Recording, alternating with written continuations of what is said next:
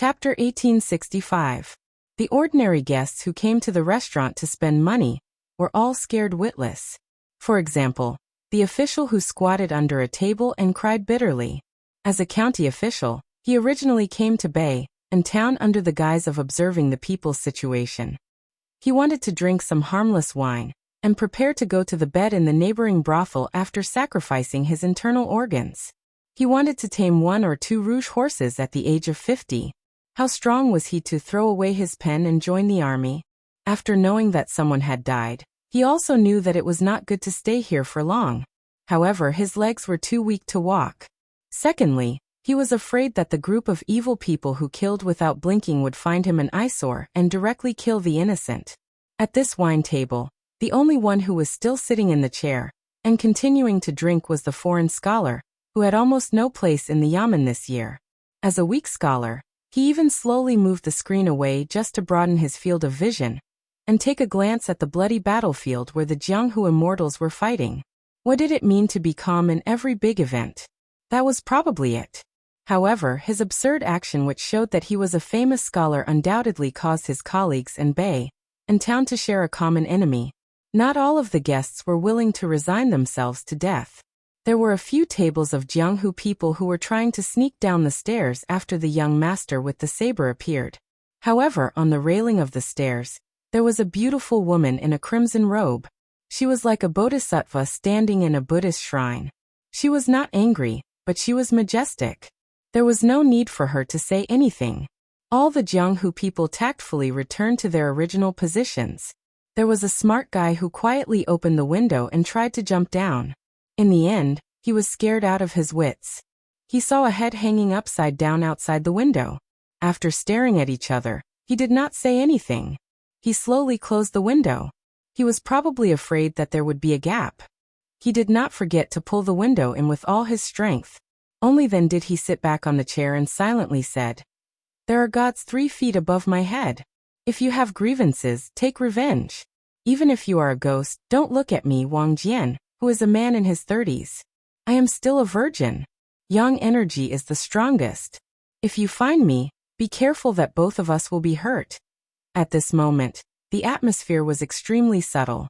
Over at the blind female Guqin player Shui Songguan's side, the screen had already been knocked down by a young Miao woman in gorgeous clothes. She sat cross-legged on the chair and was in high spirits. She stared at the side profile of the young master with the saber, licked her lips and said, "So handsome." As her husband, Wei Miao, the #1 martial artist in Nanzhou, smiled and nodded. This unremarkable man had never cared about his wife's deviance. There were countless good things in the world, and it was best if his wife was happy. Su Su, whose real identity was the crown prince of the fallen Western Shu kingdom, had mixed feelings after seeing that guy again. Jealousy surged in his heart. Just based on this point, he could be considered as a fellow sufferer with the Sword Tomb's sword crown, Wu Luding. At Lu Nerong's table, other than Mao Shulang, Cheng Baishuang and Ji Lu, and had already left their chairs. Lin Hongyuan, who was now the master of Southern Border's Dragon Palace, even jumped up. Farther away, the young hero of Bailing County, who had seen the immortals of the land and the fairies of Jianghu in one day, seemed to be about to cry.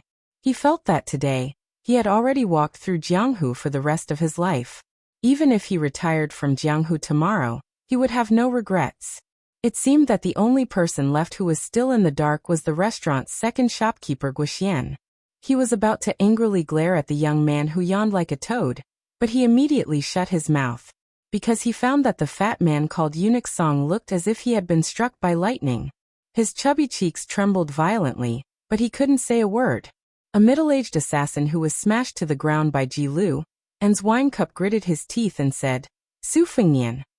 Almost at the same time, Eunuch Lu, the head of the ceremony directorate who hadn't stood up after sitting down tonight, finally slowly stood up.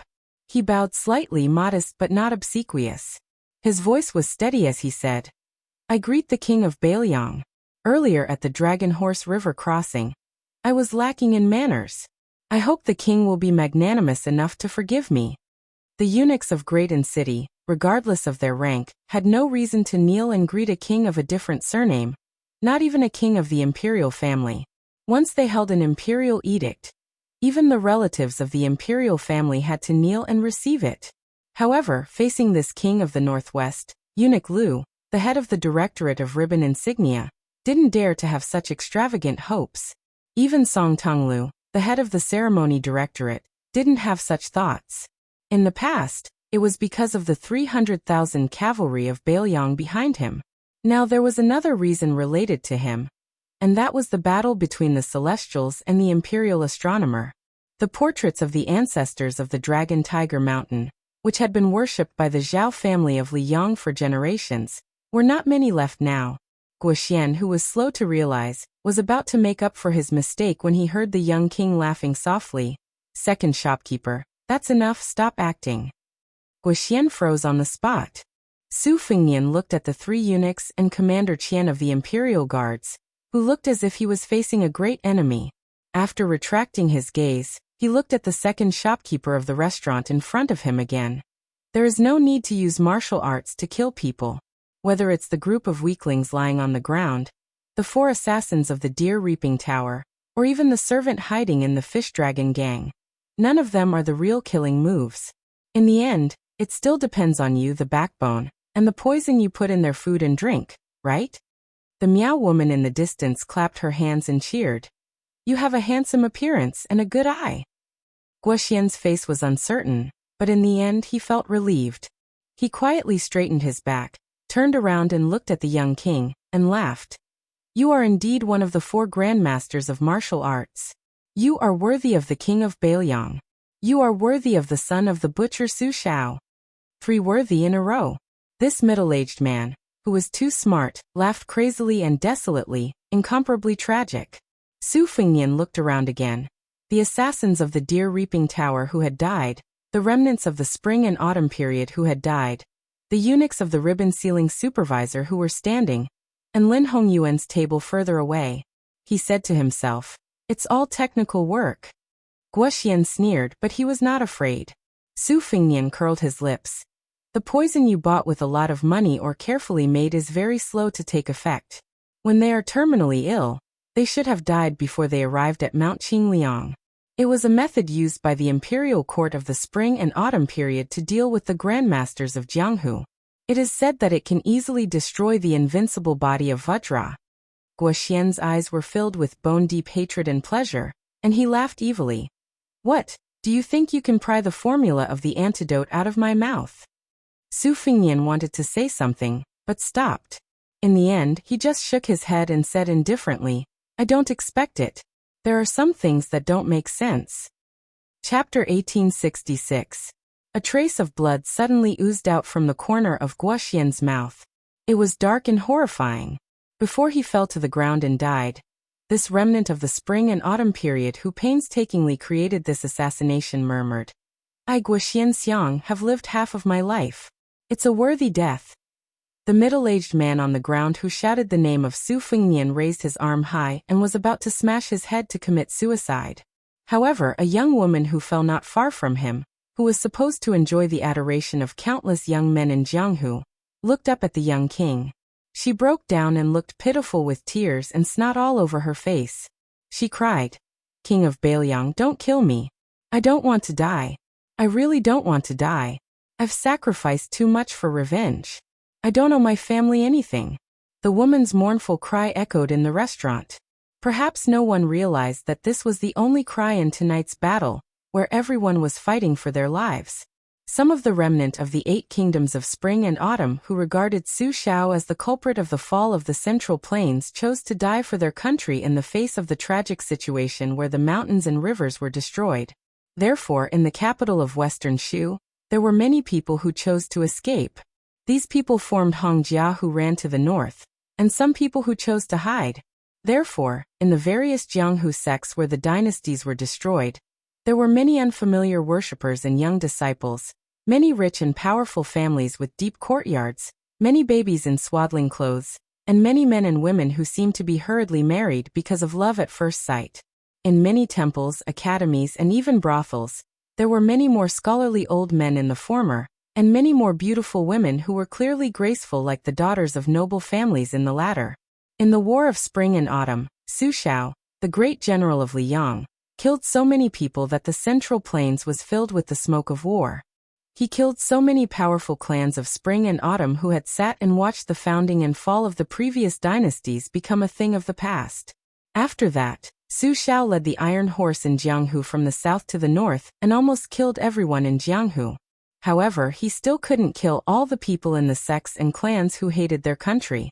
If you can't get rid of the roots of the weeds, they'll grow again when the spring breeze blows. Therefore, whenever Bailiang and His Royal Highness went out, people would die. The remnants of the spring and autumn period would die. And so would the Whispering Room.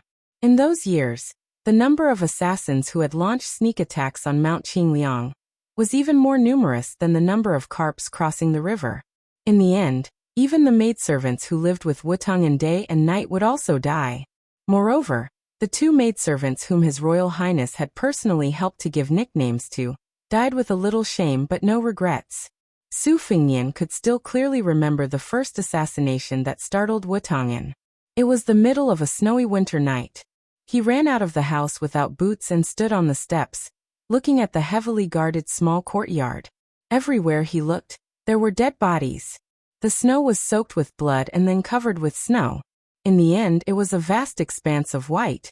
At that time, the man whose legs weren't so lame and whose back wasn't so hunched also didn't wear boots. He walked up the steps and stood shoulder to shoulder with the youth. He had the imperial bodyguards in iron armor carry the bodies away. He laughed and said, "In this life, Father has too many enemies. I can't count them all, and I'm too lazy to count them. Son, are you afraid?" The youth didn't know if he was cold or scared, but his teeth chattered. However, he still stubbornly said, "What's there to be afraid of?" At that time, the man whose hair wasn't completely white took off the old mink coat he was wearing and put it on the youth. He laughed loudly and said, "You're a descendant of our old Su family." The youth rolled his eyes. He grabbed the warm mink coat with both hands and quickly ran back to the house. The man who hadn't been called father by his son since the death of his wife turned around and walked down the steps.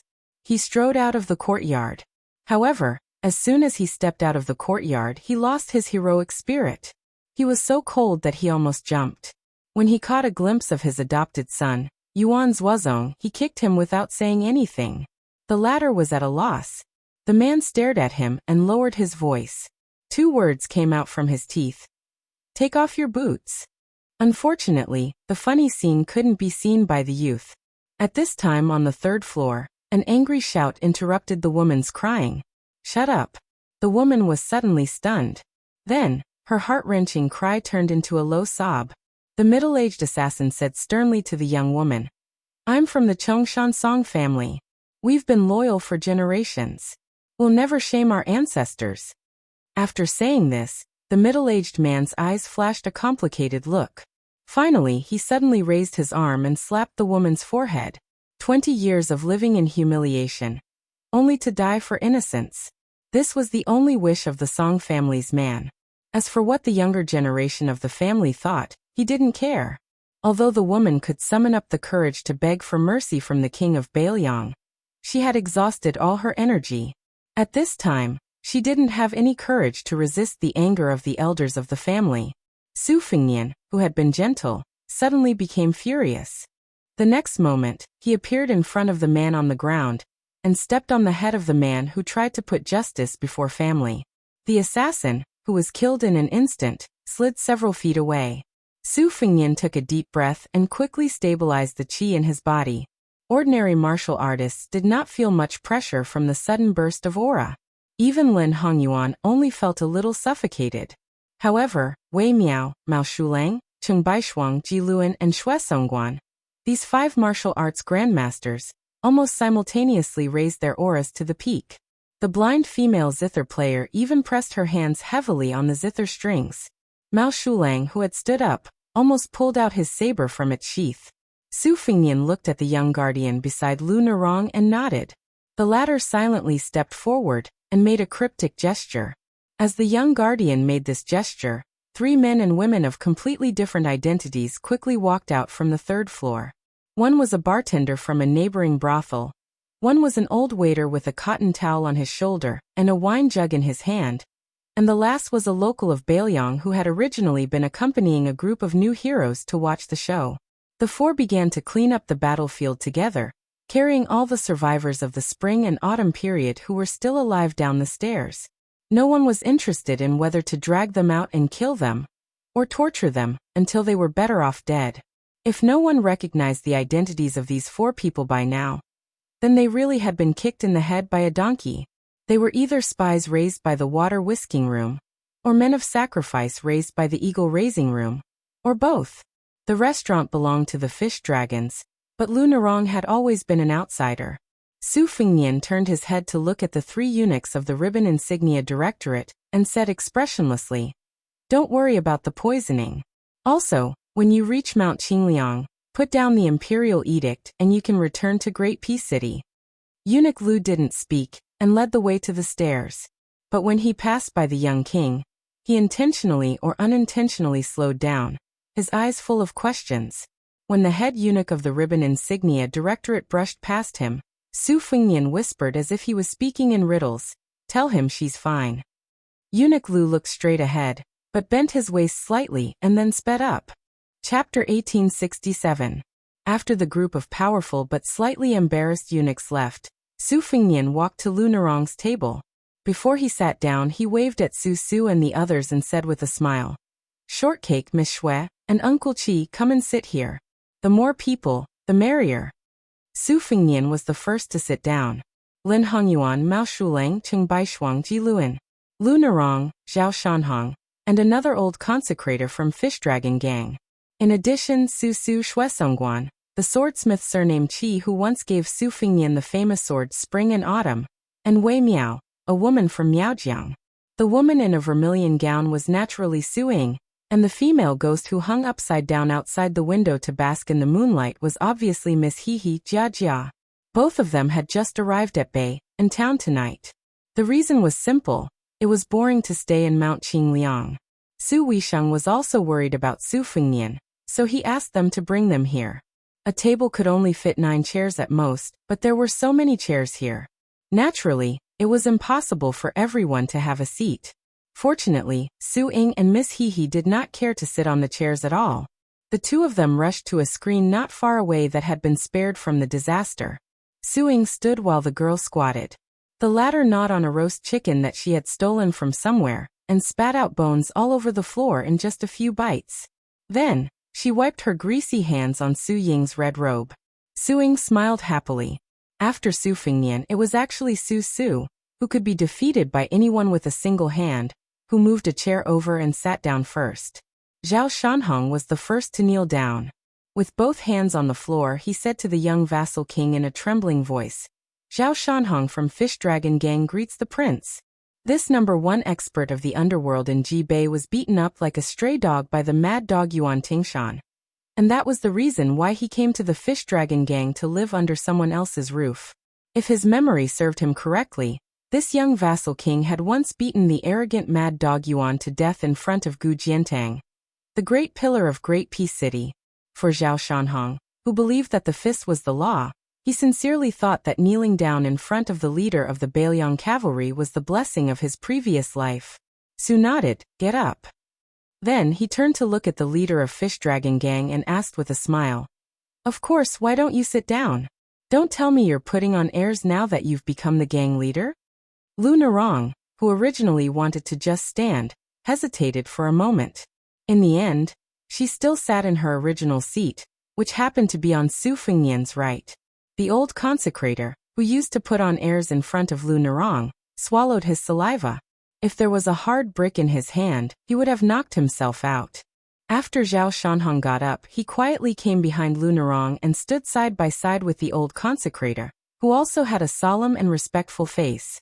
On the 3rd floor of the restaurant, except for them, no one had left.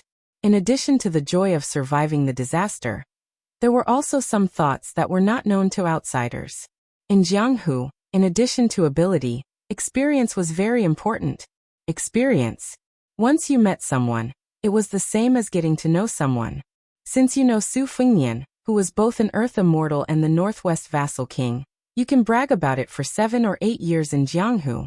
Lin Hongyuan, Mao Shulang, Cheng Baishuang, and Jilu and sat down again. Su Su, Wei Miao and the women from Miaojiang moved their chairs and sat down. No matter how Su Su tried to persuade him, Xue Songguan just stood behind him with his zither in his arms. The swordsmithing master surnamed Qi also did not sit down. In this way, there were exactly 9 people. Su Fengnian opened the clay seal of a pot of green ant wine, and poured a cup of wine for Lu Narong and Mao Shulang who were close to him. After pouring a cup of wine for himself, he smiled and said, "I will not be polite. Everyone, please pour your own wine. How good you are when you are drunk, you can't be persuaded to drink. As for the people who persuade others to drink, they are even worse when they are drunk." Ji Lu and raised his cup to the young vassal king and drank it in one gulp. Dragon Palace Ji Lu and is honored to meet the prince. Cheng Baishuang also raised his cup. Nanjiang commoner Cheng Baishuang, this cup of wine is the same as Brother Ji's. Wei Miao drank a cup of wine by himself and said in a deep voice, "Wei Miao." Su Fengnian returned a cup of wine to each of them. Lin Hongyuan was just about to raise his cup, but for some reason he gave up after meeting the young vassal king's eyes. The Miaojiang woman didn't use a cup. She directly picked up the wine pot and drank a big mouthful of wine. She stared at Su Fengnian's face and said with a smile, "You look so handsome. Your mother must be very beautiful." Su Fengnian smiled brightly and said, "This sister looks like a straightforward person." Wei Miao smiled knowingly. Only Su Su crossed her arms in front of her chest and snorted coldly. Su Fengnian glanced at his old friend from Beimang. "Yo, Shortcake, no, now I have to call you Master Su. I heard that you have made a name for yourself in Shishu and Nanjiao. What, this time you also came to Beiliang to participate in the Wudong Martial Arts Symposium? You are not afraid that with you here, the others can only compete for the second place in the world?" Su Su's face turned red, and she almost had internal injuries on the spot. She blurted out, "Surnamed Su. Bullshit." Su Fengnian hurriedly poured himself a cup of wine and pretended to panic. "You are indeed Master Su, the invincible master of Shishu and Zhao. I need to drink a cup of wine to calm my nerves." Su Su stood up and slammed the table angrily. "I'll drink your grandpa. Surnamed Su, are you looking for a beating?" Not to mention Lin Hongyuan and the other guests from Nanjiang, even Lu Narong and Wei Miao were speechless. They couldn't understand this guy's stupidity. Did he come from his mother's womb? This surnamed Su guy's martial arts were terrible, but they didn't expect him to be so daring. Zhao Shanhong and the consecrator firmly believed that this seemingly mediocre young man must be a top master in the world. Su Fengnian laughed. Come on, I beg you." Su Su sat down at lightning speed and said righteously, "A gentleman uses his mouth, not his fists." Zhao Shanhong's eyes almost popped out of their sockets. After Su Su's ruckus, the originally dull atmosphere became much more relaxed. Everyone at the table had complicated backgrounds, so it wasn't easy to talk about anything. Su Fengnian drank about a jug and a half before saying that he wanted to go downstairs to say goodbye. And in the table, Lin Hongyuan and Lu Narong met here because they had something to discuss, so they stayed on the third floor. Su Su and the others didn't want to stay either, but Wei Miao took the initiative to toast Cheng Baishuang and Ji Luan. Both sides could be considered old acquaintances. Earlier, they each represented the Prince of Shu, Chen Jibao, and the Prince of Yan, Zhao Bing, to a small town in Liaodong to meet with the Great Pillar State, Gu Jiantang. At that time, the three sides parted on bad terms. The world was unpredictable, and no one could have predicted that in the end, these two vassal kings would join forces to rebel. Between the heroes of the world, even if they served different masters, it didn't prevent them from appreciating each other. Moreover, they were now considered a family, so there was no need to hold grudges. Su Fengnian returned to the second floor and saw that it was empty. There was only the grandfather and grandson sitting at the table by the window. Seeing that Su Fengnian returned safe and sound, the old man was relieved. Although the head of Jinsua Knife Manor, Tong Shangquan, was expressionless, his brows relaxed a little. Chapter 1868. After Su Fengnian sat down, the old man asked, "How is it?" Su Fengnian, who had drunk quite a bit tonight, let out a long sigh. Other than the smell of alcohol, he was also depressed. He smiled and said, "It's fine now. When we're outside, we have to rely on our friends. Although there's a lot of commotion upstairs, my friends can handle it. She wasn't a young virgin, but she was a young saber master. She frowned again and said in a low voice, "Just now, there was someone with a particularly strong aura. He's at least a heavenly phenomenon expert." The old man said unhappily, "It must be that Wei Miao." After that fellow joined the king of Shu, he became even more confident. Instead of being a master of the pugilistic world, he chose to be an official's lackey. I must have been blind to think that he was a real man a few years ago. Su Fengnian didn't say a word about this. In an instant, Tong Shangquan had already stood up. Her left hand pressed on the hilt of a long saber on her right waist. The saber was unsheathed by an inch. However, it was unknown whether the saber she was holding was a martial virtue or a heavenly treasure. Su Fengnian was helpless. The three of them were near the window. At this moment, two heads were hanging upside down, staring at the three of them. Su Fengnian rubbed his forehead and smiled bitterly. "Manor Lord Tong, don't misunderstand. They're my family." The old man's surname Tong was dumbstruck. He looked at Brother Su, then at the two heads outside the window. Even with Tong Shanchuan's unwavering determination, his mouth was slightly agape. From this, it could be seen that Su Ying and Miss Hehe weren't very well received, especially at night. Jia Jiejia chuckled 3 times, curled his lips, and disappeared in a flash. Su Ying followed suit and chuckled 3 times before disappearing as well. The atmosphere was awkward. No one spoke. Fortunately, Su Su and the others came down from the 3rd floor. Su Su clicked her tongue and said, "Yo Su, you're spending time with a stranger again. How busy?" Then Su Su raised her voice and said sincerely to Tong Shangquan, "Miss, please ignore that pervert. He already has 3 wives and 4 concubines. Even his children can climb trees and dig out bird nests." Su Fengnian laughed angrily. "Scram." Su Su gave him a thumbs up. "You teach me first?" Su Fengnian pretended to get up, but Su Su simply ran away like a wisp of smoke. Wei Miao and the Miaojiang woman came downstairs after Su Su, Xue Songguan, and the swordsmith. The old man with the surname Tong turned his head and snorted coldly. This made Wei Miao, who wanted to greet the old man, continue to go downstairs. However, the Miaojiang woman with the enchanting figure threw a wink at Su Fengnian, and did not forget to give him a thumbs up. The old man, who hadn't drunk a single drop of wine since Su Fengnian had entered the building, subconsciously reached out to pick up the wine jug. He shook it a little, but it was empty. After putting down the jug, he said unhappily, "Young Master Su, why don't you tell this old man everything? Tell me straight." Su Fengnian said seriously, "How about I drink 2 more jugs with you? Otherwise, I'm afraid I won't be able to drink anymore." The old man's face darkened. "I'm not drinking." Su Fengnian continued, "According to the restaurant's rules, if someone can drink 6 jugs of green ant wine in a day, they won't even charge for the food.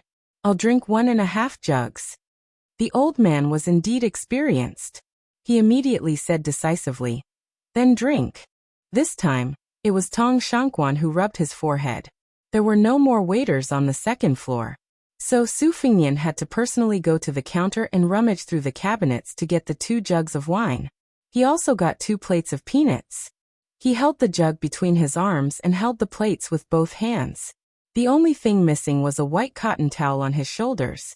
When Tong Shangquan saw him like this, he asked in a low voice, "Grandpa, can this be that person?"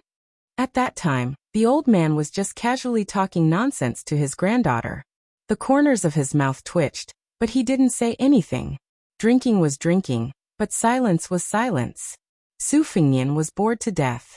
He would occasionally point at the table. After drinking 2 jugs of wine, the old man stood up shakily and said calmly, "I'm leaving." Su Fengnian nodded. "Then I won't see you out." The old man waved his hand and strode away. Su Fengnian looked at Tong Shanchuan's back as he walked further and further away. He asked with a smile, "May I ask Miss Tong which one is the 6th most famous blade in the world?" Tong Shangquan stopped in his tracks. His right hand gently touched the hilt of a long blade at his waist. Su Fengnian said slowly, "A sharp blade cuts through the water. The blade doesn't damage the blade, and the water doesn't leave a trace." Tong Shangquan said the same thing when he met Su Fengnian before. "Thank you." The autumn of the third year of Xiangfu was particularly eventful. The king of Yanqi, Zhaobing, and the king of Shu, Qinjibao, raised their troops together. Half of the territory south of Guangling River fell. The Liang imperial court had no choice but to let Lu Xingxiang and Wu Zhongshuan lead troops south again. The assistant minister of the Ministry of War, Su Gong, replaced Kai Nan, who had resigned due to illness. He was in charge of controlling the northern border army between Beiliang and the two Liao provinces. The imperial court conferred the king of Beiliang, Su Fengnian, as the pillar of the state. At the same time, he also conferred posthumous titles to Lu Jinu, Wang Lingbao, and all the heroes who died outside the Great Pass. He also made an exception and set up 2 deputy jingshi and jidushi in Beiliang. The former Liangzhou provincial governor Lu Dongjiang became the number 2 civil official in Beiliang. Su Beiji and Yang Xinxing were both deputy jidushi. In the Battle of Miyun Pass, Chao Wei and an originally unknown general surnamed Xia annihilated Zhong Tan's cavalry. Only Xia Zhoubo and Zhong Tan led a dozen or so Zhong family elite cavalry to break out of the encirclement. In this battle, they successfully forced Lan to a mountain, who had already accepted the title of Guosher of Beimang, to change sides. 20,000 monk soldiers rushed to the aid of Qingsong City in Liuzhou. Yu Wandao led more than 10,000 light cavalry to bypass the Gentleman's Pavilion and several important border towns of Gusai Prefecture. His lone army penetrated deep into Beimang's southern court hinterland and pointed at Xijing, shaking the 2 dynasties of Beimang. The Beimang royal court spread the news that after the empress heard about the crushing defeat at Miyun Pass, she was so angry that she fell ill and couldn't get up. Crown Prince Yelu Hong temporarily took charge of the southern expedition. Yelu Hongkai, an elder of 3 dynasties, was given the title of Xijing's chief assistant, assisting His Highness the Crown Prince. Among them, Yelu Dongchuang, a member of the king's tent, was appointed as the right assistant minister of the Ministry of War in Xijing. At the same time, he was conferred the title of Zhenghua General, controlling 4 important military towns, including the Gentleman's Pavilion. Afterwards, the rebel army of the 2 kings of Liang did not immediately launch an attack to the north. Instead, they quickly nibbled away the vast territory south of the Guangling River. But just when the entire Liang officialdom and army mistakenly thought that the king of Yan was going to establish himself as the emperor, the Central Plains ushered in a huge and far-reaching shock. It was rumored that the 2 kings of Liang were going to raise the king of Jing'an, Zhao Sun, to the throne because of his loyalty to the orthodox Zhao family. The eyes and thoughts of the world were all focused on this series of shocking changes. Among them, the crown prince of Yanji, Zhao Zhu, was still calm and collected. He also did not pay attention to the small place in Liangzhou called Bei'an Town. On that night, behind the thick smell of blood, there was real blood. The real blood, there was no blood. On the contrary, it was the warmth of the past, the life and death of the past. On the second floor of a big restaurant, Su Fengnian sat alone on a bench, closing his eyes and taking a nap. When Su Fengnian opened his eyes, Lu Narong was standing alone at the table. Seeing that she was not the woman he expected, the young king was relieved. Even if he was destined to meet the other woman, it was always good to meet her a little later. This was like His Royal Highness who had returned from traveling Jianghu. He knew that Su Xiao was starting to grow old, but it was better to be slower. Chapter 1869. Looking at the leader of the fish dragons, Su Fengnian said softly, "Sit down." Lu Narong nodded and sat opposite him. Su Fengnian asked with a smile, "Do you feel tired?"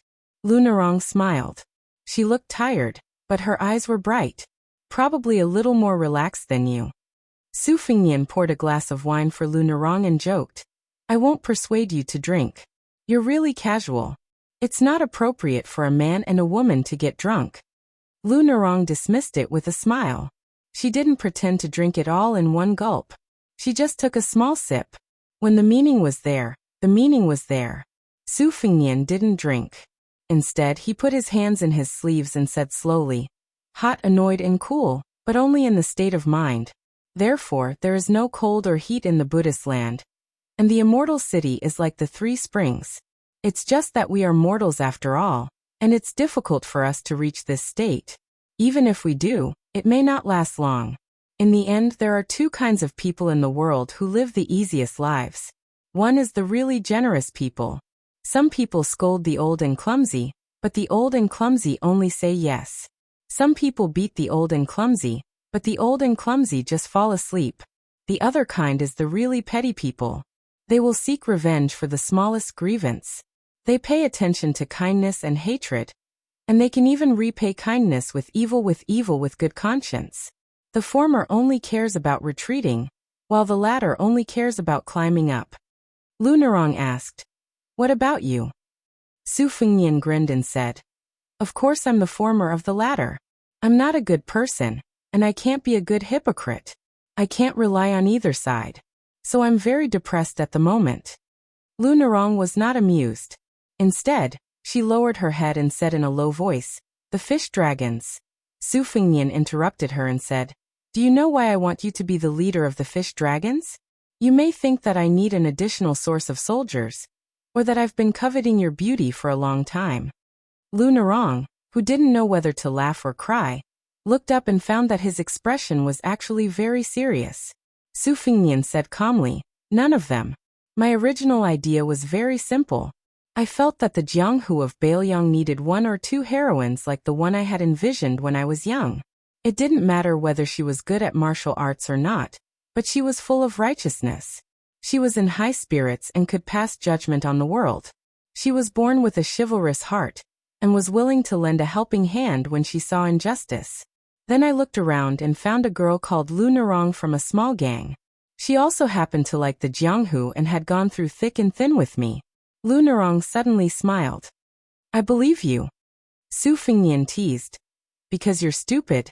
You believe whatever others say." Lu Narong laughed at herself and did not deny it. At this moment, Su Fengnian realized that she was really tired. If it had been the Lu Narong who escorted Bei Meng back then, she would have been at loggerheads with him. Even if she felt guilty, she liked to talk back. Su Fengnian said, "I will find someone to replace you as the leader of the fish dragons. Please apologize to the old leader for me. After all, the fish dragons is his life's work." Lu Narong nodded. She seemed to be a completely different person. She asked curiously, "What's going on tonight? Can you tell me?" River crossing dragon, Great Lake flood dragon, wild mountain python, cave snake, and pond carp. I feel like I've gathered all of them. Su Fengnian smiled and said, "Why can't I tell you? When I was still the heir of Bailiang, there weren't many fools who were willing to go to Mount Qingliang to seek trouble. After I became a prince and a martial arts grandmaster, the majority of the spring and autumn period survivors who hid in Bailiang were close to despair and gave up. Since they couldn't go to Mount Qingliang to assassinate me, and couldn't throw away their lives in vain under the watchful eyes of the cavalry outside the pass, what could they do? They could only resentfully wait for death. Afterwards, the fish dragons rose rapidly. At the time, there were rumors that I had an ambiguous relationship with you. Naturally, there were many people who made a last resort and infiltrated the fish dragons, waiting for an opportunity to make a move. The second shopkeeper of this restaurant, Guo Xian, was one of them. His real name was Guo Xuanxiang, a descendant of the martyrs of northern Han. His father and Fan Xiaochai's grandfather were both pillars of the country. One was scholarly and the other was martial arts. However, even Fu Shuifeng didn't expect that the Guo family's youngest son, whose corpse had been identified, would still be alive. Moreover, he was right under our noses. As for the consecrated member of your fish dragons who attempted to smash the head of the ribbon-sealing bureau's eunuch into mush, he was even more deeply hidden. Even the sacrificial warrior from the eagle raising room who stayed by your side under the alias of Qi Hanshi has not been able to uncover his true identity. Now that he is dead, it will be difficult to follow the vine to the melon. That middle-aged man who claimed to be from the Song family of Chongshan was born into one of the prominent families of the old Southern Tang. Although the destruction of the Southern Tang was caused by Gu Jiantang, I presume that the Song family had a reason for placing the blame on me. Those 4 assassins should have come from a sect called the Deer Reaping House. Their style is distinct and cannot be underestimated. I believe that while the survivors of the spring and autumn period may be able to invite ordinary assassins from the Deer Reaping House, they definitely wouldn't be able to invite that level of elite sacrificial warriors. Therefore, it's hard to say how deep the secret behind this is, but it's definitely not shallow. At this point, Su Fengnian smiled faintly, as if he had noticed that there were still some peanuts left on the plate. He took one out of his sleeve and tossed it into his mouth. I won't care about the others for now, but since this deer reaping house has the guts to establish a sect in Jianghu and dares to swagger over to Bailiang to arm wrestle with me, then I'll take it as accepting a life-or-death battle invitation. Lu Narong was puzzled. You're going to visit them in person? Su Fengnian couldn't help but laugh. The Battle of Liangmeng is imminent. Why would I go to the Central Plains? However, back then, the Wu family's sword mound sent hundreds of cavalry and swords to Liangmeng, and they were all under my command. Not all of the swordsmen were willing to die outside the pass. Moreover, many of them wanted to return to their homeland. There were about 20 of them. Originally, I wanted them to symbolically go to the gourd mouth of Yuzhou to kill once or twice. Each of them could kill 100 enemies, and that would be a way out for both sides. Now, Lu Narong also bent over to pick up a peanut and put it into her mouth. You want the 20 cavalry of the Wu family to go directly to the deer reaping house to cause trouble? Chapter 1870. Su Fengnian raised his eyebrows. Of course not. The Beimeng barbarians still have to kill 100 people before going to the Central Plains to flatten the Deer Reaper Tower. Lu Narong rolled her eyes. You sure know how to do business. Su Fengnian snorted. This is called swallows holding mud in their mouths. Good housekeeping. After saying this proudly, the great king of Bailiang tossed a peanut high into the air and caught it with his mouth open. Lu Narong was speechless. The small plate of peanuts was quickly devoured by the two. Lu Narong thought for a long time and finally couldn't help but ask.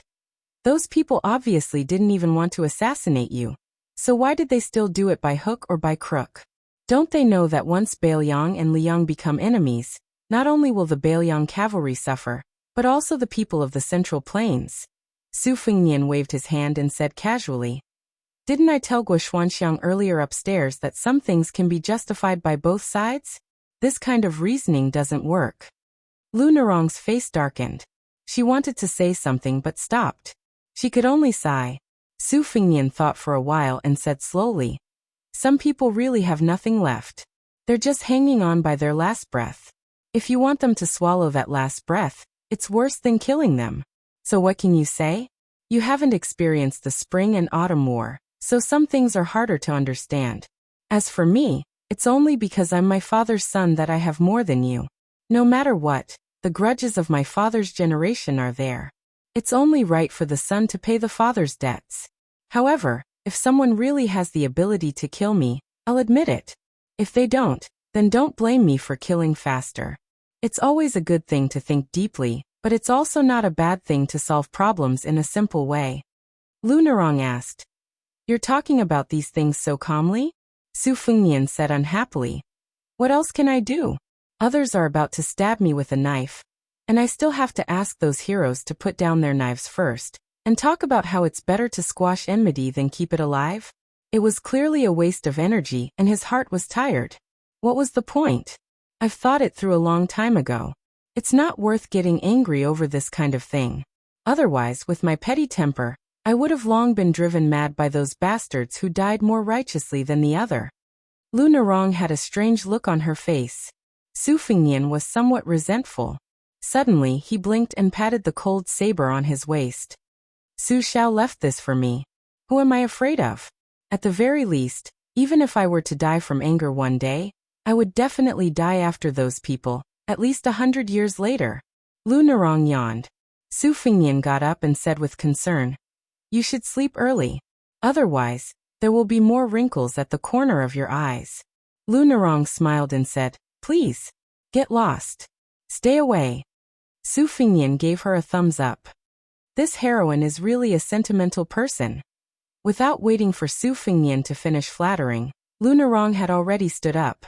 With her hands behind her back, she turned and left with light steps. It turned out that she was still wearing a ponytail as before. She swayed gently, like a rippling river. Su Fengnian left the restaurant and walked on the street. The farther he went from the restaurant and brothel, the quieter it became. Then Su Fengnian saw that figure. He knew that she would wait for him, but he didn't want her to appear. His originally comfortable mood gradually became heavy. However, when Lin Hongyuan saw this young vassal king, he was still the guy who brought her countless nightmares by the spring god lake.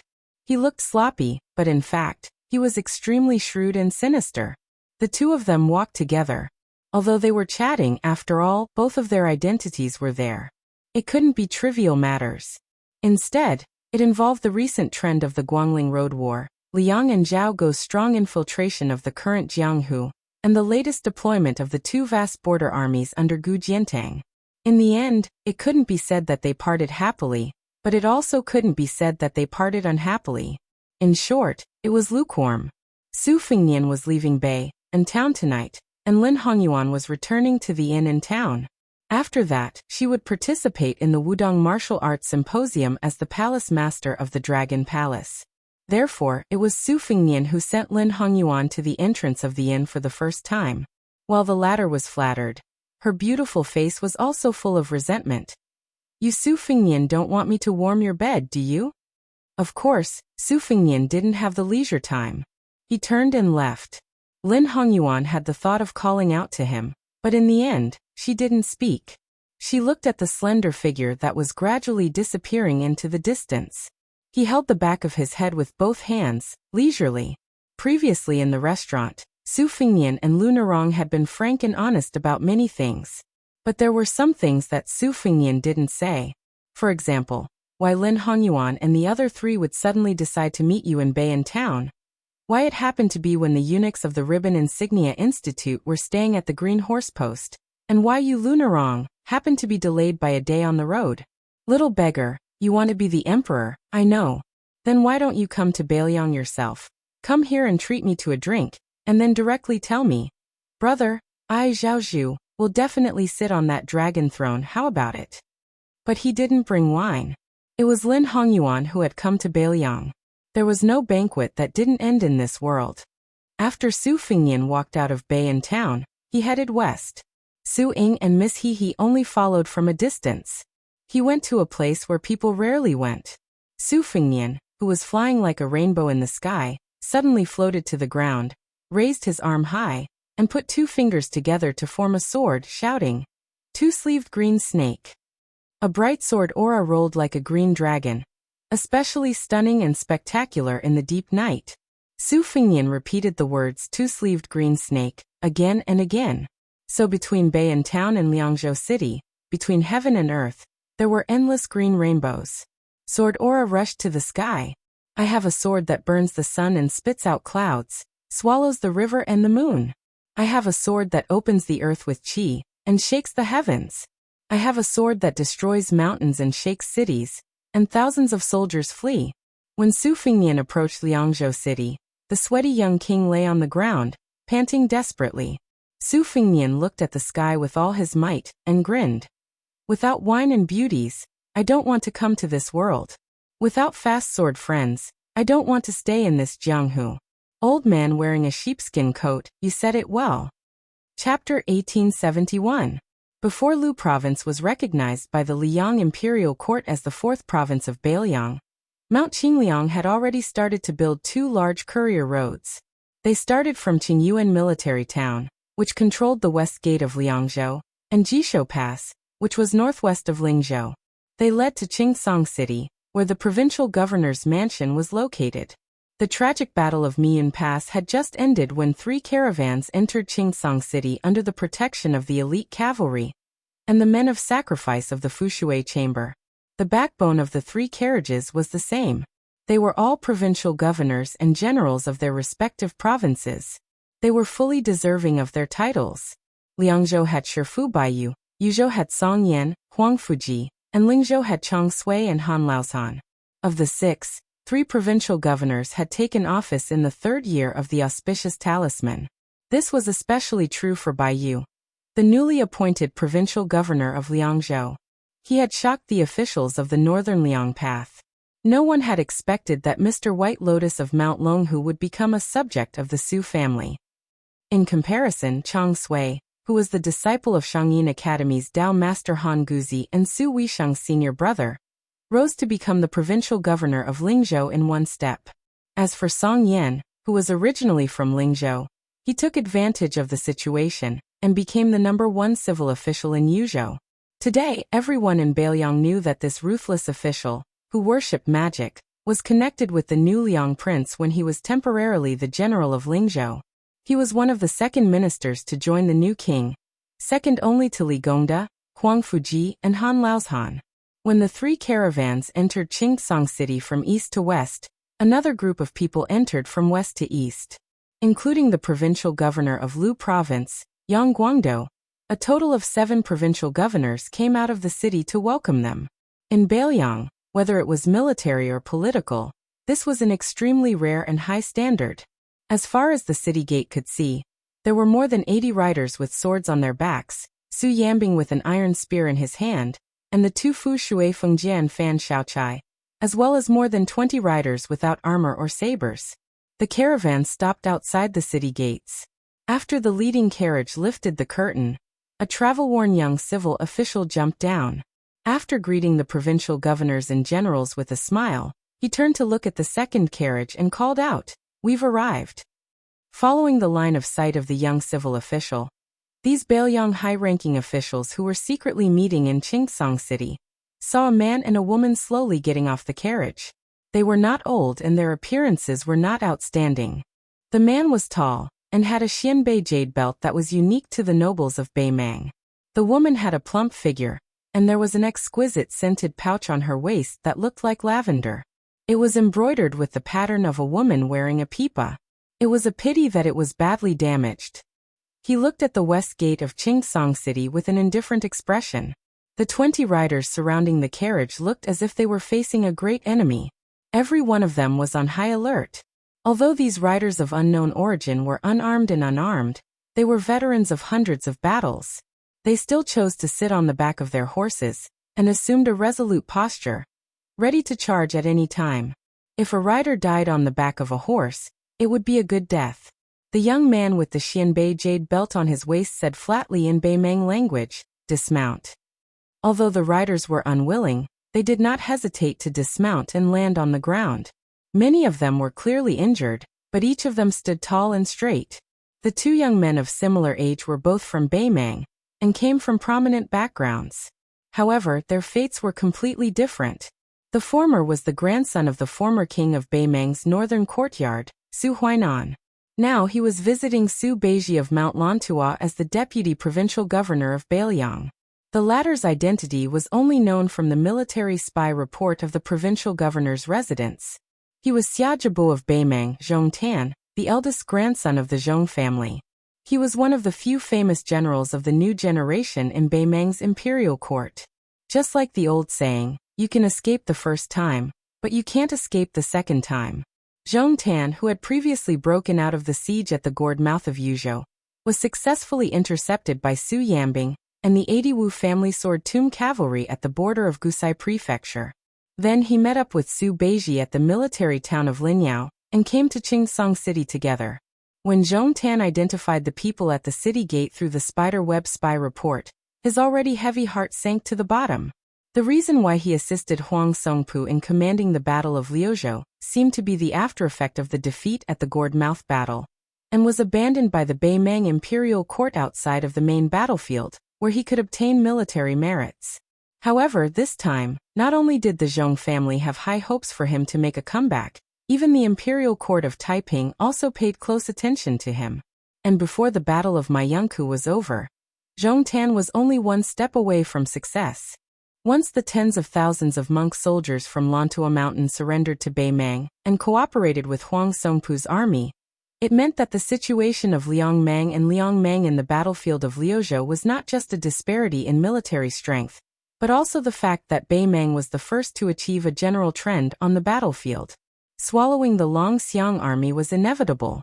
Moreover, to the west of Liangzhou that was supported by Qingyuan military town, and even to the entire Lingzhou that did not participate in the first battle of Liangmang, it would be a huge deterrent. No matter how Huang Songpu's victory in Liuzhou was a Pyrrhic victory, in the end, he only needed 20 to 30,000 cavalry to invade the northwest of Lingzhou. Destroying Lingzhou meant destroying the vitality of the Bailiang frontier army, and the strategic depth of the Su family cavalry would also be greatly reduced. However, all of these became laughable ifs. Not only that, Zhongtan also saw a group of Bailiang's top officials gathered here. Only at this moment did Zhongtan completely confirm that Bailiang was determined to make a big move in Liuzhou. Therefore, the Battle of Maiyangku was definitely not a last-minute idea of the two young Bailiang generals. Riches and honor were sought in danger, and if one succeeded, it would often be great riches and honor. Zhongtan sighed slightly. He was the same. It was just that Zhongtan's luck was really too terrible. Later on, when he learned that Mount Lantua had discovered Qiao Wei's cavalry, they did not watch the fire burn across the river. On the contrary, they quickly gathered 20,000 monk soldiers and rushed to the battlefield. There were even 3,000 of them who left the main army behind, almost biting the tail of Qiao Wei's cavalry. Mount Lantua could be said to be very decisive. If Zhongtan had been given another hour, he would have been able to break through the bloody defensive line piled up by Xiexi's corpses outside Miyun Pass.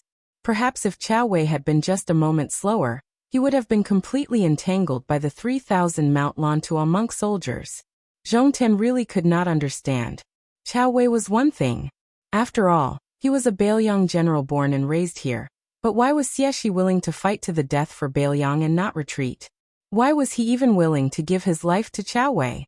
Zhongtan only felt that this defeat was very unjust, but it was also not unjust at all. At this moment, Zhongtan still did not know that his defeat to Qiao Wei and Xiexi's alliance would be praised by later historians as a glorious defeat. This was because Qiao Wei and Xiexi's alliance had steadily occupied the top 10 generals for 300 years after the auspicious talisman. Many years later, Zhongtan would become the first person from Beimang to enter the central government of the Central Plains. He and Qiao Wei would each become the left and right assistant ministers of the Ministry of War. At that time, Xiexi's voice was very loud in the court, and was most qualified to compete with Ko Jianghuai for the position of Minister of War. However, between the height of the imperial court and the distance of Jianghu, Zhongtan chose the latter. Later generations would laugh that if Xiexi did not give up his official career, then the Ministry of War's Yamen could be called Miyun Pass. On the way to Qingsong City, Zhongtan and Su Beiji, two people who belonged to different camps, one to the military and the other to the civil, had several open and honest conversations. Zhongtan more or less knew that after becoming a prisoner, his head would not be used as a sacrifice to the Bailiang border cavalry for the time being, nor would it be directly chopped off and thrown to the other side of the gorge to add bricks and tiles to those huge temples. Zhongtan did not believe in the saying that death was better than living. As long as one was still alive, there was hope to rise from the ashes. So along the way, Zhongtan didn't make any small movements that brought contempt upon himself. Of course, this was also because he was well aware that unless the northern Mang army's god, Bodhisattva Tuoba, personally led the troops over, otherwise, with the terrifying combat strength of Su Yambing's troops and the 80 Wu family swordsmen, even an immortal on earth would be unable to save them. Chapter 1872.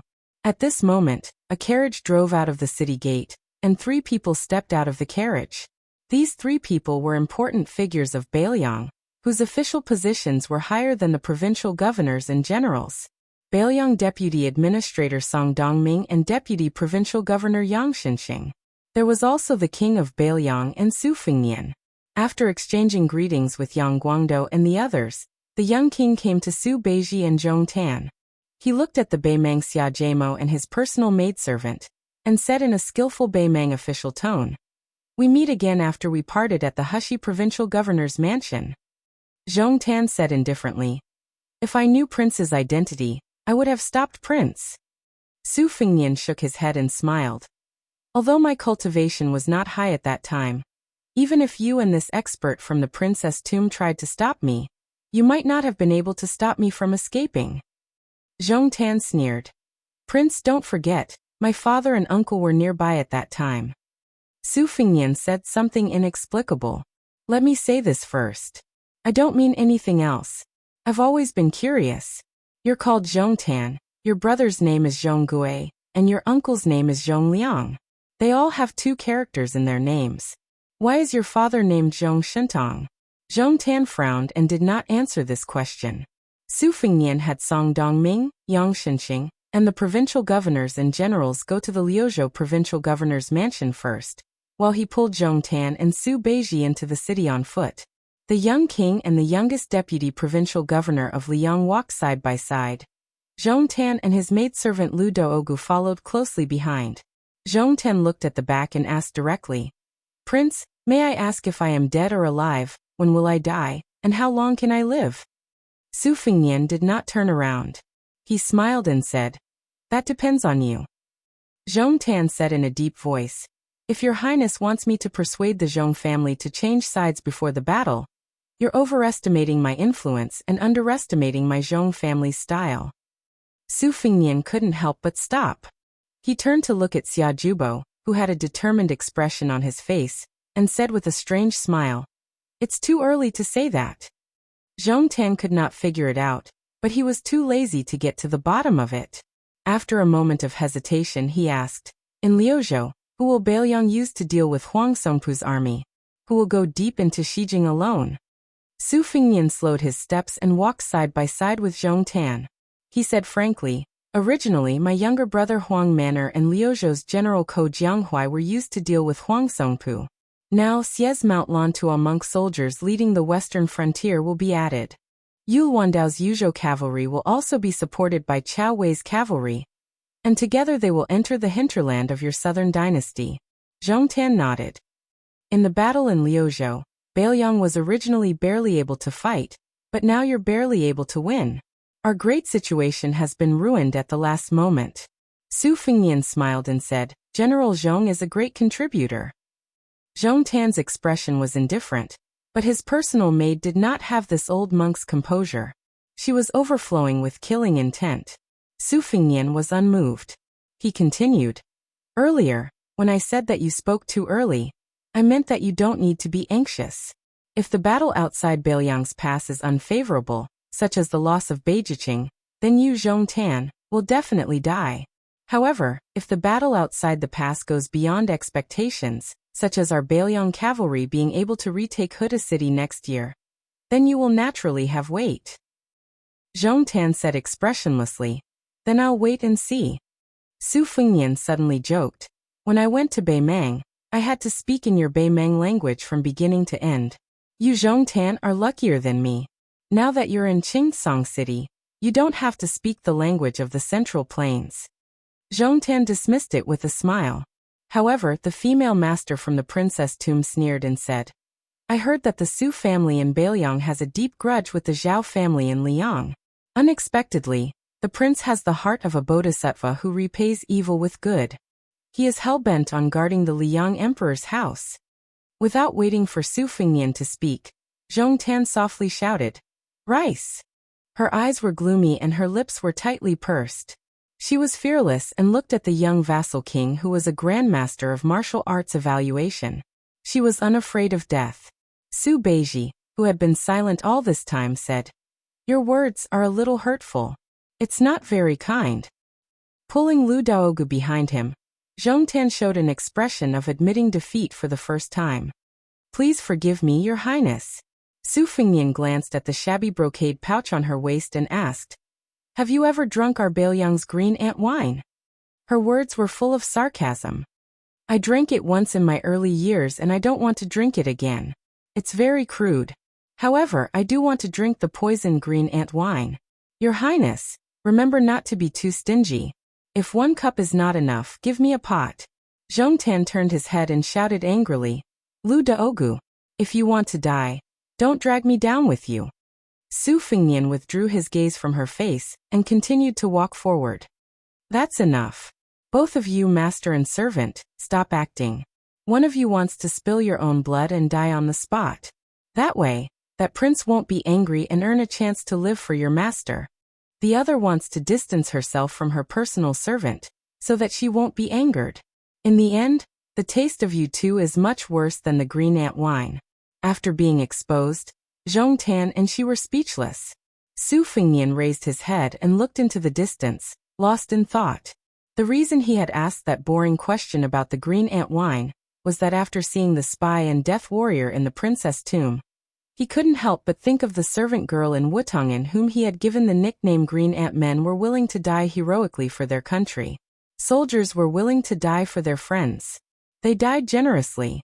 Some women were only willing to live for men. They only wanted to dress up for those who liked them. In the end, even if they died with a tender heart. As they approached the provincial governor's mansion, Zhong Tan, Lu Daogu, and the 20 or so elite cavalrymen left under the escort of Mi Fengjia, Fan Xiaochai, and a few spies from the Fu Shui chamber. Su Beiji stood on the steps outside the mansion and looked at the departing figures. He said self-deprecatingly, "I originally thought of a way to tell you not to rush to kill Zhong Tan. It was all in vain." Su Fengyan smiled but didn't say anything. Su Beiji asked, "What's wrong? You want to recruit this Bei Mang Xiajemo, who's good at commanding troops. It doesn't seem like it. Otherwise, you would have used the tactic of treating the wise with respect." Su Fengyan shook his head and said, "I'll use anyone but Zhong Tan." Su Fengyan quickly added, "Besides, you didn't tie him up.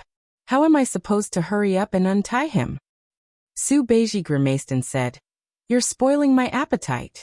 Su Fengyan suddenly laughed and asked, "How many heads do you think Zhong Tan has?" Su Beiji was stunned. He rolled his eyes and said, "Are you kidding? It's not funny at all." Su Fengyan looked into the distance and said softly, "There are 2 cities in Yozhou's Gourd, Sleeping Bao City and Wanha City. But Zhong Tan only has 1 head on his neck. It's not enough to split." Su Beiji nodded and said, "Then let's keep it for now. In any case, it might be useful in the future. If Bei Mang is really forced into internal strife by us, Zhong Tan's Zhong family can really add fuel to the fire." Su Fengyan grunted in agreement. Su Beiji seemed to have recalled something and asked curiously, "Zhong Tan aside, why didn't you kill that Bei Mang girl?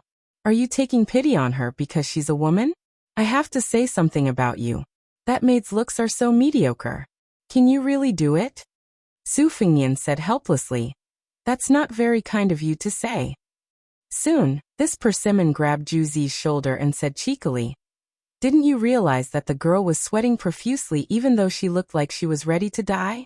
Also, didn't you notice that I was emitting such a strong killing intent? I almost couldn't help but remind you. My killing intent is too strong, get out of my way." Su Beiji only replied with one word, "Scram."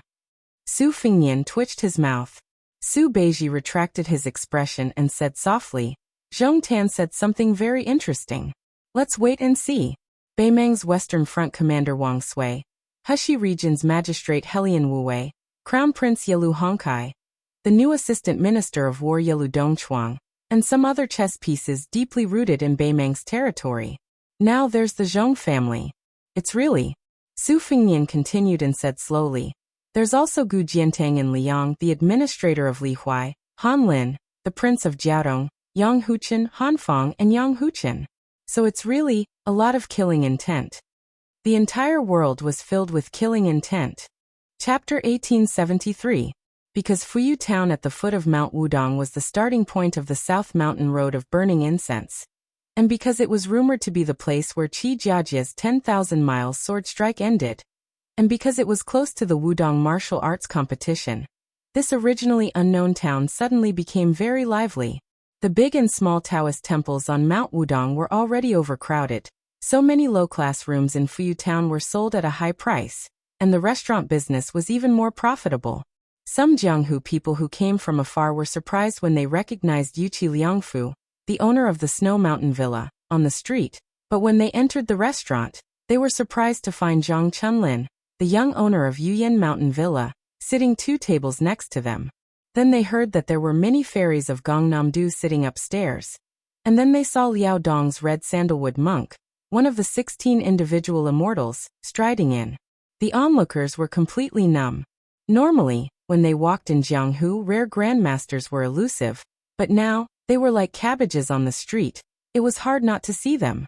This small Fuyu town was full of crouching tigers and hidden dragons. Therefore, at this time, no matter what sect the young talents were from, or what cultivation they were from, no one dared to speak loudly. They were afraid that if they accidentally spat on the ground, it would splash on the clothes of some martial arts grandmaster, and then they would be in serious trouble. This was not an alarmist talk. Previously, the Fish Dragon Gang had sent a message to the Jianghu people that in Bailiang, it was okay to stop sparring, but they were not allowed to fight and hurt people because of personal grudges. Otherwise, if they were found, the Su family's iron cavalry would be executed without mercy. Half a week ago, there were two pitiful people who were unlucky. Because someone glanced at the table next to him while eating, they drew their swords and fought each other. One of them was seriously injured on the spot, while the other left in a heroic spirit.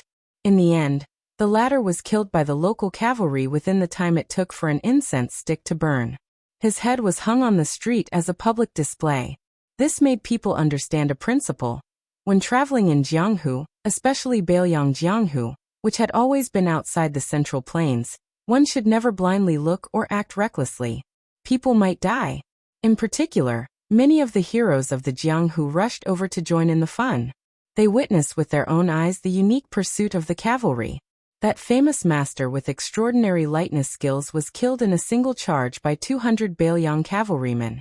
Flying on the water or having the physique of a third-level martial artist, he had no power to fight back at all when faced with well-trained light crossbows. The Bailiang cavalrymen's frontal charge, circling around the perimeter, and intercepting them on fast horses were all done in one go.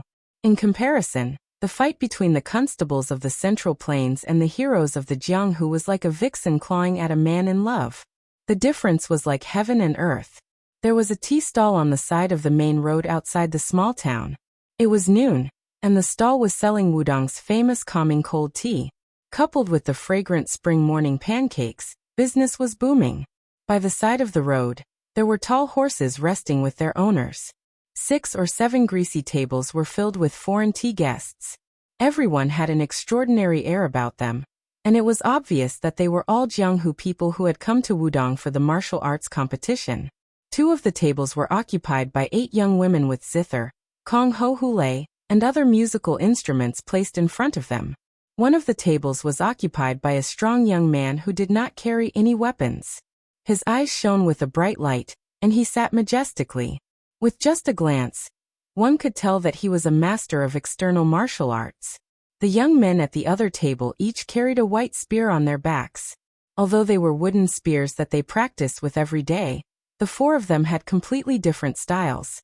They had the relatively complicated crow neck spear, the simple awl spear, the great shoe brush spear, and the donghua splitting horse spear. These 4 tables surrounded the main table, in the middle like stars surrounding the moon.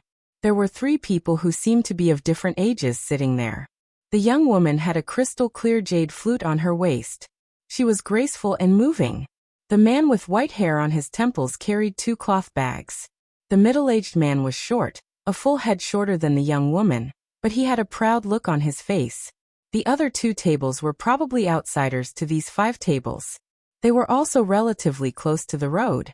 Once a carriage passed by, dust would fly up, and it would be hard to tell whether they were drinking tea or eating dust. At this time, a carriage slowly stopped. There were 3 knights serving as the carriage's retainers. The young coachman turned around and lifted the curtain. A handsome man in white walked out of the carriage. He habitually squinted his eyes, and vaguely saw the outline of escape Summertown. After whispering to each other, the man returned to the carriage. The young coachman jumped off the carriage, and took the reins from one of the retainers. The retainer took over as the coachman, and the carriage continued to move towards the small town. Only one of the 3 retainers followed the young coachman. It was a young woman with a knife on her waist. Her appearance was outstanding, but unfortunately, her face was gloomy and cold. Her whiteness reduced a lot of her charm. The young man and woman who were probably servants of a big family led their horses to the tea stall. Coincidentally, there were also 2 men and women who were about the same age as them walking back from the distant river. The woman was carrying a peepa wrapped in a brocade case with western shoe pattern. Her lips were thin and her mouth was small, graceful and charming. However, the man who accompanied her was too inferior. He had a toad face that could ward off evil. He was too young and mature. When he smiled, he did not look like a Jianghu talent. He was the kind of person who would be treated as a flower thief by the guards at the city gate, even if he had an identity card. When the 2 pairs of young men and women walked to the tea stall at the same time, The Toad-Face's small eyes rolled around and fiercely sized up the woman's retainer with a knife behind the coachman. This man who already had meat in his bowl was obviously not satisfied, and was eyeing the meat in the pot. However, because of the beauty beside him, he was embarrassed to show too ugly eating manners. In the end, he did not go up to strike up a conversation. When he noticed the strange woman's cold eyes, he slightly grinned and raised his eyebrows. Then he noticed that she was holding the handle of her knife with one hand, and was about to pull it out. He was even more overjoyed. Oh, it was still a rouge horse. If it was in the past, he would have liked it the most. He could not help but stick out his tongue, and lick his lips out of habit. This action provoked a sneer from the woman with the knife. The Toad-Face did not find it strange, but the three people at the table in the middle almost all held their breath at the same time. It was like two tigers meeting on a mountain. The short man said in a deep voice, "Changfeng, come back." At the same time, the young man who had been the coachman stopped and patted the shoulder of the woman beside him. The latter immediately restrained her spirit and released her murderous aura. Chapter 1874. The Toad-Face was full of resentment as he walked towards the table of the elders with the woman, whose thin lips left a deep impression. Just then, a table near the official road was about to pay and leave. The man and woman sat down and ordered 2 bowls of calming soup. The woman with the saber lowered her voice and said, "The woman who is good at retaining her youthful looks is Lu Jiejuan, the leader of the Misty Peak of the Huainan sect. She is a second-grade grandmaster. I don't know why she has a deep relationship with the Qi cultivators of the northern sect. She has 2 kinds of mysterious finger supernatural powers. Now she is on good terms with the Great Snow Plateau of Mount Hui, and has a good relationship with the Ministry of Justice of Liang. The man who spoke just now was called Feng Zongxi. According to the spy report of the Fushui Chamber, this person was once defeated by the Fist Master Ye of the Martial Emperor City during the last years of Yonghui. They fought for more than 40 rounds.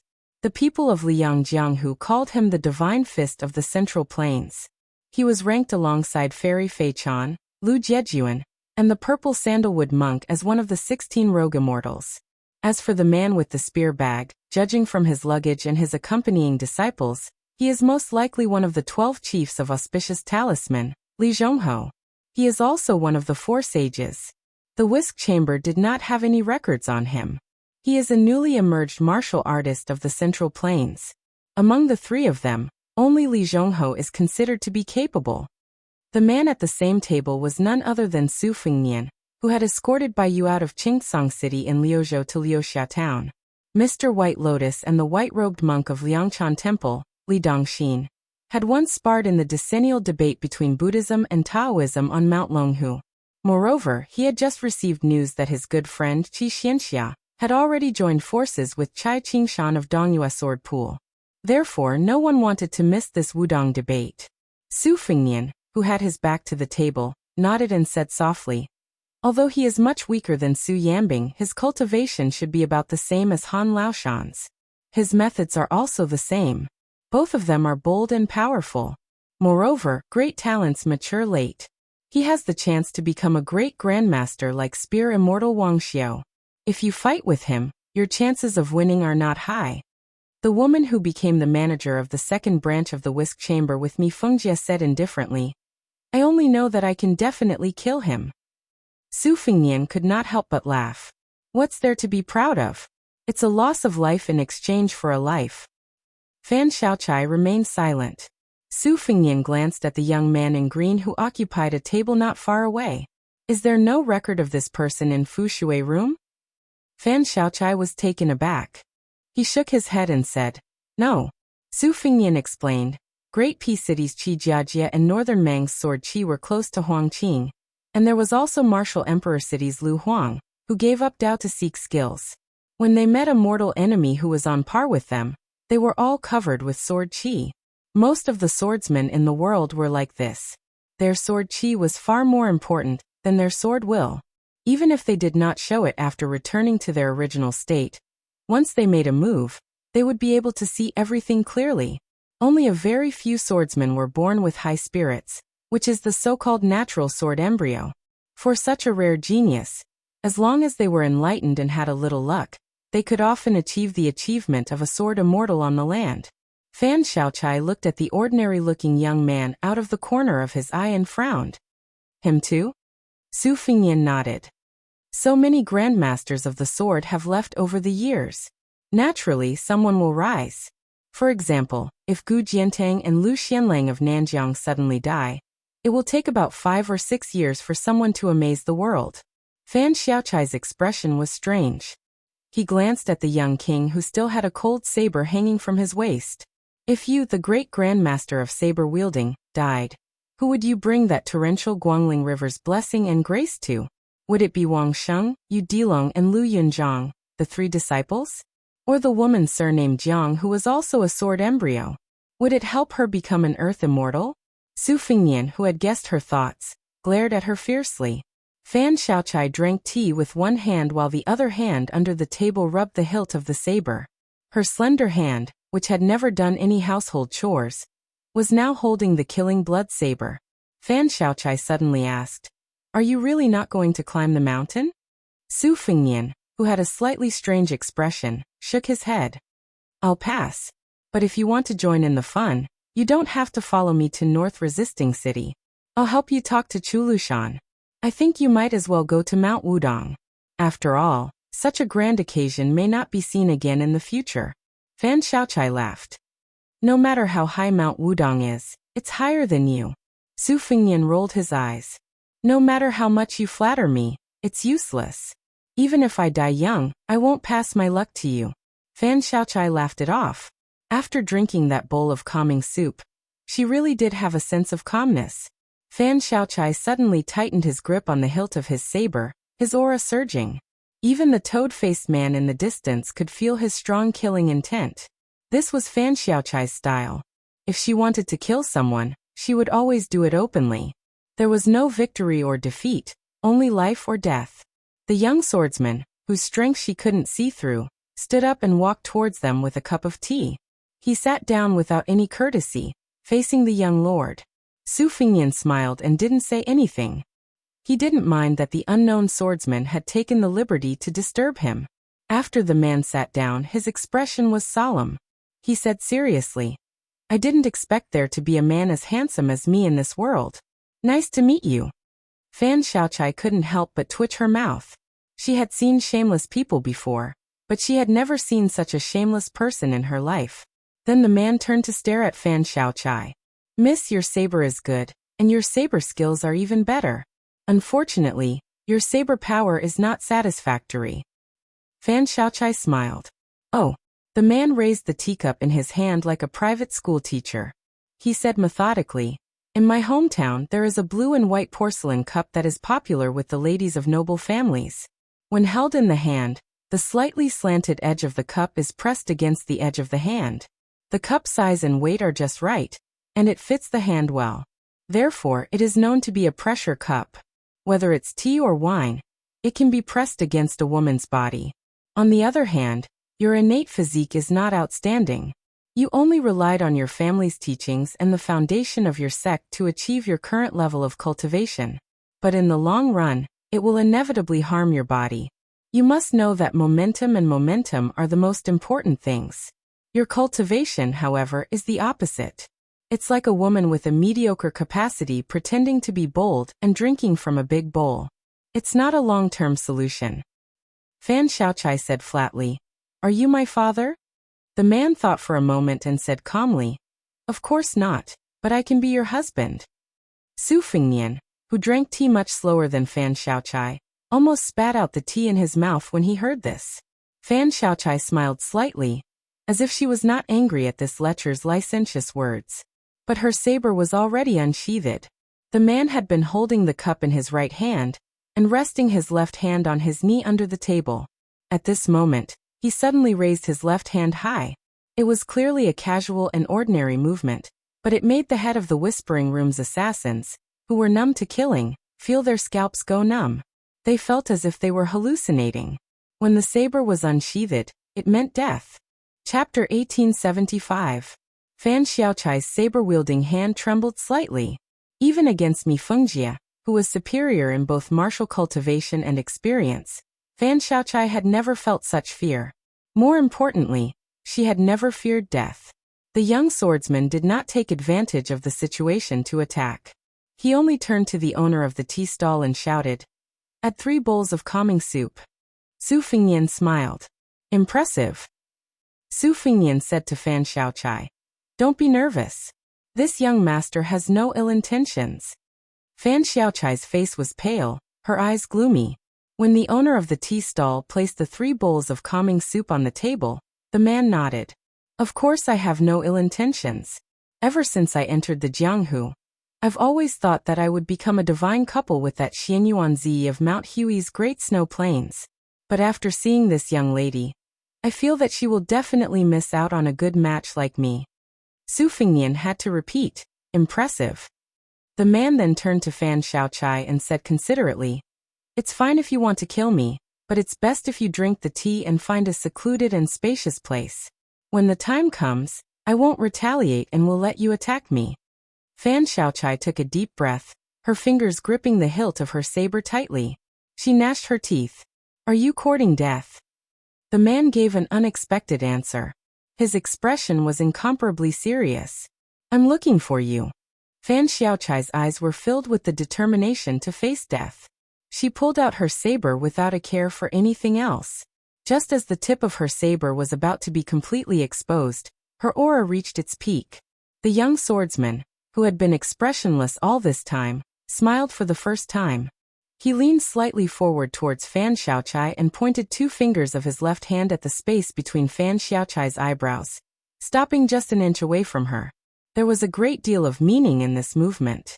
Fan Xiaochai quickly leaned back in an attempt to avoid the attack. But the man released his fingers and gently pressed his palm on her shoulder. Shocking crimson blood seeped out of the corner of Fan Xiaochai's mouth. Su Fingnian narrowed his eyes. This move of his was truly impressive. It wasn't because of the amazement of his moves or his aura, but because of the depth of his intentions. Fan Xiaochai raised his arm and casually wiped away the blood. The young swordsman was still holding her shoulder. He stopped smiling and said earnestly, "Miss, when it comes to imposing manner, righteousness is the same as evil and evil. The difference is that the former is like this post road where several riders can walk side by side. The latter is like a single plank bridge where there is only enough space to stand on. It is not easy to turn around. People's depression is heavy and it is hard to get rid of it. Why is there a saying that the people of the world have to speak their mind? That was the logic. Our martial arts cultivation, whether it's the saber, the sword, or the fist technique, is a long-term thing. How can you reach the top in one go? Even if you're an immortal on Earth, you still need to take a breath of fresh air when fighting to the death." Fan Xiaochai's lips were tightly shut. In fact, at this moment, her mouth was already full of blood, and she couldn't even say the word scram. But she still didn't want to spit it out. If Su Fingnian, the king of Bailiang, was the person she wanted to kill the most in her life, then this fellow who had been kicked in the head more than once by a donkey was second. He had already surpassed Chu Lushan, who had personally turned her into a death warrior of the Fu Shui room years ago. Su Fingnian sighed and raised the bowl of calming soup that had just been delivered. He poured half of it into the empty bowl before handing it to Fan Xiaochai. She hesitated for a moment before taking the white bowl. She shook off the man's hand on her shoulder and turned around. Lowering her head, she spat blood into the bowl and drank it all in one gulp. Perhaps apart from Su Fingnian, only the Snowhouse Spear saintly Hongho of the Jianghu people around the table had figured out the mystery. Even in the eyes of Lu Jiejuan of Ethereal Peak and Feng Zongxi, the master of fist techniques, there was nothing special about the young swordsman other than his speed. And that speed seemed to be all there was to it. As for the others, they were even more confused. That young swordsman looked at Fan Xiaochai's back, wanting to say something but hesitating. In the end, he didn't say anything.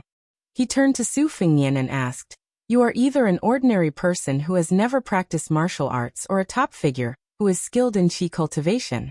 Otherwise, I would have been able to sense the uniqueness of your qi flow. But since you have the guts to walk around the city with a cold saber hanging around your waist, and you have this girl with you, I believe that you are not simple." Then, Su Fingnian waited quietly for him to continue. But this time the young swordsman didn't disappoint. "Then may I ask for this girl's name?" Su Fingnian smiled and said, She used to be called Fan Xiaochai as in hairpin. Now she is called Fan Xiaochai as in firewood. That person nodded and said, as I expected, they are both good names. Su Fengnian was speechless.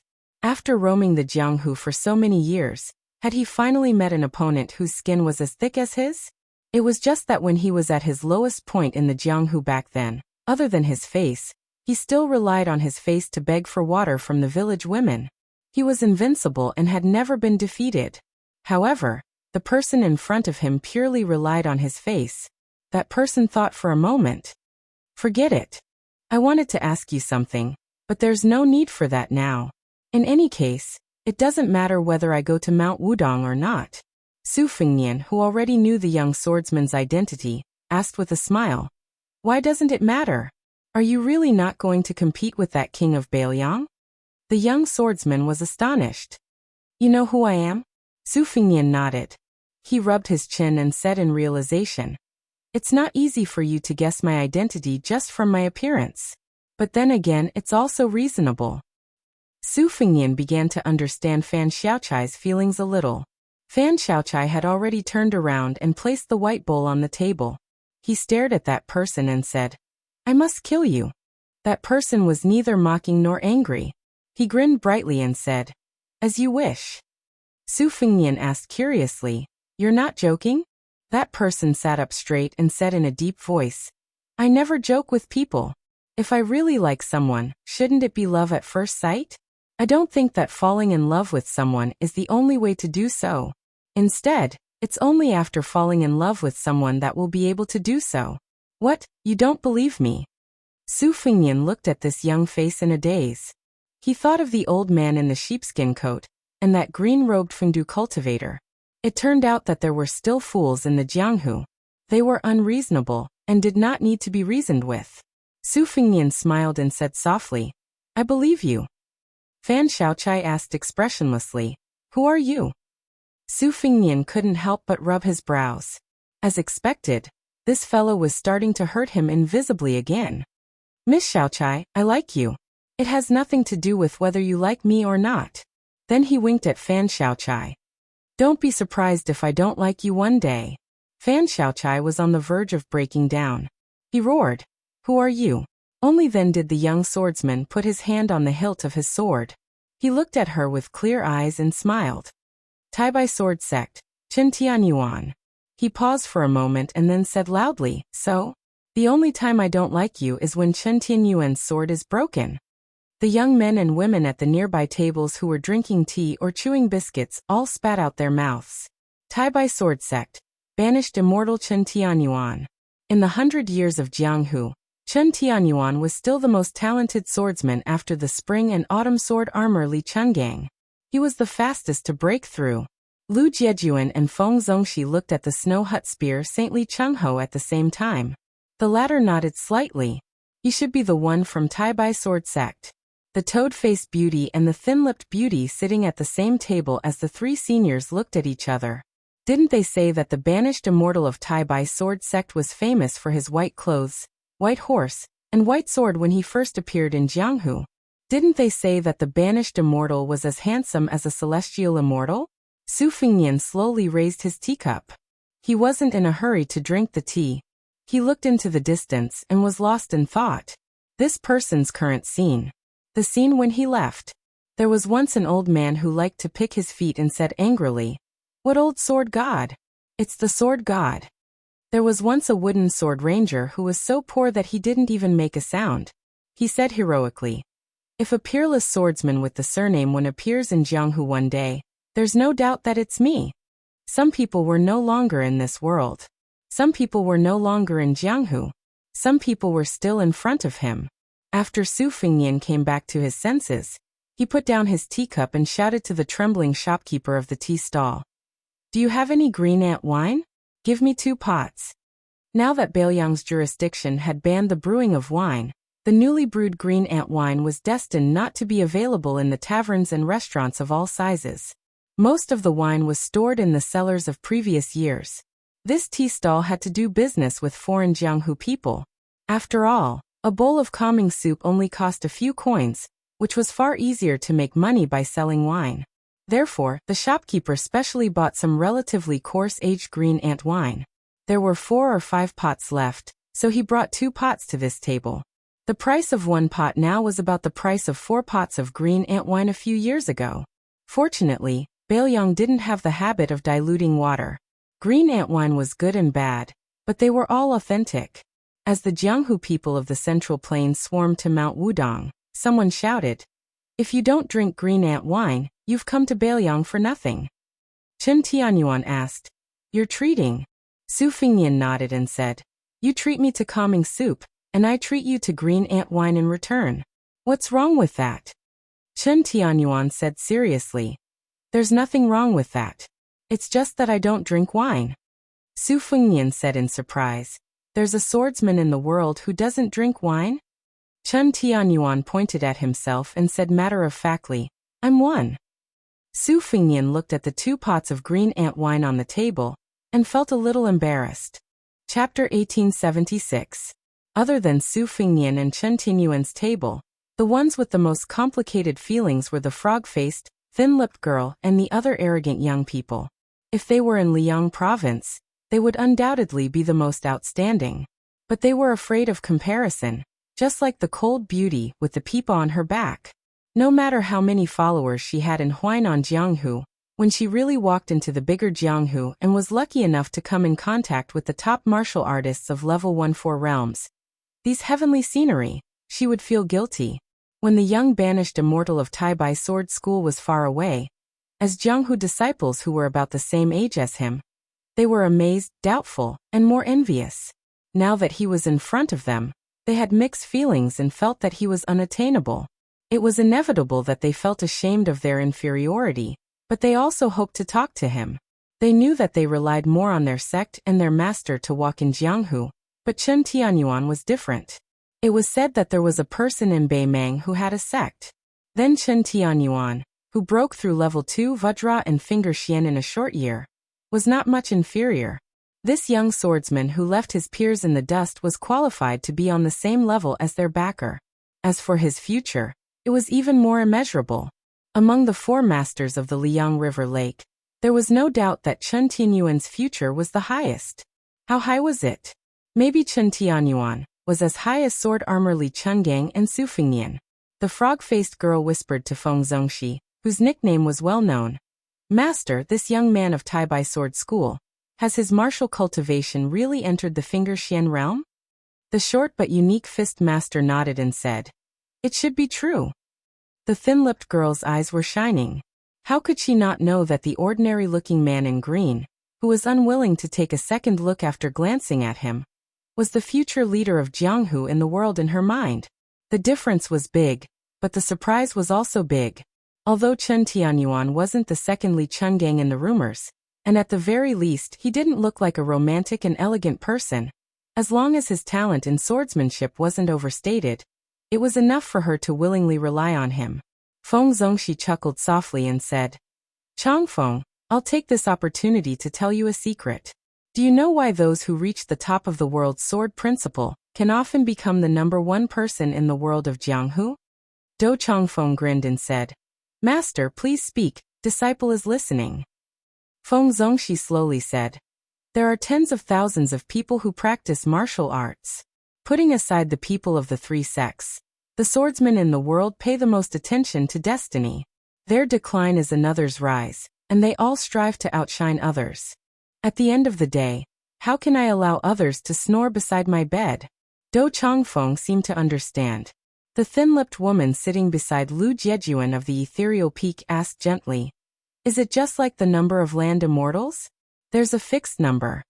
Lu Jiejuan, who had the occult finger technique, nodded with a smile. Do Changfeng nodded and said, "That's similar to the officialdom. There are 6 ministers, 6 positions, and everyone has their own position." The spear sage of the snow house with white hair lowered his head and sipped his tea. The corners of his mouth twitched, full of disdain. Do Changfeng asked carefully, "Master, can I go sit at the table of the banished immortal?" I'll just take it as a chance to get some immortal qi." Feng Zongxi nodded. The toad-faced man trotted over and said enthusiastically, "I'm Do Changfeng, may I?" Chen Tianyuan did not pay any attention to the new top 10 young masters of Liang Jianghu. He turned his head and looked directly at Feng Zongxi. He had seen Fan Xiaochai at almost the same time as the man surnamed Dou. Chen Tianyuan remembered Dou Changfeng's face clearly. Feng Zongxi, the Grand Master of Taekwondo, who was also in the front row of the Great Snow Square with Lu Jiejuan of the Ethereal Peak, was a little displeased with this young man who had been in the limelight for a while. However, his expression remained the same. He did not follow Chen Tianyuan's instructions and ask his disciple, Dou Changfeng, to return to his seat. Dou Changfeng's talent was average and his temper was even worse. Since Feng Zongxi was able to reach his current level of martial arts and had to deal with people from all walks of life, he naturally had a discerning eye. However, Dou Changfeng was the son of an aristocratic family with a prominent background. He was not the eldest son of the first wife, and his family's worshipper was a grandmaster who had retired from Jianghu and lived in seclusion. Feng Zongxi was indebted to him in the early years, so Dou Changfeng became the proud disciple of the Central Plains Divine Fist Master. Moreover, Feng Zongxi was a man of Jianghu and valued his reputation the most. He was a man of honor and would only accept a toast and not a forfeit. Although Chen Tianyuan had a great reputation and was known as one of the 4 young grandmasters of the new martial arts evaluation, Feng Zongxi was not afraid of this young banished immortal whose sect was far away from the Central Plains. At the very least he had Lu Jiejuan, whose sect was deeply intertwined, and Li Zhongho, who could only die under the Great Snow Cone Spear. Therefore, Feng Zongxi would not lower himself to show weakness to a young man. If word got out he would not be able to survive in Jianghu. Dou Changfeng, who had a toad-like face with his master's support, immediately made up his mind. Since he could not win over this genius swordsman of the Tai Bai sword sect, he would take advantage of this opportunity to destroy a guy whose reputation in Jianghu was even higher than his. Chen Tianyuan, who was dressed in a green robe, slowly stood up and said calmly, "From today onwards, my sword will be renamed Firewood." Obviously, this sentence was only for Fan Xiaochai. Su Fengnian held back his laughter and glanced at her. Fan Xiaochai seemed to be completely indifferent. Chapter 1877. Feng Zongxi frowned. If it was an unwritten rule in the Chinese world of Jianghu, if there was not a great disparity in strength between the two parties involved in a conflict, and both parties knew each other well, they would definitely sit down and talk. It was also fine if they did not sit down. Even if they still had to fight in the end, they would still stand and talk first. He did not expect that this rising star did not understand the etiquette at all. Dou Changfeng wanted to see the world in chaos. He fanned the flames and said, "Young Master Chen, I don't mean anything else. Why won't you give me face? Fine. Even if you don't want to know me, I'll take it as my unrequited love. But my master, the leader of the Snow Hut sect, and Fairy Facian are all here. Why do you have to say the name of your sword and be so aggressive?" Chen Tianyuan, who had his back to Fan Xiaochai, said softly, "Don't worry, I won't lose." Su Fengnian could not help but laugh. "Don't you know that Fan Xiaochai wants you to be hacked to death?" After the young man who held up an entire sect by himself said this, his aura changed completely. He did not even hold the hilt of his sword. There was no sword aura around him, but his sword aura was soaring, 3 feet above his waist, like a river. Su Fengnian looked up in the direction of the great lotus peak of Wudong Mountain. He felt a headache coming on. At this moment, Feng Zongxi's expression finally changed. He thought that he had overestimated this sword Dao banished immortal, but now he knew that he had underestimated him. Even Lu Jiejuan of the Misty Peak, who was in her 50s but looked like she was 18, had to stand up and act as a mediator. She said in a hoarse voice, "Young Master Chen, it's fate that we met by chance. Why do you have to fight?" Chen Tianyuan said in a low voice, "I have the reason. The sword is at my waist." Lu Jiejuan smiled bitterly and said nothing. Young people really did not know the depth of the Jianghu.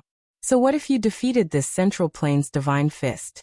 Feng Zongxi had worked hard in the Liang River Lake for 30 years before he managed to accumulate his current reputation. It could be said that he had friends all over the country, especially the great steward of the Great Snow Plains, Huang Fangfua.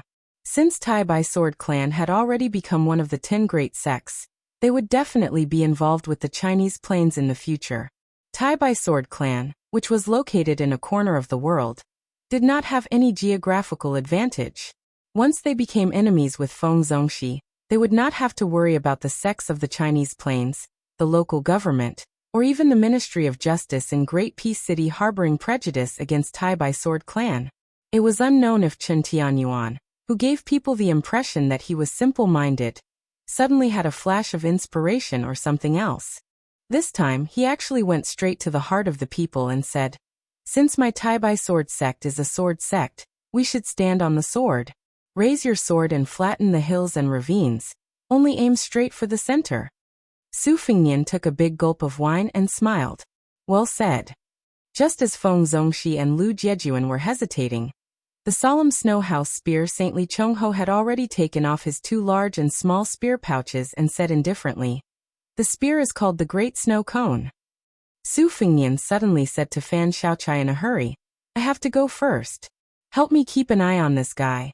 If you need to, then act. Of course, I'm not asking you to kill him, I'm asking you to help him. If you really can't do it, then tell me your identity." Su Fengnian had just stood up and was about to leave when a clear voice came from far above everyone's heads. Su Fengnian had a bitter expression and muttered, "It doesn't make sense. How can you see me from so far away?" Princess Suizhu Zhaofengya, who had already suddenly died of illness, just so happened to be on Mount Wudong, and the little mud man was also there. Even more coincidentally, these two princesses had been at loggerheads on the mountain in their early years. Su Fengnian could never have imagined that after entering Beiliang, Zhaofengya had steeled her heart to live in seclusion on Mount Wudong. Nor could he have imagined that the little mud man was even more determined to take care of the vegetable garden on the mountain. Su Fengnian didn't think that the two of them would empathize with each other, and would be thanking the gods if they didn't fight. Chen Tianyuan leaned to the side and raised his head. For the first time he grasped the firewood originally named Careless. He was a natural sword embryo that only appeared once in 100 years. That one was even more so. In Jianghu, when it encountered a great year that only appeared once in 1,000 years, it became unreasonable. Everyone looked up at the sky at the same time. A woman was flying through the air with a box on her back. She broke through the vast sea of clouds from Big Lotus Peak, and flew over like an immortal descending to the mortal world. The old people always said that in Jianghu, one had to pay attention to style. With her style, she probably couldn't be any more impressive. A sword immortal of the land, flying 1,000 miles on her sword, traveling to Kunlun in the morning and arriving at the Eastern Sea in the evening. However, this female sword immortal's actions after landing in front of everyone's dumbfounded eyes were even more shocking. She didn't continue to ride her sword back into the box like an immortal. Instead, she held the Great Liang Dragon Sparrow sword, and pointed the tip of the sword at a guy who was forcing a smile. She said angrily, "Trying to run?" The guy sat back down on the bench and said confidently, "How is that possible? I was just thinking of bringing you a bottle of green ant wine." She widened her eyes. He stared back at her without showing any signs of fear. Her face was flushed red and she was fuming. They stared at each other. There was a large group of people beside them who were also staring with their eyes wide open. Finally, she glanced at the unopened bottle of green ant wine on the table and said with a straight face, "You can pay the bill yourself." Su Fengnian said with a cheeky smile, "I know that you like to bring money with you when you go out. Lend it to me first and I'll return it to you later." Seeing that she was about to raise her sword and slash him, Su Fengnian immediately lowered his head and took out a money bag. I clearly remember that I didn't bring any money." Chen Tianyuan saw this scene, and felt that this person was really shameless. She snorted heavily and flew back on her sword. She came from the sky and left from the sky. He didn't forget to remind her loudly, "Slow down, the wind is strong." When her figure disappeared into the surging sea of clouds, everyone turned to look at that spineless guy. He slammed the table and said angrily, "What? Is it wrong for a man to love his wife?" Chapter 1878. Jiang Ni's trip back and forth on the sword undoubtedly gave Feng Zongxi and the others a way out. After witnessing the sword style of the young banished immortal, they no longer had the mood to exchange pointers. Feng Zongxi admitted that if they fought in pairs he would definitely lose to Chen Tianyuan, the rising star of Jianghu. If he joined forces with Lu Jiejuan, it would only become a joke. The two of them had lived for more than 90 years. How could they join forces to bully a young junior, who had not even reached 30 years of age? If they lost, they would lose their integrity. If they won, it would be dishonorable. It was not worth it. Even the Snow House spear sage Li Hongho, who had already announced the name of the great snow cone, hesitated for a moment. After glancing at Su Fengnian, he put away the famous spear that was as famous as Wang Xiu's Cha Na and Qin Jibao's plum wine. This grandmaster, who was regarded as extremely powerful in Jianghu of the Central Plains, was originally known for his violent character. However, compared to Feng Zongxi and Lu Jiejuan, these two friends, who were more timid the older they got in Jianghu, Li Hongho had an inexplicable intuition. He was actually not afraid of Chen Tianyuan, who was unparalleled in Jianghu.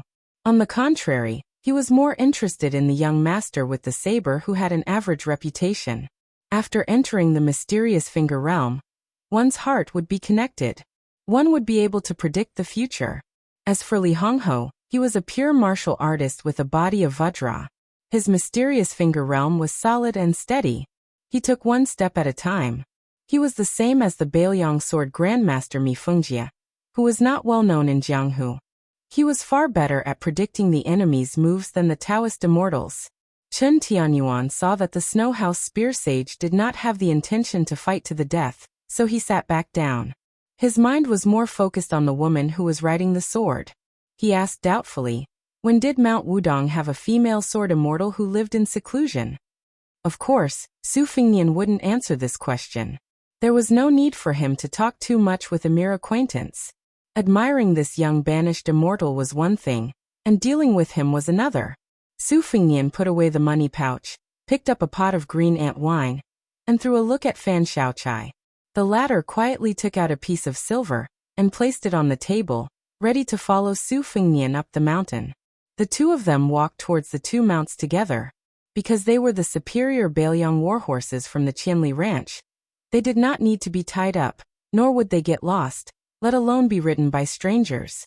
Chen Tianyuan hesitated for a moment.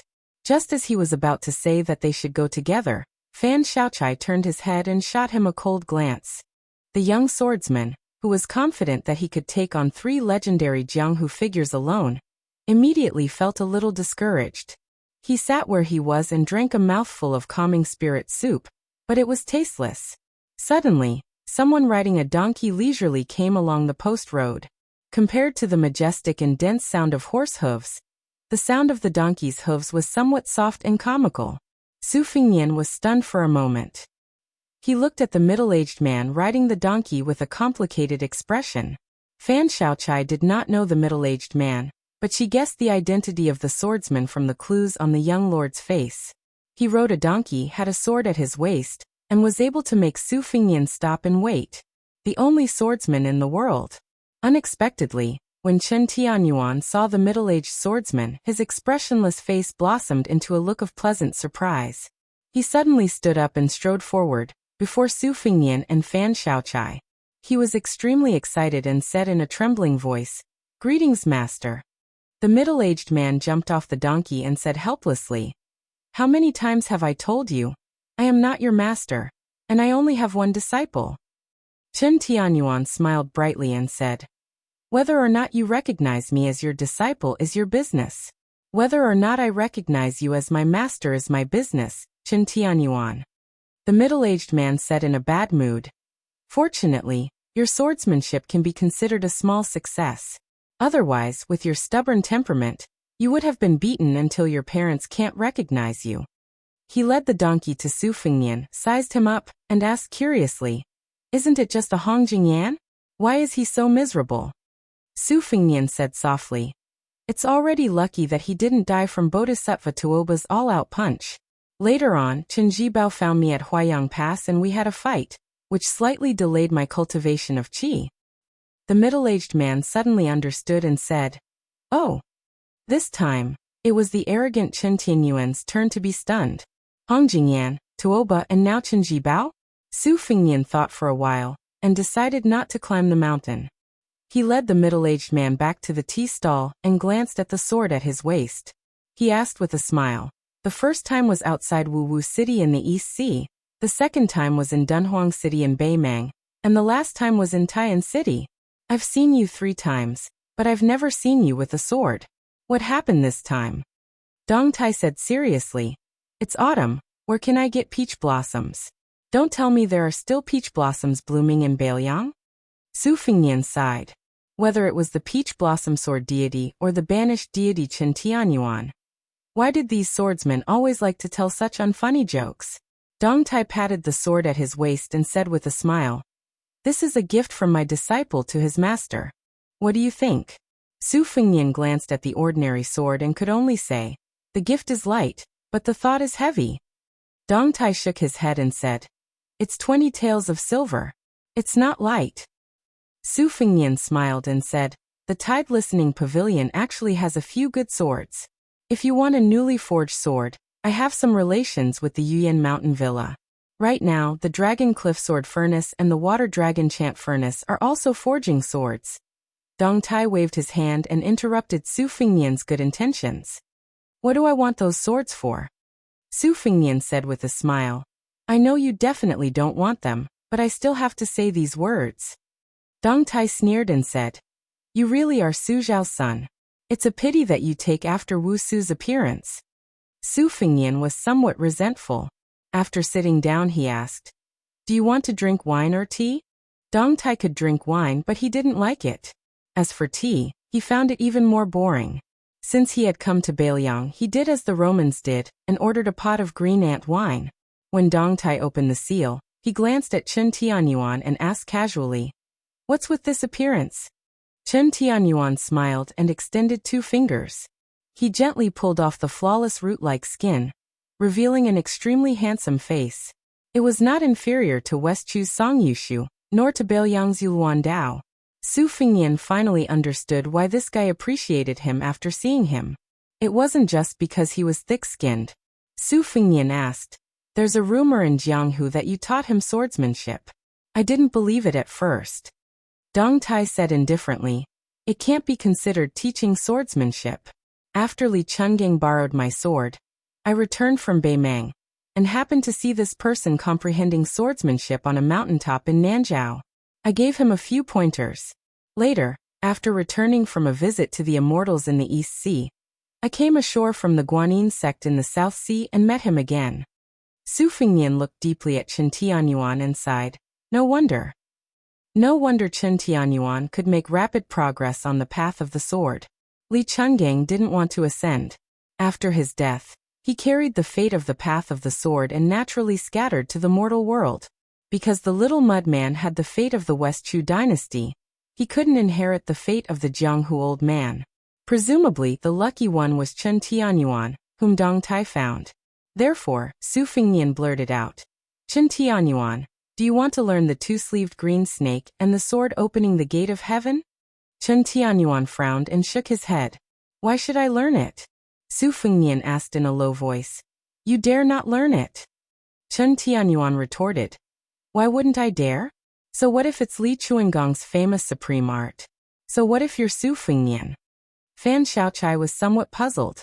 In his impression, although this young vassal king was shrewd, he wasn't some wanton, arrogant, and despotic person. As for that banished immortal of the Tai-Bai sword sect, no matter what he did, Fan Xiaochai wouldn't be surprised in the slightest.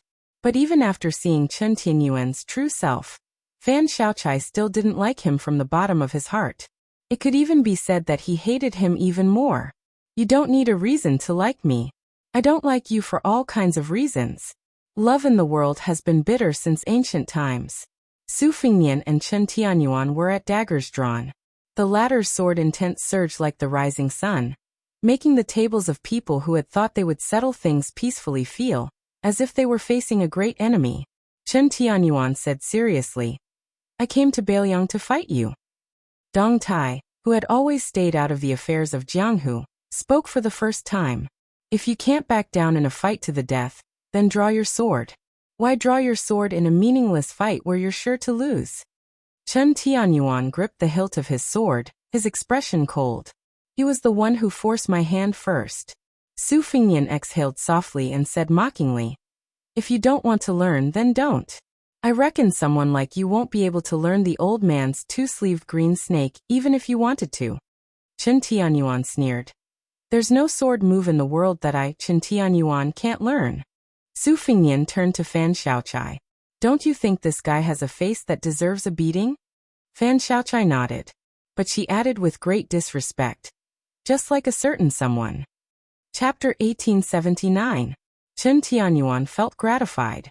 Women were indeed more loyal to him. Su Fingyan ignored Fan Xiaochai's defiant words and glanced at Chen Tianyuan. You're so ugly. You're far worse than Li Chungang. Chen Tianyuan sneered. You're the same. Su Fingyan took a sip of wine and said proudly, Who's the same as you? Do you have a legitimate wife, Chen Tianyuan? Chen Tianyuan looked at Fan Xiaochai, who was so close but seemed so far away. He looked at the young vassal king and felt a little depressed. For the first time in his life, he wanted to drink to drown his sorrows. Dong Tai poured some green ant wine into his palm and turned around. The old donkey immediately came over and licked the wine. Su Fingyan asked, Why are you in Beiliang? Su Fingyan did not think that a Wudong martial art discussion would be able to make this peach blossom sword deity, who was detached from worldly affairs, rush over after hearing the news. Dong Tai said calmly, I don't care how Liang and Bei Meng fight. I don't even care how Liang Meng fights to the death. Su Fingyan waited for a long time, but Dong Tai did not give an answer. Dong Tai finally realized that the young vassal king was waiting for him to speak. He clicked his tongue and said, This green ant wine is really strong. Let me take a break. Then Su Fingyan and Dong Tai raised their heads at the same time, but they raised their heads in opposite directions. In the direction of Escape Summertown were Chai Qingshan of the Dongyue Sword Pool and Qi Xianxia of the Dragon Tiger Mountain. At that time, the two grandmasters had secretly gone up the mountain together and temporarily stayed in the newly opened Qingshan Taoist Temple of Wudong. They were not as eye-catching as many Jianghu bigwigs. On the east side of the road, there was a carriage. The old coachman carried a long sword on his back instead of a sword at his waist. Chai Qingshan and Qi Xianxia came together and were quickly recognized by Feng Zongxi and Lu Jiejuan. Especially Feng Zongxi, who had visited the Dongyue Sword Pool many times and was familiar with the previous sect master, Song Nianqing. However, when facing Song Nianqing, Feng Zongxi, who was only 40 years old, naturally regarded himself as a junior. After Chai Qingshan entered the Dongyue Sword Pool from the Spring Snow Building's head guest elder, Feng Zongxi was one of the first guests. He had to address Chai Qingshan as Mr. and was extremely respectful towards this former number one expert in the southeast of Liang. Lu Jiejuan recognized Chai Qingshan because of the deep relationship between the Misty Peak and the Ministry of Justice. When Chao Chongqing attacked Great Peace City, Lu Jiejuan should have fought side by side with Chai Qingshan. It was only because of his closed-door training that he missed the soul-stirring event. However, Lu Jiejuan had been spreading the word in the Jianghu that the Dongyue Sword Pool was superior to the Wu family's sword tomb in terms of both its heritage and the way of the sword. Therefore, when Chai Qingshan appeared, Feng Zongxi and Lu Jiejuan quickly stood up with respectful expressions. Dou Chongfeng and the other disciples of the Misty Peak did not dare to sit down, just like the officials of the local government meeting the Purple Emperor. Chai Qingshan was not the kind of martial arts master who kept people at arm's length. In the face of Feng and Lu's eagerness, he greeted them politely and introduced Qi Xianxia, who was his friend despite their age difference. Qi Xianxia's expression was warm and genial. He was originally waiting at the foot of the mountain for Mr. White Lotus, who was also from the Dragon and Tiger sect. He only came here with Chai Qingshan after sensing the dense sword aura. At this moment, the four grandmasters of the martial arts evaluation included Su Fingyan and Dong Tai. The four grandmasters of the new martial arts evaluation also included Chen Tianyuan and Qi Xianxia. At the same time, the masters of the Dongyue Sword Pool and the Wu family's sword tomb had also arrived. Chai Qingshan Wu Jian. The carriage stopped at the side of the road, and Wu Jian got off slowly. Dong Tai, who had his back to the old man, snorted. He was the peach blossom sword god who appeared out of nowhere, but he did not like the sword tomb at all.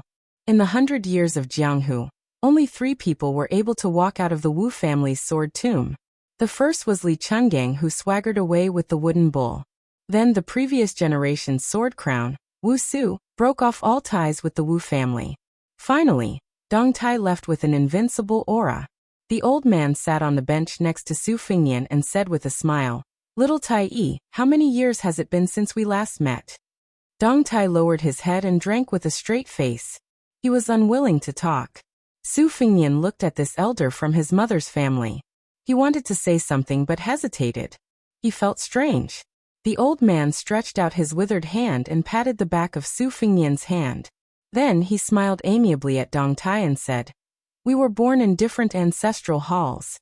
Indeed, the Wu family has wronged you first. When you left home, you said that you would never share the same grave. Do you really want to do that?" Dong Tai sneered and said, "What, does the Wu family sword tomb need an outsider with the surname Deng to hold up its face?" The old man chuckled and said, "If you are willing to acknowledge your ancestors, that is also possible." Dong Tai was on the verge of swearing. Fortunately, he swallowed it back down and took a big gulp of wine. The old man's eyes seemed to be in a trance. At the peak of the Wu family's sword mountain, there were once 4 swords: Wooden Bull, Tai Yi, Great Liang Dragon Sparrow, and Heart. The old man took the wine bowl that Su Fingyan handed over. He lowered his head and took a sip. Then he looked at Wudong Mountain and said, "Wooden Bull was taken away by Li Chungang. It is broken. Fortunately, the Great Liang Dragon Sparrow that little Su took away is still intact and has an heir.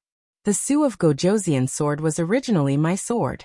Later on, I borrowed the hands of Lu Ding to give it to that child, Cui Hua. Only the ancient sword Heart did not recognize an owner. Until today, it is still stuck at the peak of the sword mountain." Not only did Su Fingyan, Dong Tai, and Chai Qingshan, the sword Dao Grandmaster, even Lu Jiejuan and Feng Zongxi heard the sound of a sword in the distance. It was obvious that there was definitely a peerless sword hidden in a box nearby. Moreover, it was trembling nonstop.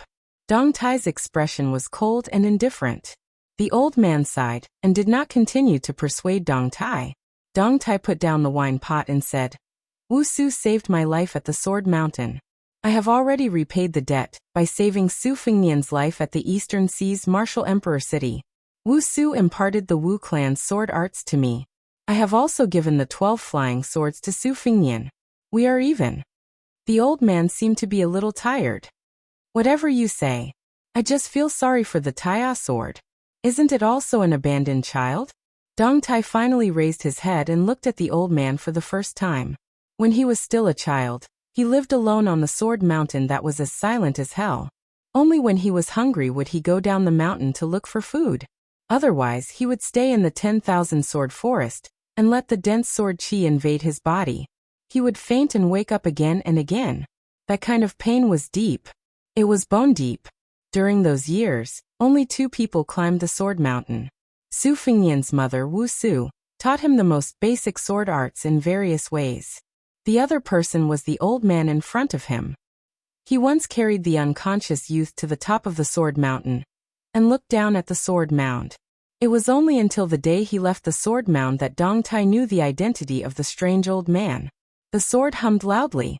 It was like a woman covering her mouth and sobbing nonstop. It was as if she was crying and complaining. It almost pierced the eardrums.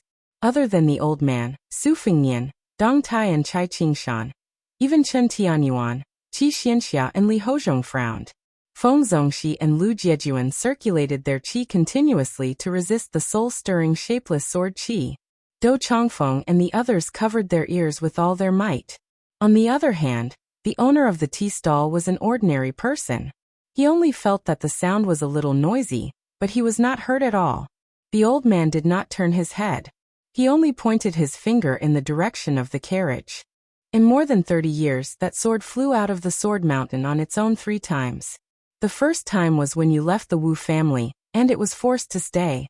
The second time was when you went to the East Sea martial emperor city to challenge Wang Xianji. The third time was when you fought to the death with Tuoba and Beimang. In Great Peace City, when you fought with Su Fingyan, Chao Chongqing and the other 2, it did not leave the sword mound. It only wailed at the same place. It probably felt that its master would never be able to hold it in his hands in this lifetime. Since ancient times, All treasures that have been passed down have spirits. I believe that there are very few as pitiful as the Taya sword. Su Fingyan suddenly said self-deprecatingly. As one of the 4 great grandmasters of martial arts, when I returned to my peak after Chao Chongqing's death, Tuoba would not be able to advance any further. I thought that I was the closest to being the strongest in the world. The old man looked at Su Fingyan and Dong Tai. He laughed and said, in any case it's the same. Dong Tai sighed heavily. Su Fingyan couldn't help but tease. Old Deng, aren't you being pretentious? The old man nodded in agreement and said, yes. Dong Tai's expression was lonely. The old man stopped joking and said in a low voice, don't forget, your ancestor Dong Tai was one of the 9 people of the Wu family who defeated the cavalry of Beimang. He was also the person who controlled the sword formation. Dong Tai took a deep breath and looked at Su Fingyan. Outside the pass to the north of Beimang City, give me 10,000 Beimang cavalry. Su Fingyan smiled and said, 10,000 is too little. 20,000 is too much. The old man jerked his lips and said to himself, as expected, he is the same as Su Shao. Dong Tai suddenly raised his arm. A white streak of light flew over. Dong Tai held the Taya sword. Sword energy filled the world. Chapter 1880. There was an irrigation ditch on the outskirts of Iha City in Yuzhou. In autumn, the reeds were covered in a vast expanse of snow. Several riverside villages were scattered among them. A carriage turned from the official road to a small road. The coachman was a young man in strange clothes with a dull expression. Behind the coachman sat a man in plain cotton-padded clothes. He leaned against the wall of the carriage with his legs dangling outside, gently swaying with the carriage. On the small road in the evening, the carriage caught up with an old farmer who had just finished his work. When the carriage passed by the old farmer, the man in cotton-padded clothes turned to look at the old man who was looking at him curiously. The old man had a very ugly face. Although he was hunched, he was still half a head taller than the old people in the south. His footsteps were also quite vigorous. It was obvious that the old man must have been a good fighter when he was young.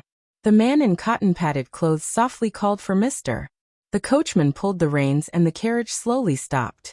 The man jumped off the carriage and greeted with a smile, "Fourth Grandpa." The old farmer's face was full of astonishment. He did not know why this unfamiliar junior called him Fourth Grandpa. It was probably because he was intimidated by the cotton-clothed man's imposing manner that the old farmer stammered uneasily and did not dare to speak. The man in cotton-padded clothes smiled with the most authentic Yuzhou accent. "I am Chen Wang from the end of the village. Fourth Grandpa, don't you recognize me?"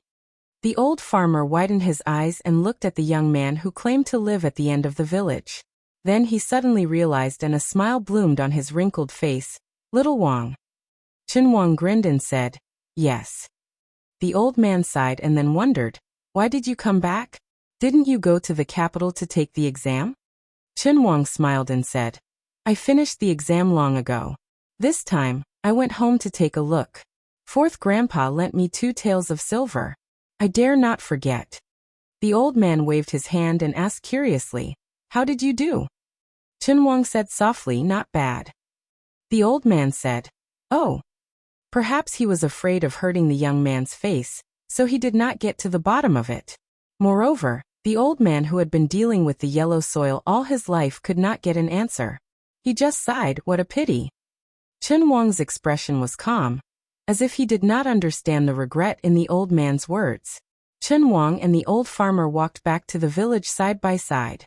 They talked about this year's harvest, the marriages of their peers, and whether the elders in the village were still alive. Through chatting, Chen Wang learned that his yellow mud house had long been dilapidated. One of the walls had collapsed. This was within reason. He hadn't returned to his hometown for 10 years. How could an extremely simple house be safe and sound? Chen Wang's parents had passed away one after another before he went to take the exam. An ownerless house was not like those weak reeds that would flourish in the spring even if they withered in the autumn. There were some things that the old farmer didn't say. In fact, after this young man came to the capital, there was a woman in the village who would often clean up. She kept the village as clean as her own home. Year after year, many of the young men who secretly admired her gave up and got married and had children.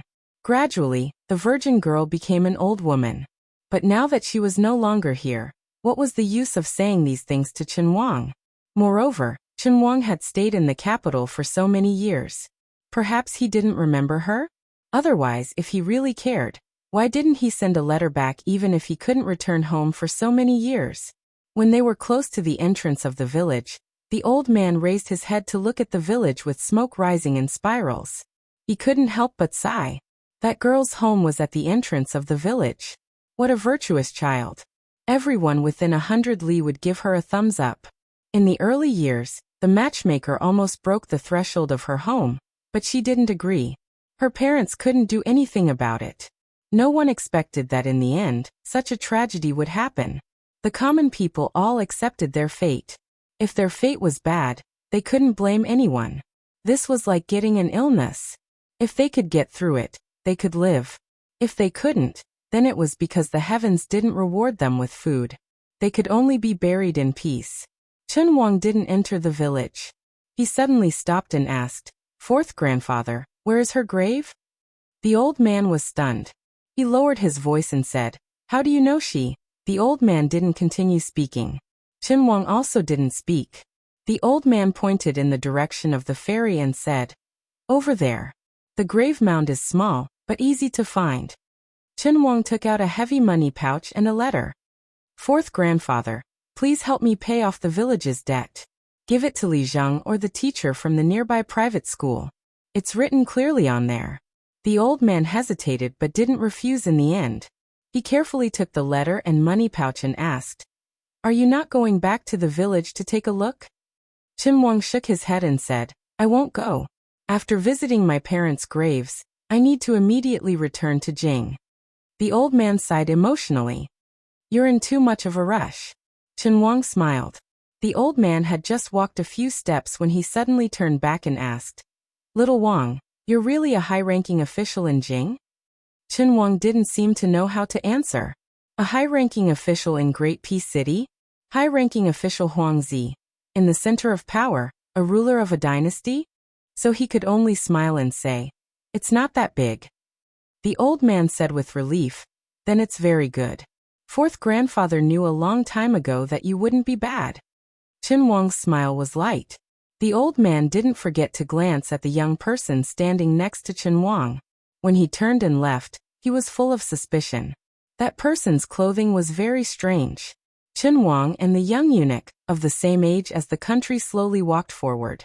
His parents' graves were not far from the village. Chen Wang raised his hand and brushed the reeds. When he had studied hard, he didn't even dare to think about becoming a grand scholar or getting a place in the imperial exam. His parents didn't have such hopes. They only felt that their son being able to read and write was a good thing to bring glory to their family. Baoyang was very cold. It was very good if each family could produce a scholar. It was very different from the Central Plains, especially the rich Jiangnan.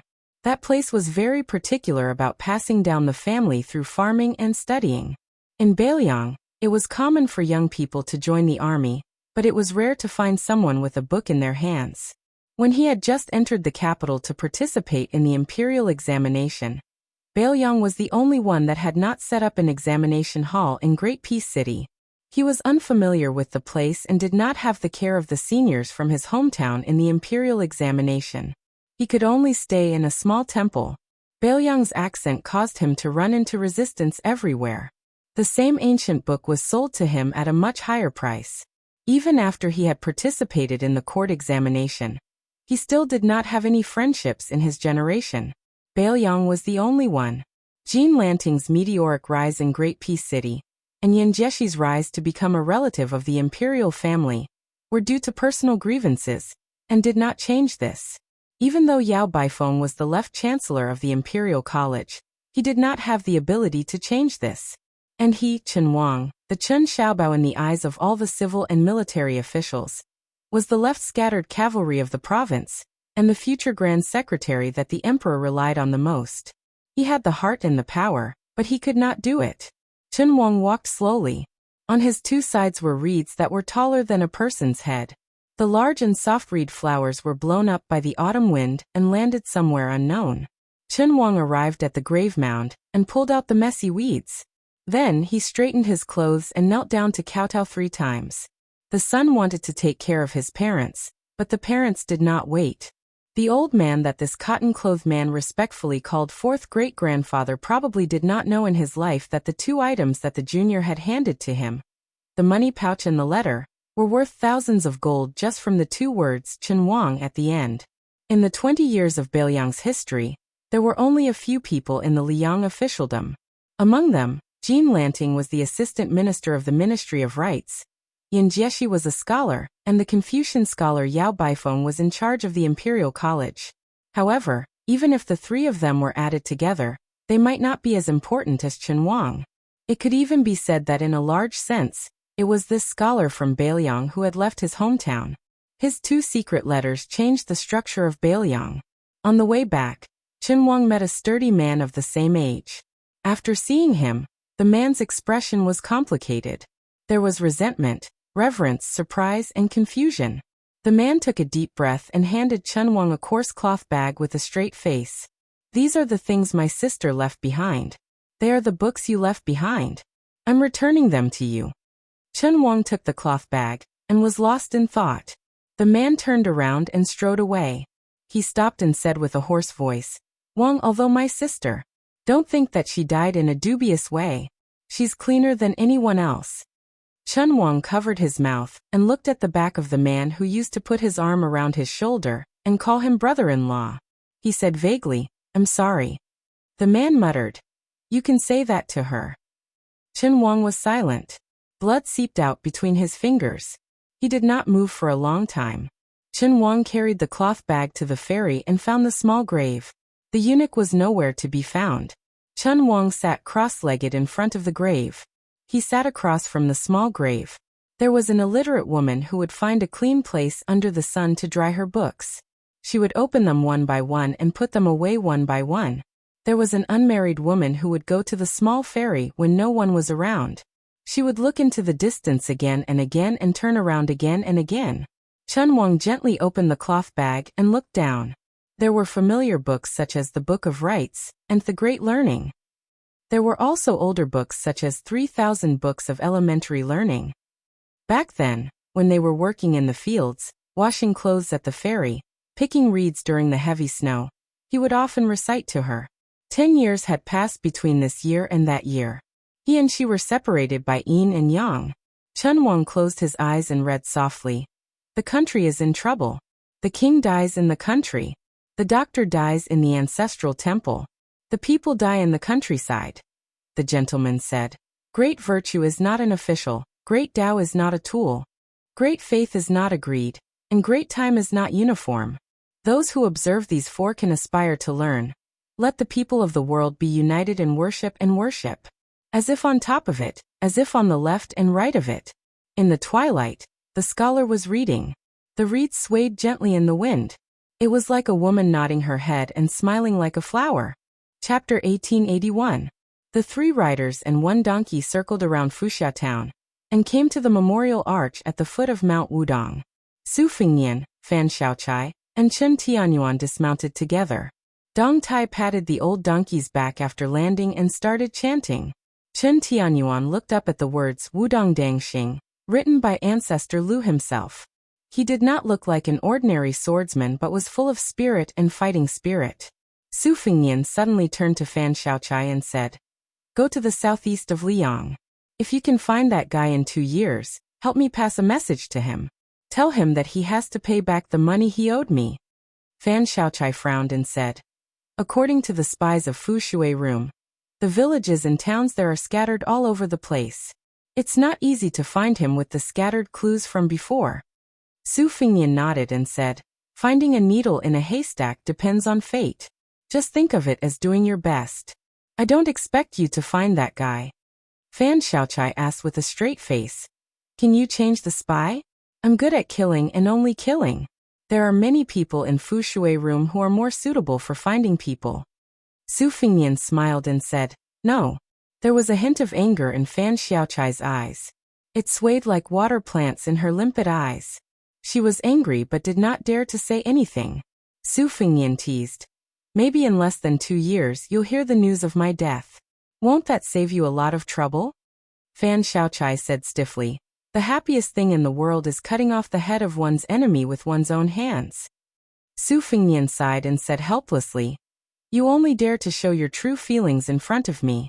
If Lu Qiu was here, would you have the courage? Fan Xiaochai smiled sweetly and asked, Is Chu Lushan here? Su Fengnian said unhappily, That's why I said that evil people can only be dealt with by evil people. Fan Xiaochai took a deep look at the young lord and mounted his horse again. After a moment of hesitation, he reached for the hilt of the saber at his waist. This pawn of crossing the river? Su Fengnian smiled and said, It's just a temporary loan. You still have to return it. Fan Xiaochai sped away on his horse. Chen Tianyuan had been immersed in the magnificent sword intent of Ancestor Lu's 4 words. He was awakened by the sound of horse hooves gradually fading away. He asked doubtfully, Why did she leave? Su Fengnian said indifferently, I sent her to the Central Plains to do something. Oh, Chen Tianyuan replied. He waited until the woman and her horse had completely disappeared from his sight, before he mounted his horse, and looked in the direction of her disappearing figure. His heroic spirit overflowed as he laughed heartily. May the world know of my sword. There are only 3. Qingshan, Qingshui, and Fan Xiaochai. Su Fengnian sneered. If you have the ability, say that to her yourself. After Chen Tianyuan mounted the horse, he slightly straightened the famed sword at his waist. Why should I say such annoying words? Su Fengnian said, but you're half-master and I don't like to hear them either. After Chen Tianyuan covered his face with the raw skin, he spat out. What does it have to do with me? And galloped away. Dong Tai smiled. I'm fine with it. Su Fengnian rolled his eyes. I really can't stand this young banished immortal's temper. Dong Tai sighed with emotion for no reason. Perhaps when Li Chenggang first came out, he was also this annoying. As far as I know, the heroines and fairies of Jianghu just happened to fall for this. Su Fengnian grimaced and said resentfully, That can't be right. Dong Tai dismissed it with a laugh. Su Fengnian sighed heavily and muttered, Right now, I'm a little depressed. Dong Tai asked, Are you waiting for someone? Su Fengnian sighed and said, Although Song Nianqing once tried to kill me with the 14 new swords, it didn't stop me from having a good impression of the Donghua sword pool. As for Chai Qingshan, who took over the sword pool, it can be said that an exchange of blows leads to friendship. There are people in Jianghu who can't be hated, whether they're friends or foes. Chai Qingshan Wang Mingyin outside Xiangfan City is the same, and Catman Han Shengxian outside Qinwu City is the same. Dong Tai was silent. The ancestor of the Wu family sword tomb, who had a deep relationship with him and the young king, returned to the Central Plains after delivering the swords. It seemed that he had completely retired from Jianghu. Dong Tai seemed to realize something and asked curiously, Why did you let that woman leave Beiliang at this time? Did you hope that she could take Chen Tianyuan to the Central Plains? Su Fengnian smiled and said, The main thing was to find her, and at the same time take away that eyesore banished immortal, killing 2 birds with 1 stone. The young king held the hilt of his sword and stood under the archway. The breeze brushed his face, making him look like an immortal. The peach blossom sword deity stood side by side with him, and looked into the distance with a sword hanging from his waist. He was the number 1 sword deity in the world. Su Fengnian asked softly, The old man with the sheep fur coat, old monster Wang, and Chao Chongqing, they all left their fates in the human world. Old Huang also left a sword manual for me. Dong Tai, what about you? The peach blossom sword deity, who entered Taoism through swordsmanship and stood shoulder to shoulder with Ancestor Lu and Li Chenggang at the top of the sword forest, said calmly, I, Dong Tai, don't want to die. Su Fengnian said enviously, You're so cool. Dong Tai saw Chai Qingshan, and the others coming slowly from afar. Obviously, he had no intention of accompanying Su Fengnian. He turned around and led the donkey up the mountain. Chai Qingshan and Qi Xianxia walked together. The divine fist of the Central Plains, Feng Zongxi, and the fairies of the Piaomiao Peak also joined in the fun. However, the snow hut spear saintly Zhongho and his disciples did not appear. Su Fengnian's left shoulder was suddenly patted heavily. He turned around and saw no one. He turned to the other side and still saw no one. Su Fengnian pretended to be surprised. Soon a little girl who was squatting on the ground jumped up and laughed. Are you scared? Su Fingnian squinted his eyes and smiled. The corners of his mouth curled up and his smile was especially gentle. Every time he saw her, from the first meeting to the second meeting, he only felt happy. Su Fingnian stretched out his hand and rubbed her hair. Oh, you've grown taller. She put her hands on her hips and raised her chin high. She puffed out her chest and did not hide her pride.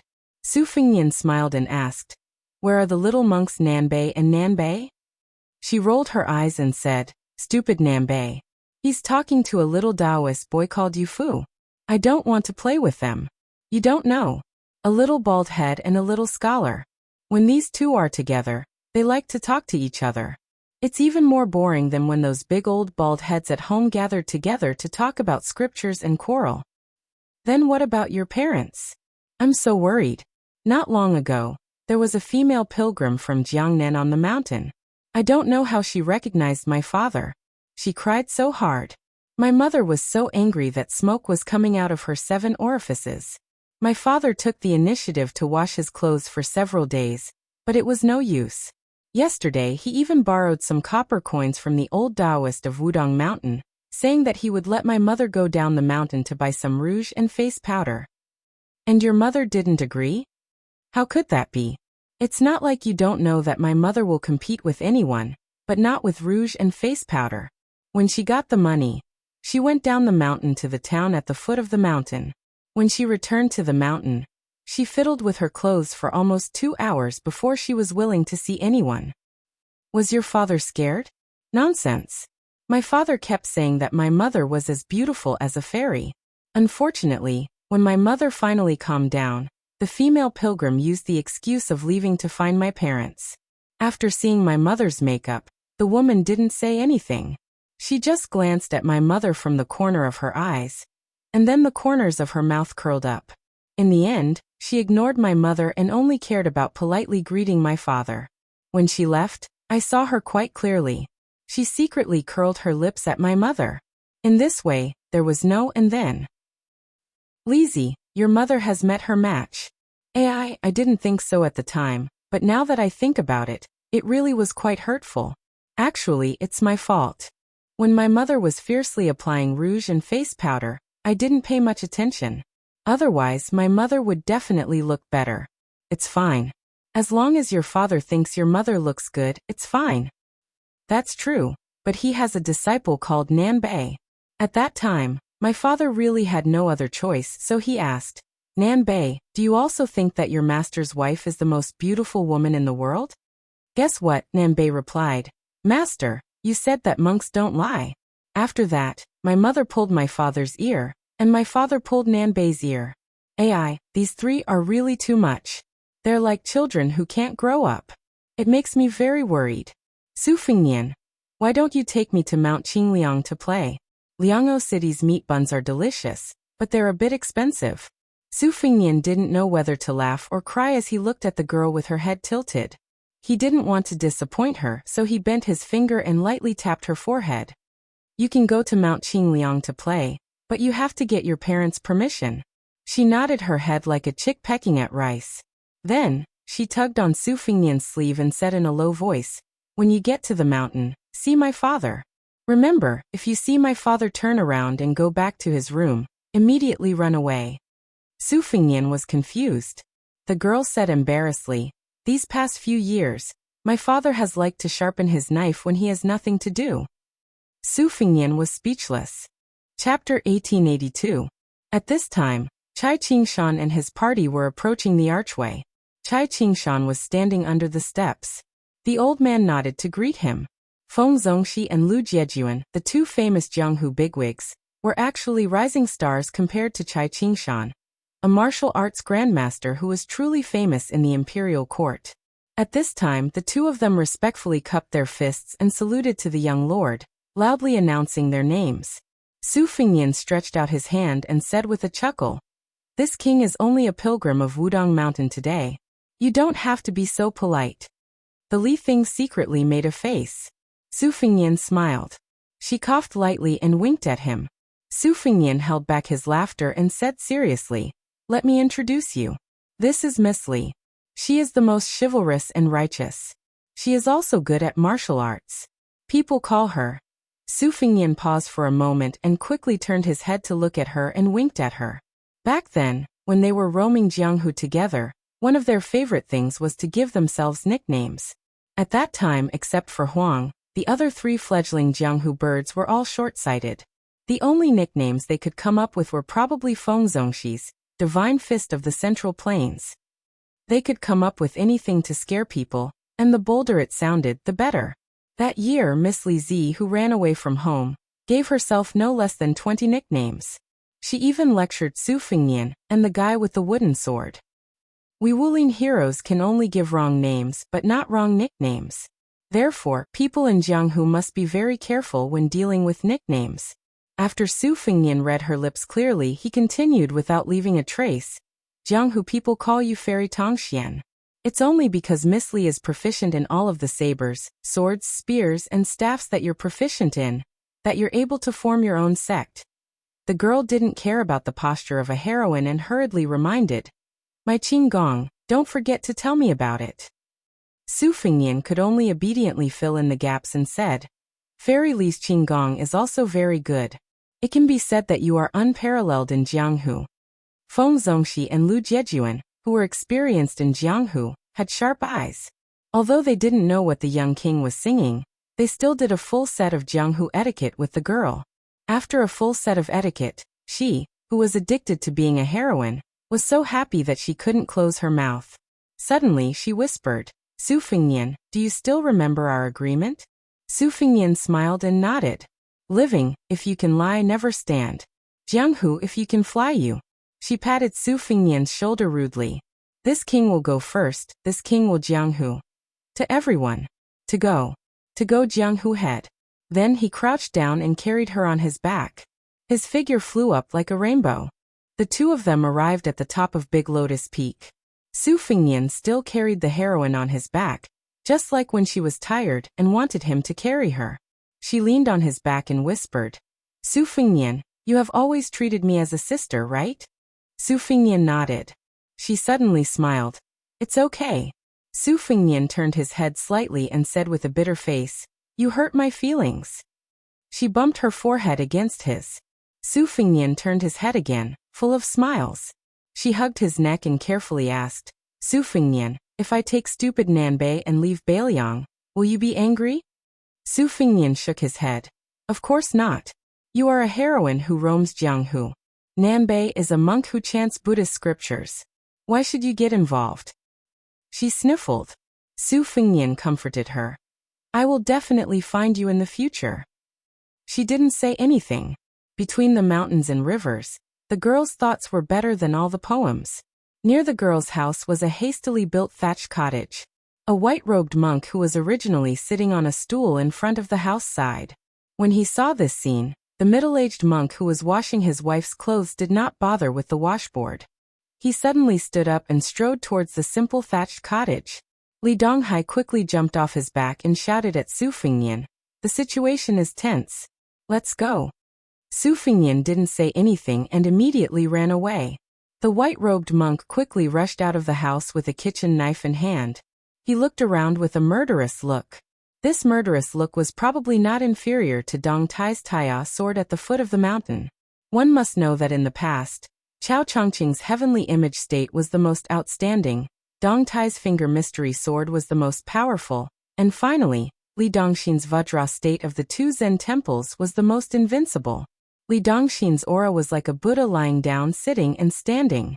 There were only two people in the world who weren't afraid of Li Dongxin: his wife and daughter. The girl happened to be one of them, so she didn't care about her father. She put her hands behind her back, hummed a tune, and leisurely strolled elsewhere. This daughter who didn't know how to love her father. The white-robed monk sighed heavily, put down the kitchen knife, sat back on the stool, and continued to wash clothes. When the little monk Nanbei returned to the thatched cottage, he heard his master talking to himself. The little monk moved a stool and sat down, asking, Master, are you reciting scriptures? You can say that, it's just a little difficult. Every household, temple, and temple has its own difficult scriptures. Master, But the old abbot said that scriptures are the easiest to recite in the world. That's why the abbot is the abbot. You can only be the disciple of the abbot's disciple. Sigh, master. What if I can't find a disciple in the future? If our temple wasn't sealed off, it would be simple. Find a dark and windy day. Master will bring you a big sack and catch a little bald head. Now it's difficult. Master. My disciple is far worse than the old abbot's disciple. Master, just say that I'm not as good as you. That won't do. How can there be such a shameless master? Master, today Yufu helped someone read their fortune and wrote a letter to their family. The two elders insisted on giving Yufu money. Yufu couldn't refuse them no matter how hard he tried. Yufu knew that us master and disciple need to spend money frequently.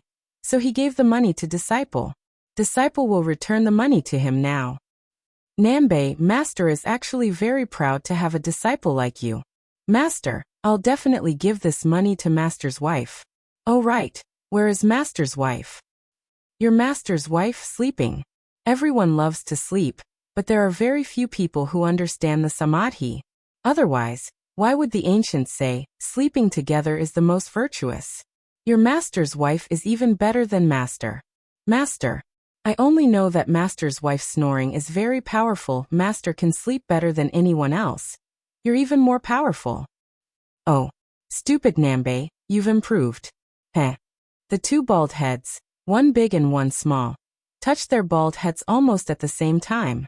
The white-robed monk touched his head and looked into the distance. He said softly, the black hair on your master's wife's head is the temple in master's heart. The wrinkles at the corner of her eyes are the scriptures that master never gets tired of looking at. Her snoring is the dharma that master never gets tired of hearing. The little monk was dumbfounded. He didn't know why his master suddenly became so poetic. Then, he heard his master's wife snort softly behind them. She laughed and scolded, "Damn it." The little monk turned his head and glanced at his master's wife who was walking back into the house.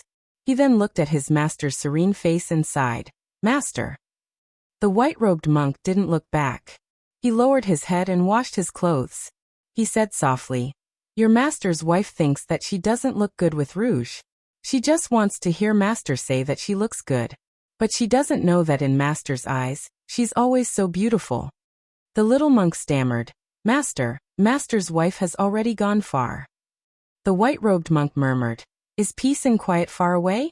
Not far. Is the city far away? Not far. Is life and death far away? Not far. Then master's wife and master will naturally be very close." The little monk was confused. He said with heartfelt admiration, "Master, you really have the root of wisdom." The white-robed monk tipped a chestnut on his stupid disciple's bald head. "You're asking for a beating.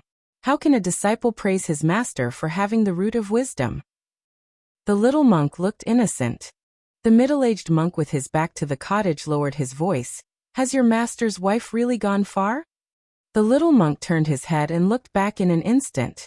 Obviously, he was already very familiar with this action. He nodded and said in a deep voice, "Master's wife has closed the door." The middle-aged monk said, "Oh." The little monk sighed and moved the bucket and washboard. The white-robed monk smiled and praised, "Disciple, you also have the root of wisdom." The little monk didn't say anything. The white-robed monk folded his hands on his knees and leaned back a little. He looked up at the sky. This poor monk has comprehended all the scriptures and dharma in the world. This poor monk has seen all the beautiful scenes in the world. Only that face that is often covered with thick rouge can never be enough. The white-robed monk smiled and touched his head. "You've become a Buddha." Chapter 1883. If one stood at the top of the big lotus peak and looked down, the two mountain paths in the north and south were like two dragons lying majestically on Mount Wudong. As a famous scenic spot on Mount Wudong, the elephant pool was even more crowded. Family members and visitors lingered here, forgetting to go home. There was a Jianghu man with a loud voice standing on the bluestone beside the pool, talking loudly about the various wonders and anecdotes of the elephant pool. He said that the Wudong senior sword maniac Wang Xiaoping had once secluded himself to comprehend the sword here, which led to the soul-stirring battle with Wang Xianji of the martial emperor city. He also said that the current Prince Liang had practiced his blade here for many years. Before he left the mountain, he was able to force the waterfall to reverse its flow with one strike, which was so powerful that it could reach as far as 10 miles away. The young men and women who listened were all swayed. They were still inexperienced but still looked forward to the young heroes of Jianghu. Everyone was overwhelmed with emotion, as if they had personally witnessed the peerless demeanor of the young martial arts master. There was a pavilion near the elephant pool. Between the elephant pool and the pavilion, there were many stalls selling incense and candles, fortune-telling for people, and all kinds of clever items. There were even hawkers who cooked on the spot, selling wudang sesame seed cakes, Taoist stir-fried vegetables, calming soup, and so on. A young man with a bucket on his shoulder stood dumbfounded outside the dense crowd. If he wanted to carry 2 buckets of water, wouldn't he have to fight his way out? He could only follow a deep bluestone path back to the cottage where the mistress was temporarily missing. He put down his shoulder and bucket, took a gourd ladle and bent down to scoop up a ladle of water from the bottom of the water tank. He slowly walked to the vegetable garden and leisurely watered it. After autumn, the greenery of the vegetable garden was not as rich as in spring and summer. It looked a little lonely. He finally squatted at the edge of the vegetable garden with the gourd ladle and wandered thousands of miles. The peach blossom sword deity stood up and walked toward the hut after sensing a familiar aura.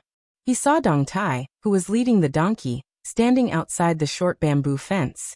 The peach blossom sword deity didn't push the donkey away until he saw its owner. He fastened the reins and sat down on the small bamboo chair the young man brought over, his buttocks cold. Because Su Fengnian was carrying Li Ti on his back, he was able to reach the summit earlier than Dong Tai. "Have you been to LV Zuding?" he asked with a smile. Dong Tai nodded. "If it wasn't for that tablet, I wouldn't have recognized it." Su Fengnian asked again, "How's the calligraphy?" Dong Tai said indifferently, "Boring." Su Fengnian said with a clear conscience, "When I left the mountain, I wasn't even in the first rank. It's normal for me to be lacking in spirit." It turned out that the simple LV Zuding was built 700 years ago. According to the records of the county, before the young LV Zuding made Mount Wudong a place of cultivation, he climbed the mountain alone with a sword. When he was halfway up the mountain, he looked into the distance. An old man holding a walking stick appeared and asked LV Zuding, who was not famous at the time, about the way of immortality. LV Zuding gave him a prophecy and helped him to attain immortality. In the end, there was a poem that spread widely. It was said that it was written by LV Zuding.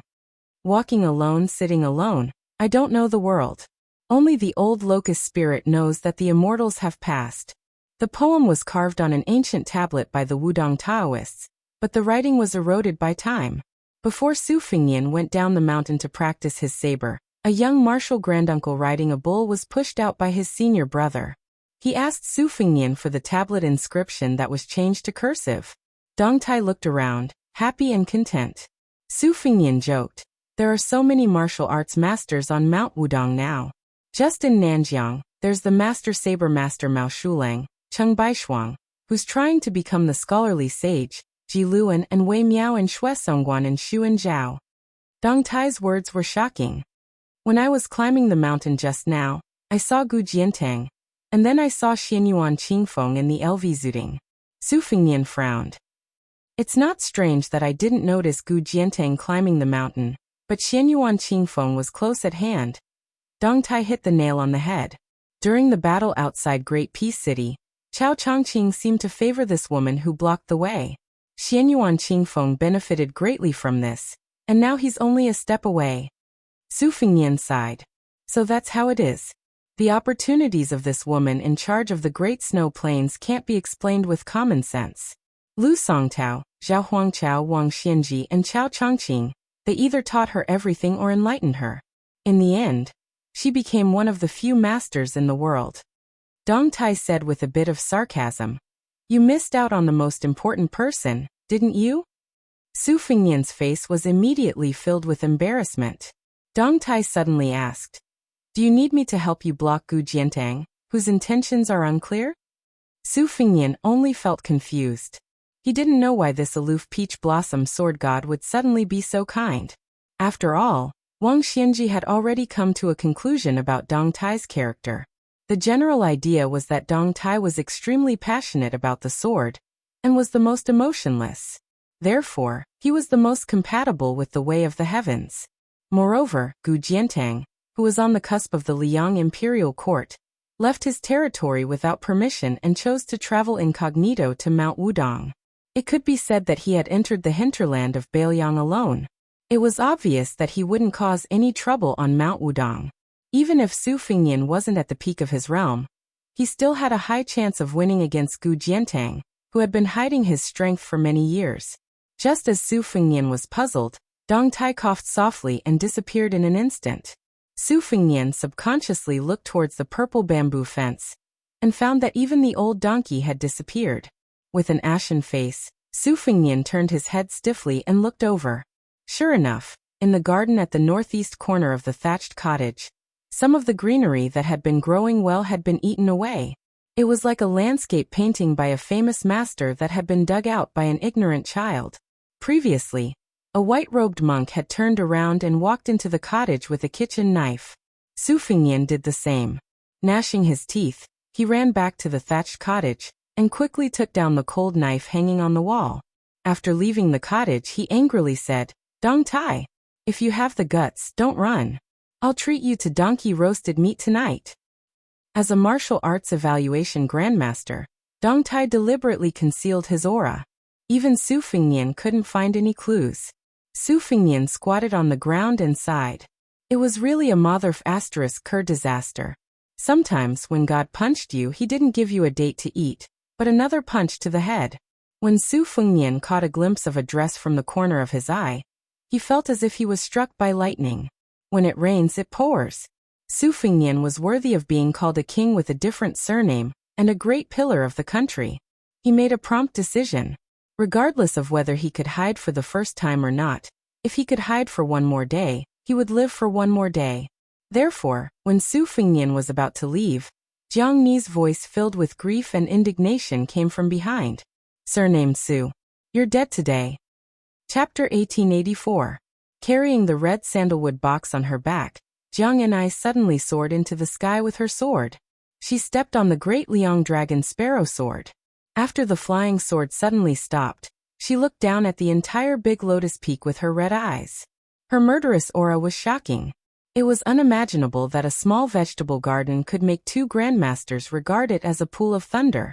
Su Fengnian was out of Jiang Ni's expectations. Not only did he not directly slip down the mountain, he did not even go too far. Instead, he slyly hid in the crowd near the elephant washing pond. He squatted behind a crowded stall, and bought 2 pieces of Wudong sesame seed cake from the still charming lady boss. He chewed and swallowed very slowly, as if he was tasting his last meal. The lady was also curious about why this handsome young man squatting by her feet was not willing to sit down. She blushed. Could it be that he had that kind of thought? She did not have too many ripples in her heart. She only felt that if she knew the situation would be like this, she would have asked for 2 more copper coins from him. Next to this stall was an old Taoist with a goatee, who was interpreting the marriage fortune sticks for people. He was wearing an old Taoist robe that was heavily mended. Looking at the style, it was obvious that he was not a Taoist from Wudong Mountain. On the small table, there was a large bamboo pot that was polished until it was shiny, allowing customers to draw lots and then interpret the fortune sticks to receive money. Su Fengnian looked up, and was surprised that this stall's business was booming. There were no less than 30 to 40 devotees waiting to draw lots. The old Taoist calmly sat behind the table, squinting his eyes and twirling his beard. The customer opposite the table was a graceful young woman. She was probably a pilgrim from Gangnam-do who came all the way to Wudong Mountain to burn incense.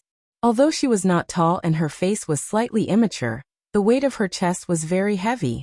The old Taoist calmly lifted his, but slightly to glance at her waist. TSK, what a small waist. He was worried that her waist would be blown apart by a gust of wind. Su Fengnian couldn't help but curse silently. When he was down and out, he had also done this kind of business without any capital, but he had never encountered such a good situation. Often when the bustling temple fair was over, there were no customers with a pair of hands. Looking at Su Fengnian's expression, the woman chuckled softly and said, "Gongzi, Although this old immortal Wu is not a Wudong Taoist, within a radius of 100 li, I have heard that his marriage fortune stick is extremely effective. I have seen with my own eyes that quite a few rich young ladies from Liangzhou came here to draw lots. There were even people who rushed over to give money to elder immortal Wu after they got what they wanted. At most, each person gave 10 taels of silver. It was truly a sincere heart. Su Fingnian took a big bite of Wudong's spring sesame seed cake and said snappily, "If I set up a stall here to ask for money, I would also be willing to spend money to hire some women to act. Over time, even if it doesn't work, it will still work." The woman didn't know whether to laugh or cry. As a widowed lady, she also went next door to draw lots with more curiosity than hope. After hearing this young customer boasting so much, she couldn't say anything unpleasant. She could only say, "Gongzi, you really love to joke." Su Fingnian dismissed it with a smile. After the young lady with a slender waist and spectacular breasts shook a lot, she held it tightly in her hand and looked down timidly. She was at a loss. She stretched out her hand to hand the marriage fortune stick, and asked delicately, "Taoist priest, what is the meaning of this stick?" Perhaps she was a woman from a big family. When she handed over the stick, her 2 fingers carefully clamped the end of the stick. She was a bit regretful that he couldn't take advantage of the opportunity to take advantage of the old Taoist priest. He lowered his head to look at the stick in his hand, and then solemnly looked up at her. He then picked up the teapot and drank a mouthful of tea to moisten his throat. He then slowly said, "This is the 28th stick." The young lady was uneasy and waited for him to continue. The old Taoist priest smiled. "Young lady, don't worry. Although it's not the best stick, it's still a good stick. It means that if you can't get the person you like this time, you must remember not to be discouraged. There will always be a day when you see the light at the end of the tunnel." The young lady, whose forehead was already sweating, was relieved. She was full of smiles. Her rare graceful bearing of a Bailiang almost made the old Taoist priest infatuated. The young lady let the maid beside her take out an extra 100 copper coins. She happily turned around and left. The next guest was a young man with a sturdy body. He grabbed the stick pot and shook it vigorously. After a stick fell out, he grabbed it and slammed it on the table. "Look at what stick it is." The old Taoist priest's eyelids trembled. He picked up the stick with a straight face and concisely said, "Fei Changfeng's endless yearning place, the 16th stick, the worst stick." The young man was stunned and angrily said, "Even the 20th stick of that little girl is a good draw. Why is my 16th stick a dog's fart bad stick? Old bastard. Are you looking for trouble?" The old Taoist priest turned a deaf ear to this and slightly shifted his gaze. "Next." The young man angrily said, "I'm not paying." The old Taoist priest was indeed an otherworldly immortal. He indifferently said, "There is a rule when I interpret sticks for people. No matter the stick is good or bad, if you believe it, you will get 100 copper coins. If you don't believe it, you can leave. I will not make it difficult for you." The young man was obviously shocked. His momentum suddenly decreased and he asked, "Who is this Fei Changfeng?" The old Taoist priest coldly said, "He is a famous Taoist immortal Zhenren of the Dafeng dynasty." The old Taoist priest paused for a moment. With a solemn face he said in a low voice, "This Master Fei is also a good friend of my sect's founder." In the end, they even agreed to ascend together. There is nothing more grand in the world than this. The young man was speechless. In the end he obediently took out 100 copper coins and gently placed it on the table. He left with a heavy heart. After this small storm, the old Taoist priest had the demeanor of a Taoist master. Even the tattered Taoist robe on his body seemed to have a sense of vicissitudes. Su Fingnian watched from the beginning to the end. He was quite impressed. The old liar did have some Taoist skills. The more he watched, the more interested he became. The following words from the customers were relatively ordinary. There was neither extremely bad nor extremely auspicious. However, what was interesting was that many of the words were taken from Wang Chudong's The First Snow. For example, a young hero asked for a Qingchuan saber is like the soil, and the following sentence, "I can't bear to look at the green hair of the lady, but met with the yellow shirt of the guest." These were all popular phrases taken from The First Snow. It was said that in the early years, A few noble concubines in the Liang Palace loved the first snow very much. Not only that, even the names of the 3 songs of the Beimeng Chess and Sword Music School were chosen from the original songs of the first snow. It was conceivable that if Wang Chudong were to appear in the Central Plains, he would be a first-class guest. Every time he heard a familiar phrase, Su Fingyan squinted his eyes and smiled. In the end, he looked a little absent-minded. He remembered that there was a woman who was married thousands of miles away. She was infatuated with this book. Su Fingyan sighed. When he was about to stand up, he suddenly squatted back down. Chapter 1885. 2 familiar faces appeared among the endless stream of people at the stall next door. The young master of Yuyan Mountain Villa, Zhang Chunlin, carried a sword box on his back. There were 4 swords hidden in it, which should be the fledgling vine, monk hut, frost blade, and rootless heavenly water. Su Fingyan was at Yuyan Mountain Villa when he first met the white-clothed immortals of the Guanyin sect. Among them was the charcoal girl.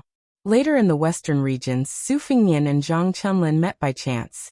Unexpectedly, this young man always treated him as a benefactor. Even the sword he cast from the water dragon song Sword Furnace was named Frost Blade. Presumably, this kind of rebellious behavior of a swordsman who did not respect the way of the sword would provoke criticism in Jianghu. Fortunately, Yuyan Mountain Villa was like the sun in the sky. The Dragon Rock Sword Furnace and the Water Dragon Song Sword Furnace had successively cast more than 10 famous swords, making Yuyan Mountain Villa one of the top 10 gangs in Liang. Its ranking was even higher than Jiangnan's Drum Platform and Bailiang's Fish Dragon Gang. The other was the young master of the Quick Snow Villa by the Spring Lake, Yuchi Nyochuan. Unlike Zhang Chunlin, who traveled alone in Jianghu, she was accompanied by a middle-aged man in plain clothes, but with a dignified air. Presumably he was her father, Yuchi Liangfu. Su Fingyan looked at Zhang Chunlin and Yuchi Nyochuan, who were walking together, and could not help but smile. They were a good match for each other. Zhang Chunlin had no intention of drawing lots. He just stood by Yuchi Nyochuan's side. Looking at her carefully and playfully drawing lots, his gaze was gentle. The old Taoist skill in judging dishes had already been perfected to the point of perfection, as long as it was not the kind of undeniably bad lot. In fact, when encountering a customer whom he considered to be rich and powerful, he would be incomparably adept at describing a plain lot as a good lot. In the final analysis, he had recently taken advantage of the east wind brought by the Wulin World's grand event to set up a stall on Mount Wudong to interpret the lot. It was only a one-off business. Why would he care about returning customers? Therefore, when the young lady, who looked like she came from a good family, handed over the bamboo stick and looked at the content clearly, the old Taoist was not stingy with his smile and said happily, "Miss, this is a rare lucky stick. All the heroes in the hall are here. I wonder who will be the top scholar?" There was also an allusion to this story. It was said that after the previous emperor unified the Central Plains, he opened the imperial examinations for the first time. When he saw all the outstanding talents standing in the main hall, he was very pleased and thus asked this question. "The meaning of this lot is very good. I believe that you don't lack good pursuers around you." "Haha, actually, I don't need to say anything more. I just want to say one more thing. It's better if you don't get blinded by your choices and waste your time." Yuchi Liangfu smiled faintly. As a well-deserved authority in Jianghu, he naturally could see the weight of this old Taoist. But no matter what, his daughter was able to draw a good lot. Naturally, he had no reason to be unhappy. Yuchi Juchuan turned his head and said excitedly to his father, "Father, didn't I say that the divination here is very effective?" Yuchi Liangfu's eyes were filled with affection as he smiled and said, "It's very effective." She thought of something and turned her head to ask tentatively, "Taoist priest, can I take this lot?" The old Taoist was in a difficult position. But when he caught a glimpse of the lady's father's action of taking out money, he immediately smiled and said, "It's fine if you take it. I'll just write another one on the spot. It's not a big deal, it's not a big deal." Yuchi Juchuan received the bamboo stick with both hands and winked at her father. Yuchi Liangfu smiled helplessly and simply placed the entire money pouch on the table. She raised the bamboo stick high above her head. Under the warm autumn sun, she raised her head, focused and happy. On the side, Zhang Chunlin also became happy.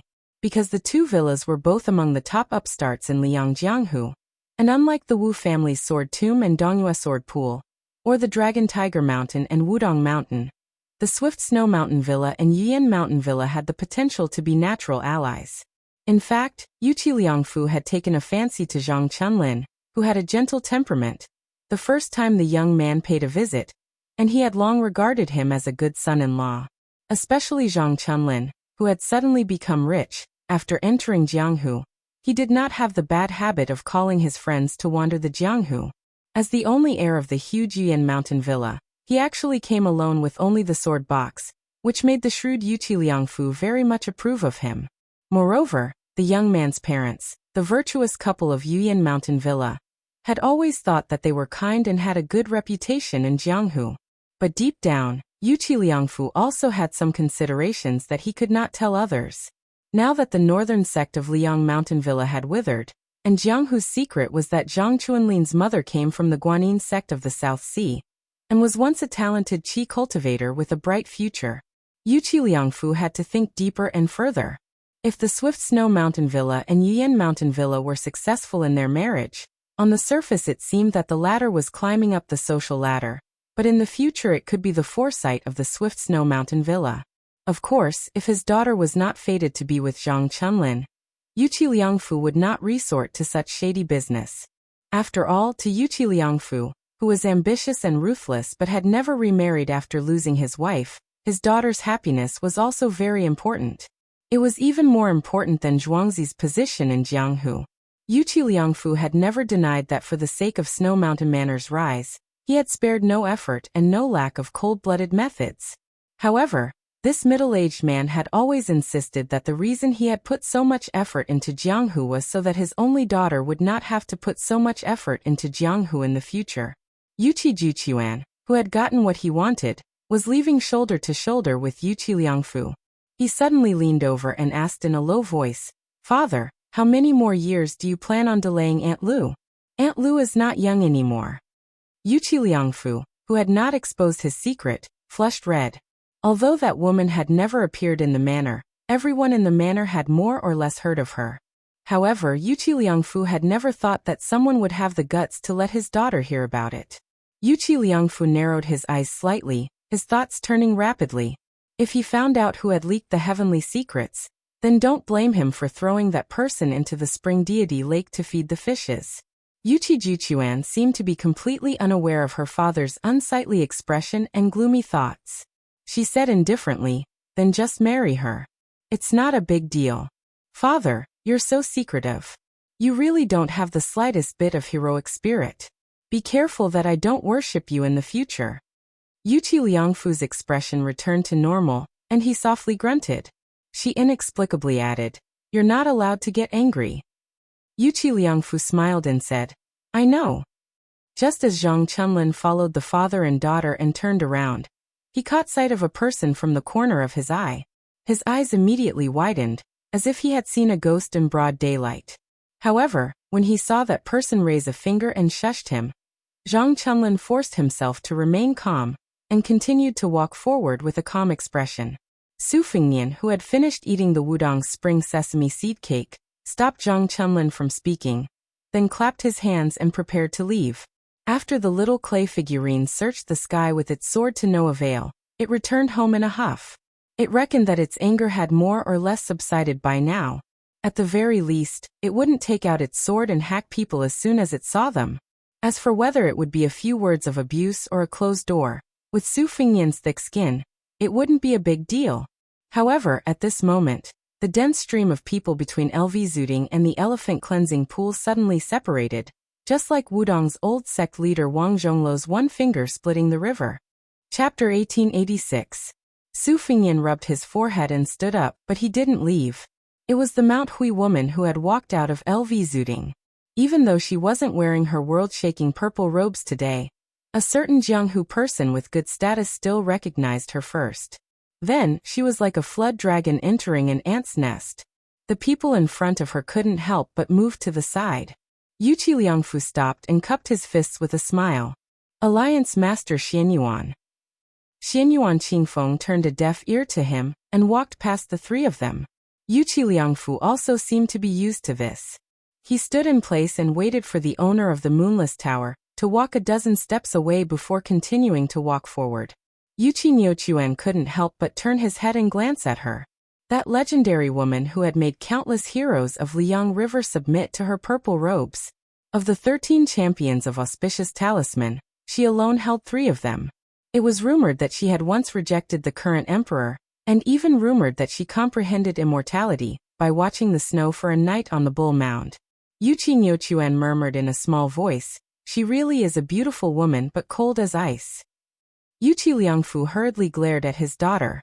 Xianyuan Qingfeng walked straight to the old Taoist stall. The latter swallowed his saliva and didn't know what to do. She looked down at the silent elder Immortal Wu and calmly asked, "Is it effective?" The old Taoist wasn't blind, nor was he deaf. After learning of this beautiful woman's unique identity, he didn't have the guts to have any devious thoughts even if he were to suddenly become a true Taoist master. Xianyuan Zi's mood swings in the Great Snow Plateau were known to almost everyone in Liang. She dared to obstruct Wang Xianji of Martial Emperor City on Guangling River. She dared to obstruct the king of Beiliang, Su Fengnian, outside Great Peace City. She dared to obstruct Chao Changqing outside Great Peace City. She dared to act so crazily because she was Xianyuan Zi. No matter how big Liang River was, how many people could be so unreasonable and crazy? Thus, when the old Taoist heard her question, he braced himself and replied with trepidation, reporting to Alliance Master, "It's not very effective." He really didn't dare to boast. If he didn't meet her requirements, wouldn't he be digging his own grave with a hoe? Xianyuan Qingfeng's lips twitched. Oh. The old Taoist knew that things were not going well.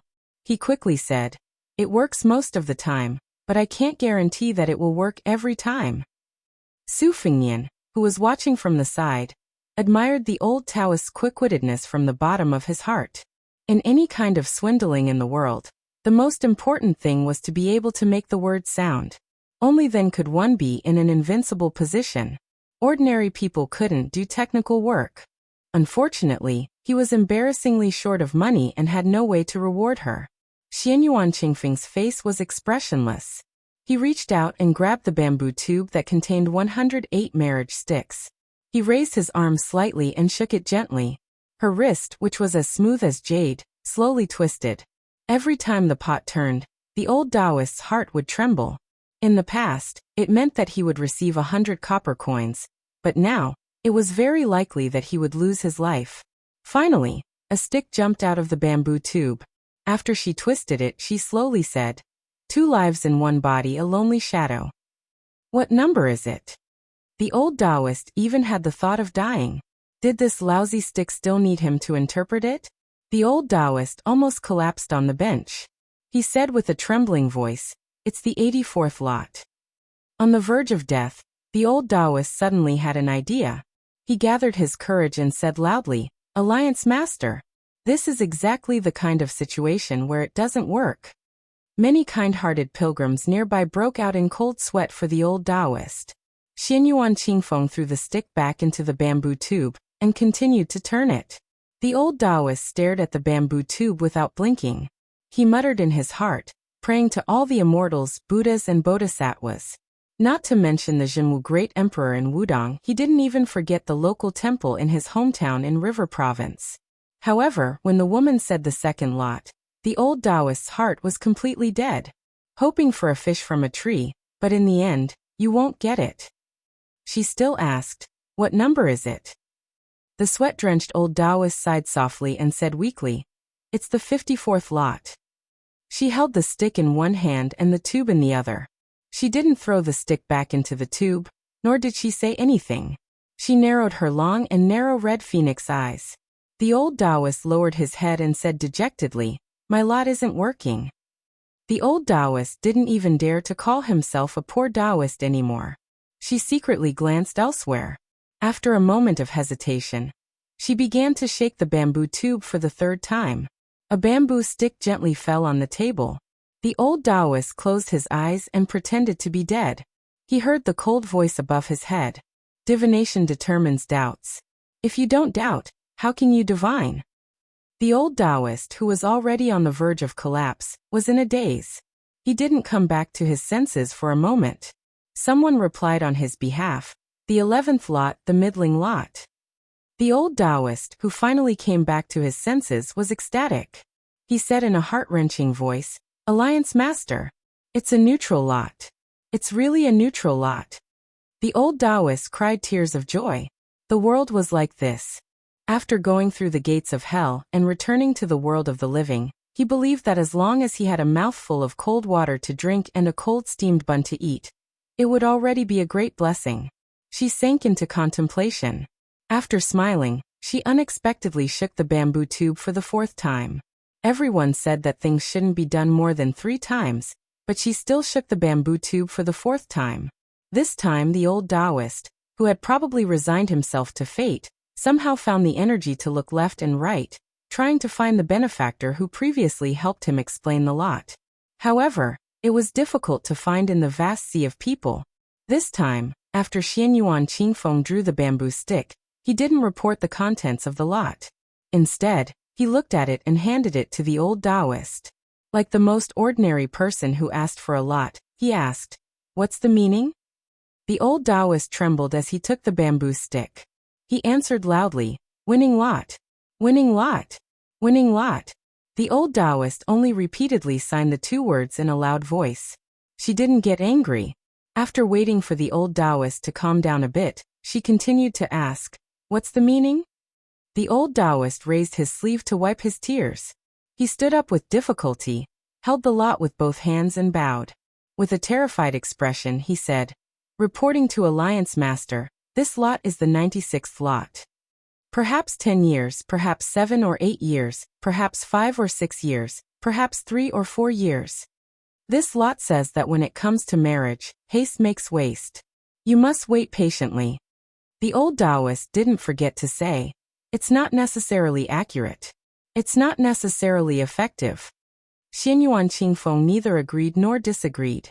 He reached out his hand. The old Taoist hurriedly handed the bamboo stick to this terrifying woman who was like the king of hell. Then, she said something that shocked everyone. "Your divination is quite effective. Very good." She lowered her head and put down the bamboo tube. She took out 3 lots in succession. 2 of them instantly turned into fine powder after leaving the bamboo tube. As a result, she only left 2 lots. She raised her head and looked at the old Taoist who looked like he had just climbed out of an elephant washing pool. After thinking for a bit, she said, "You solved the 4th lot for me." The old Taoist couldn't help but widen his eyes. His lips were dry. He heard her slowly say, 100 taels of gold, 1 Taoist secret manual, 1 house in Bailiang's Lingzhou, and 1 guest position on Mount Hui. You can choose any one of them. The old Taoist cried tears of joy again. With tears streaming down his old face, he said, "I want to go to Mount Hui. I want to be a guest in great snow plains." Xianyuan Qingfeng turned and left with a cold expression. She took the 2 marriage lots with her. Chapter 1887. The old Taoist stood there and muttered to himself. No one knew what he was mumbling to himself. Suddenly, he kicked the bench away and laughed out loud. "Why would I want to be a Taoist priest? From today onwards, I'm a guest of Mount Hui. A first-class one." It was obvious that even if the old Taoist continued to open his stall, no one would be interested in asking for divination. Suddenly, a teasing voice sounded in the old Taoist's ears. "Old immortal, this is Mount Wudong, which is full of Taoists. It's not appropriate for you to speak like that." The old Taoist, who was full of pride, frowned and turned his head to look. He saw a young man who he thought could barely be called a handsome young master. The old Taoist snorted coldly. "So what if I said it? This poor Taoist is a first-class guest of Mount Hui. Even if this poor Taoist met old Immortal Chen and old Taoist Yu, if this poor Taoist met them now, I would probably be able to ask for a cup of tea." The young man gave him a thumbs up and praised, "Amazing." The woman beside the young man laughed angrily. "Old Wu, it was this young man who spoke up for you. Are you blind?" The old Taoist was stunned. He immediately changed his expression and smiled. "This poor Taoist has been rude.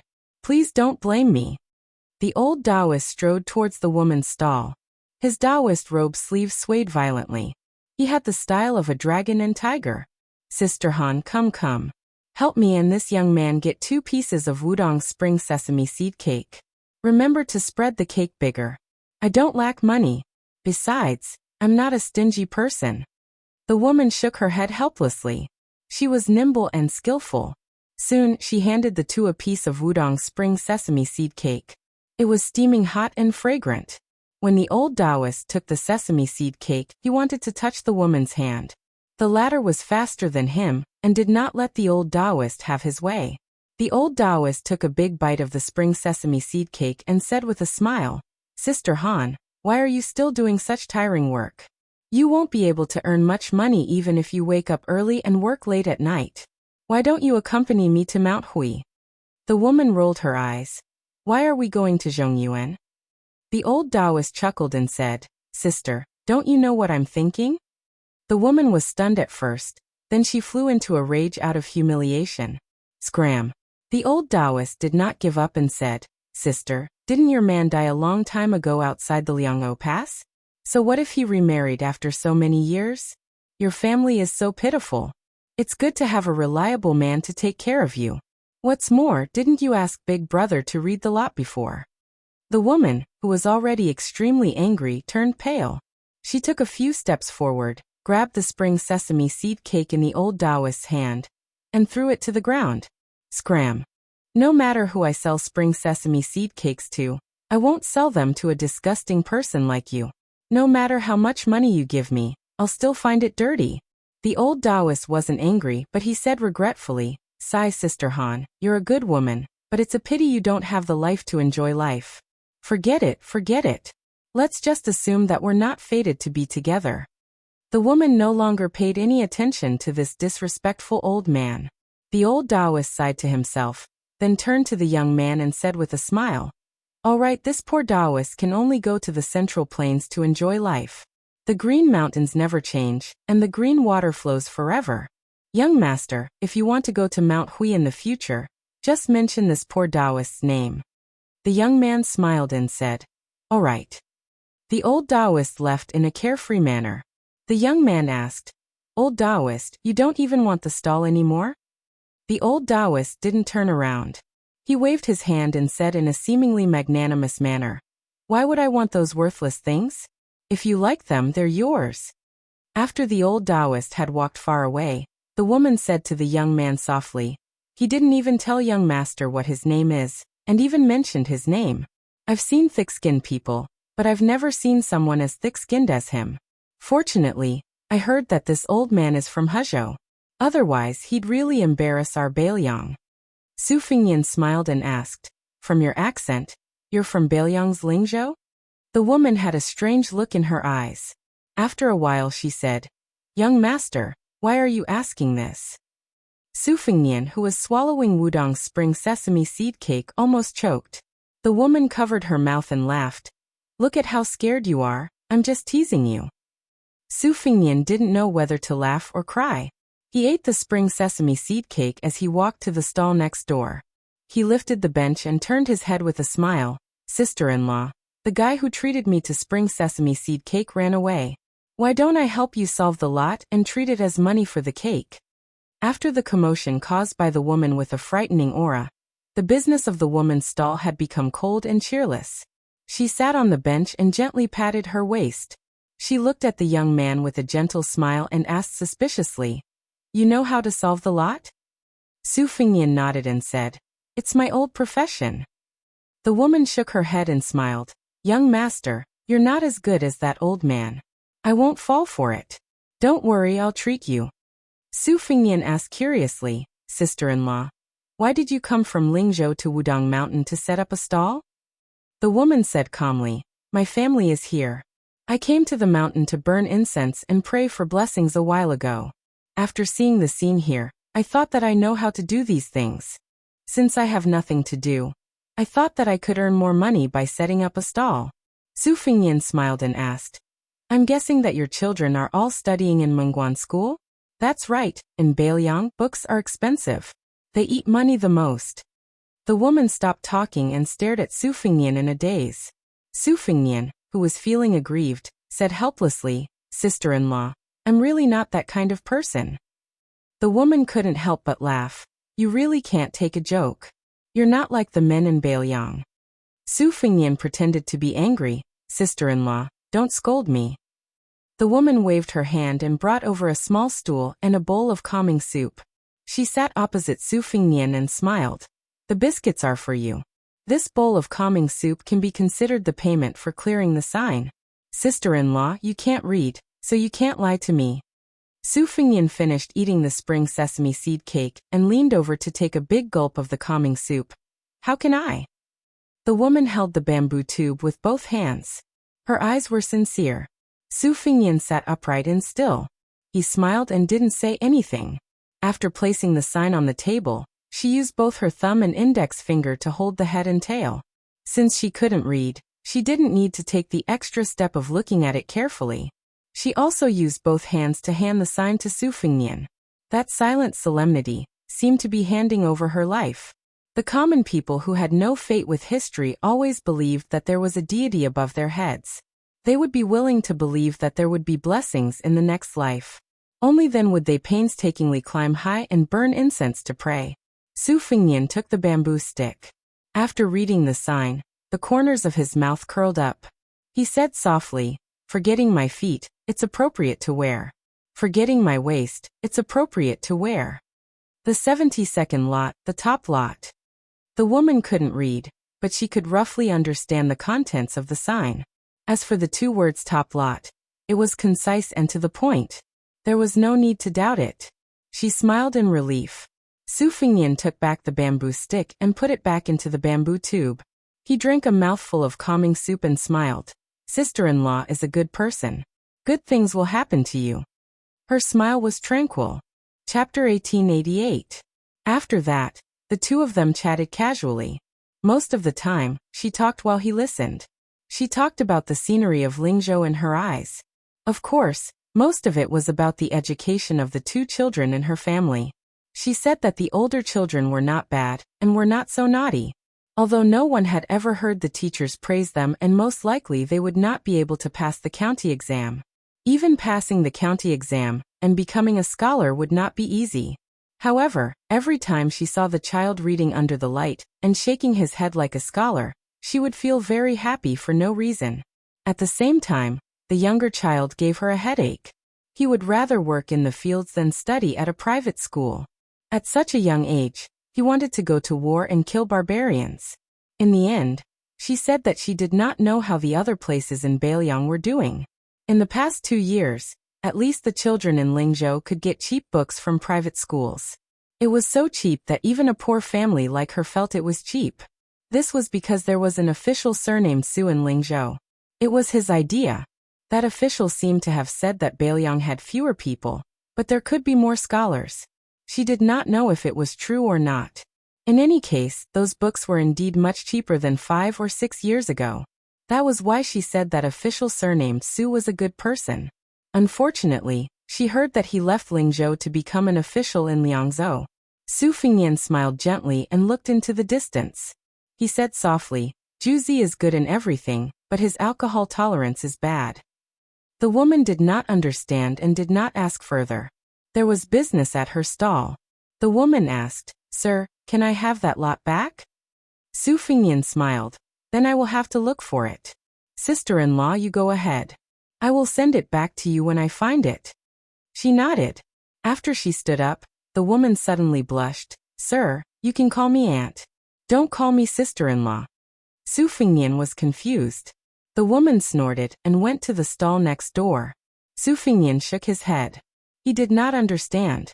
He held the bamboo tube upside down and poured out the bamboo lots. After Yuqi Yuquan and Xianyuan Qingfeng, 5 of the original 108 lots were missing. He found the bamboo stick that the woman had shaken out and stood up to deliver it. She realized that this young man, who was so idle that he had become a fortune teller, didn't seem to understand what she meant. Thus, she felt a little embarrassed. She glanced at the bamboo stick and carefully put it away. She raised her head and asked, "Which stick? Don't lie to me." Su Fingyan shook his head and said seriously, "I'm not lying." She smiled and said, Go. Sister-in-law won't delay you from swindling money." Somewhat depressed, Su Fingyan sat back down at the table and resumed his old business. He was familiar with the business and began to openly solicit business. It was just that the old Taoist with the goatee had left behind such a mess. Good news didn't leave the house, but bad news traveled 1,000 miles. In addition, the nearby stalls believed that Su Fingyan was a money-grubbing swindler. Moreover, he was young and didn't wear a frightening Taoist robe. Naturally, he gave people the impression that he didn't know how to do things properly. Groups of pilgrims and tourists passed by, clearly not interested in stopping to draw lots. It was rare that 2 or 3 young women wanted to say something and went forward to draw lots. In the end, they were all tactfully refused by their family elders or men of the same age. Su Fingyan could only drink the calming soup in small mouthfuls. He was really bored to death. Su Fingyan gradually changed from sitting upright and still, to sitting with one leg crossed over the other, and then to lying on the table and shaking the bamboo tube. In the end, he simply shook out bamboo lots himself. He didn't even look at the lot and casually threw it back. The woman next door wiped the sweat from her forehead and teased, "How can you do business like this? The most difficult thing in the world is to take money from other people's pockets. Young master, you're really good." Su Fingyan sighed and said, "Do you really want me to borrow a Taoist robe from Wudong?"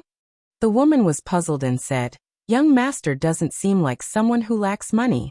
Do you really care about that little bit of money?" Su Fingyan subconsciously glanced in the direction of the thatched cottage and said with a gentle smile, "My wife is the most useless. She only likes to collect copper coins. No matter how big or small they are, she doesn't dislike them. She's just like a miser." The woman was overjoyed. "It's a good thing your wife isn't here." Then she advised, "Women are all like this. Young master, you should be more open-minded." Su Fingyan deeply agreed. Swallows eat mud, many little drops make a mickle. This is the truth. The woman let out a long breath and raised her hand to stroke the hair on her temples that was soaked in sweat. "Sister-in-law will go back first." Su Fingyan asked curiously, "Going down the mountain so early? There are so many things scattered here and there. Can you move them?" She pointed to a young woman who was slowly walking over from the mountain road outside LV Zuding and said with a smile, "She's my niece. She sells rouge and face powder at Yuqingguan, which is higher up the mountain. I reckon she's already sold out. In the past, she would come even later to help me. Today, I'll be lazy and go down the mountain early." Su Fingyan stood up and said, "If we go down the mountain from here, there are still a lot of mountain roads to go. Sister-in-law, I'll help you pick a path." She shook her head and said firmly, "No need. I have a lot of things here, but they're not heavy." Su Fingyan joked, "Sister-in-law, just take it that I have bad intentions. In any case, I'll send you to the memorial arch at the foot of the mountain, okay?" The woman lightly spat and glared at Su Fingyan, who spoke without thinking. She laughed and said, "You're not afraid of being disliked, but I'm afraid. My niece is very shrewish. What could it be that you've taken a fancy to her? Then sister-in-law can be a matchmaker." Su Fingyan glanced at the young woman who was getting closer and closer. He gasped. Her waist was not a willow tree, but a big locust tree. He smiled bitterly and said, "Forget it." She took the opportunity when her young niece was not close to the 2 neighboring stalls. She faced Su Fingyan and asked softly, "What are you thinking about?" At this moment, she saw that the young man was handsome. His eyes were especially clear. They were so clean that they were like the elephant washing pool she saw when she first climbed Wudong Mountain. Su Fingyan said, "I've been outside Liangzhou Pass, to Huayang Pass and to Huda City." She said calmly, "I see." Su Fingyan grinned. She asked for no reason. "Do you think the Beimeng barbarians will fight all the way here? Will they fight all the way to Lingzhou?" Su Fingyan's expression was firm and said, "As long as there is one person left in the Bailiang cavalry, then the Beimeng barbarians' horses will not be able to step on the grass and trees inside Bailiang Pass." She nodded and then smiled. "You talk so big. You speak as if you're a high-ranking official." Su Fingyan laughed and said, "I'm not a high-ranking official." She said unhappily, "Do you even need to say that?" Su Fingyan was still unwilling to give up. "Sister-in-law, you really don't need to help carry the burden?" Her following words made Su Fingyan dumbstruck. Don't call me sister-in-law. I've seen many Jianghu people these days. I heard them say that when our young prince roamed the Jianghu, he had a catchphrase. It was something like, nothing is better than dumplings, nothing is better than sister-in-law. Su Fengnian wiped his face with his hand. He was devastated. Did no one mention the phrase, return my ass I said at the top of the snowfield to you? Isn't it more arrogant than this catchphrase? Besides, this phrase was also heard by a sloppy wooden sword ranger somewhere, and then he insisted on teaching me. The woman's eyes were mischievous. She didn't say anything else and turned around to pack up. Su Fengnian looked at her back, and finally didn't dare to call her sister-in-law. He only asked, did the government embezzle or delay the payment of the pension? She paused and didn't turn around. She shook her head and said no. His old sergeant often sent us extra money a few years ago. It wasn't last year. She paused and then said softly, I only heard this spring that the old sergeant died in Huta City. She didn't turn her head after that. She knew that the first marriage lot she shook wasn't the bamboo lot in her arms. She didn't know how to read, but she remembered the number of words on the lot. But this wasn't an important matter. Commoners, no matter how hard their lives were, as long as there was hope, they could grit their teeth and live. Her hope was the 2 children. As for whether the lot she shook today was good or bad, it didn't matter. In the end, before she and her niece took the burden and left, she inadvertently saw the young man, who always gave people the impression that he was clean. He sat behind the table with his back straight and his hands clenched in his lap. He was quiet. He didn't look like a young man, but more like an old man. The spring breeze was far away and he could only silently bask in the warm autumn sun. Chapter 1889. In front of the brand new thatched cottage in the quiet part of Big Lotus Peak, it had never been so lively. The white-robed monk was tall, but he gave people the feeling that he was in perfect harmony. The string of beads on his chest was dim in color, obviously different from the precious Buddhist beads of the many great temples in the Central Plains. Since returning from a long journey to the west, he didn't have any beads, only a string of peachwood Buddhist beads. This string of beads was a token of love between him and his wife. After she gave it to him, she actually regretted it, because later she heard that peachwood was a material highly respected by Taoists. It could ward off evil spirits, but in Buddhism, peachwood Buddhist beads weren't worth mentioning. But the white-robed monk Li Xiaoxin never left this string of Buddhist beads except for hanging it on the wall, before he went to sleep. In Buddhism there was a saying, be mindful of your heart and mind. His common name was Li Xiaoxin. Therefore, when he entered the capital in white, the old emperor of Liyang gave him a string of priceless 7 treasures beads, which he casually threw into a chest.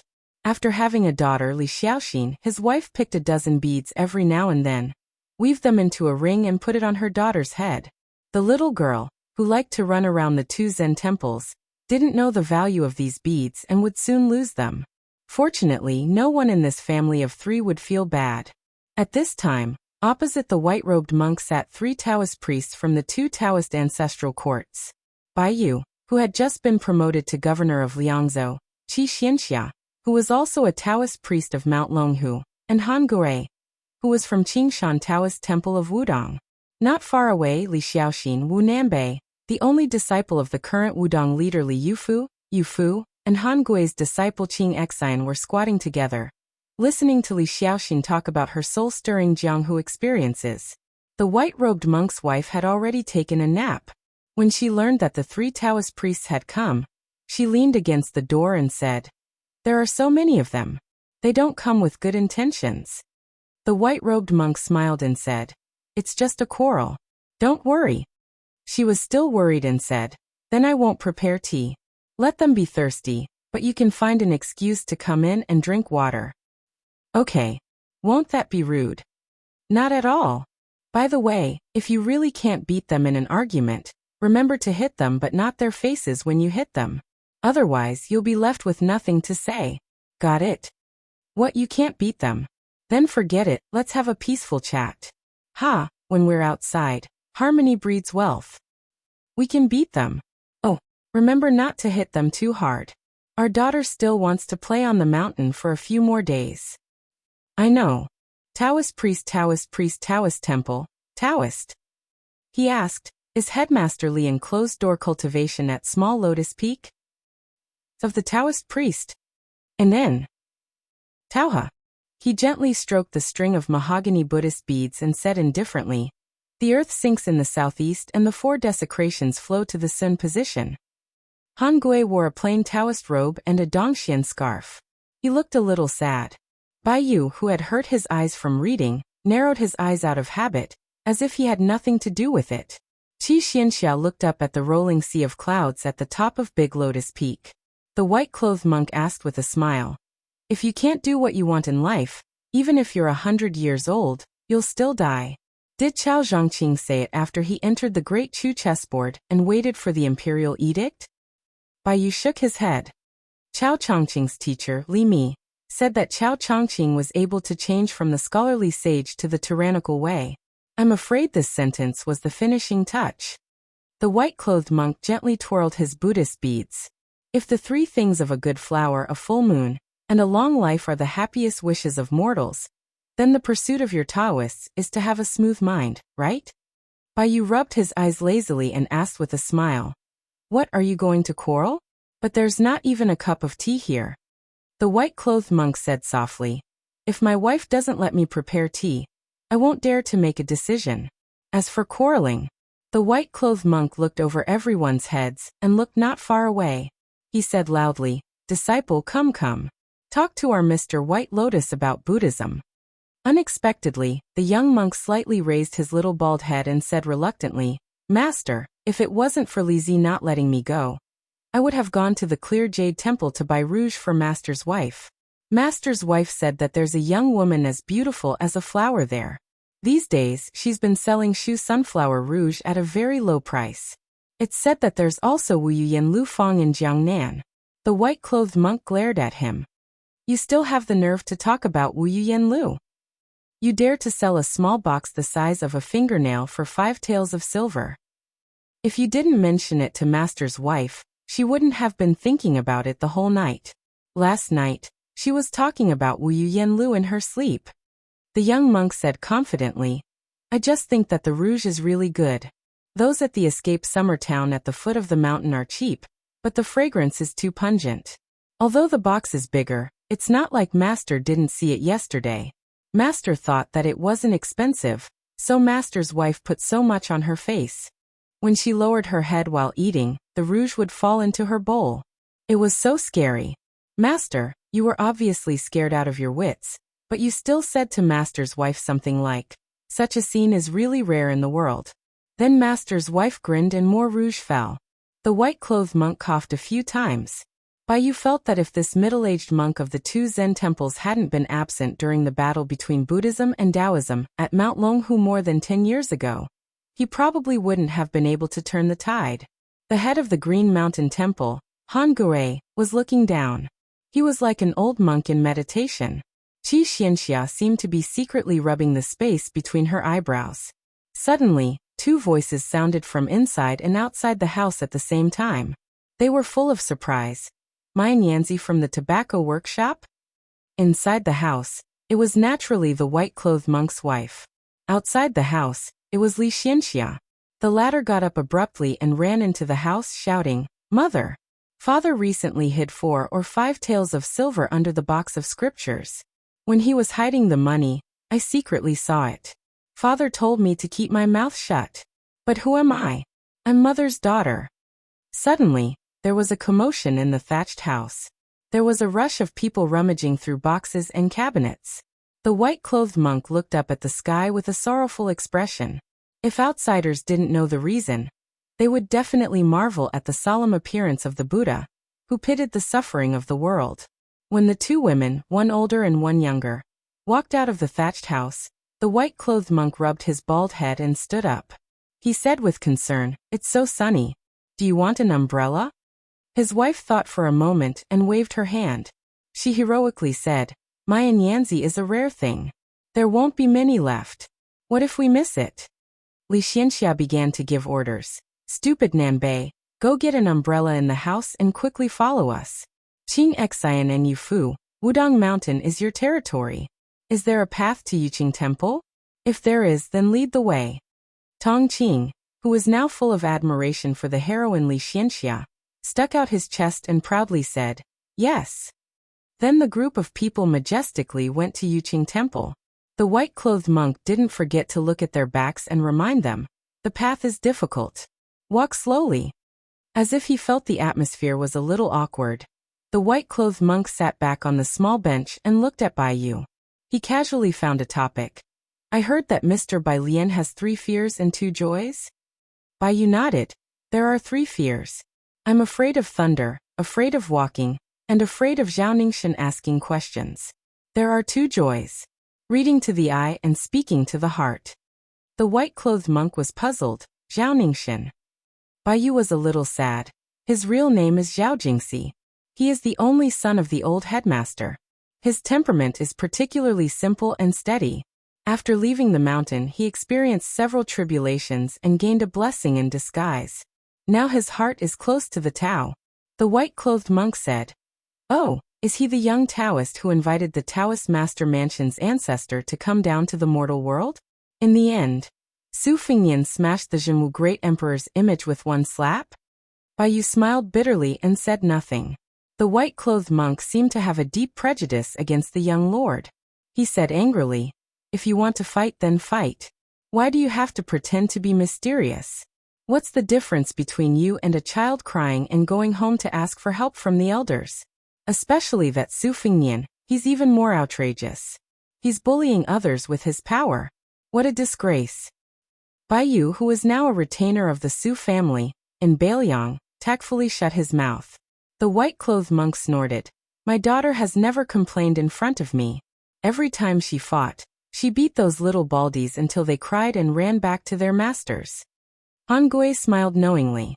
He seemed to be thinking of his disciple Qing Xian, and the little Taoist boy Yufu, who was brought back to the mountain by the headmaster Li Yufu.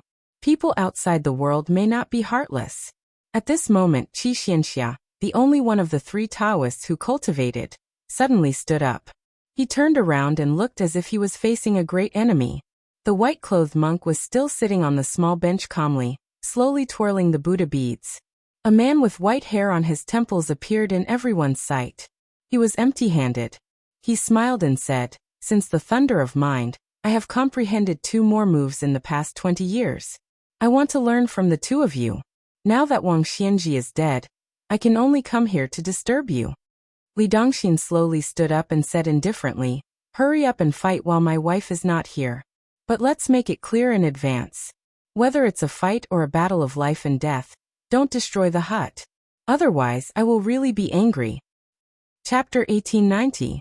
After hearing the monk's harsh words, he smiled and said, "I only care about the blade. I don't care if you're angry or not." Li Dongxin dismissed it with a smile and gently clasped his hands together, greeting him politely. Black Buddhist beads, white kasaya. It was truly out of this world. Qi Xianxia pulled Bai Yu under the roof of the thatched cottage. Han Gui followed closely behind. The 3 of them had guessed the identity of the visitor. It was unexpected, but it was also unexpected. Thunder Square. This was undoubtedly a thunderous title. Whenever people talked about spring and autumn sword armor Li Chungang, they would talk about the wooden horse ox, the 2-sleeved green snake, and the sword opening the gate of heaven. Not to mention Liang Jianghu.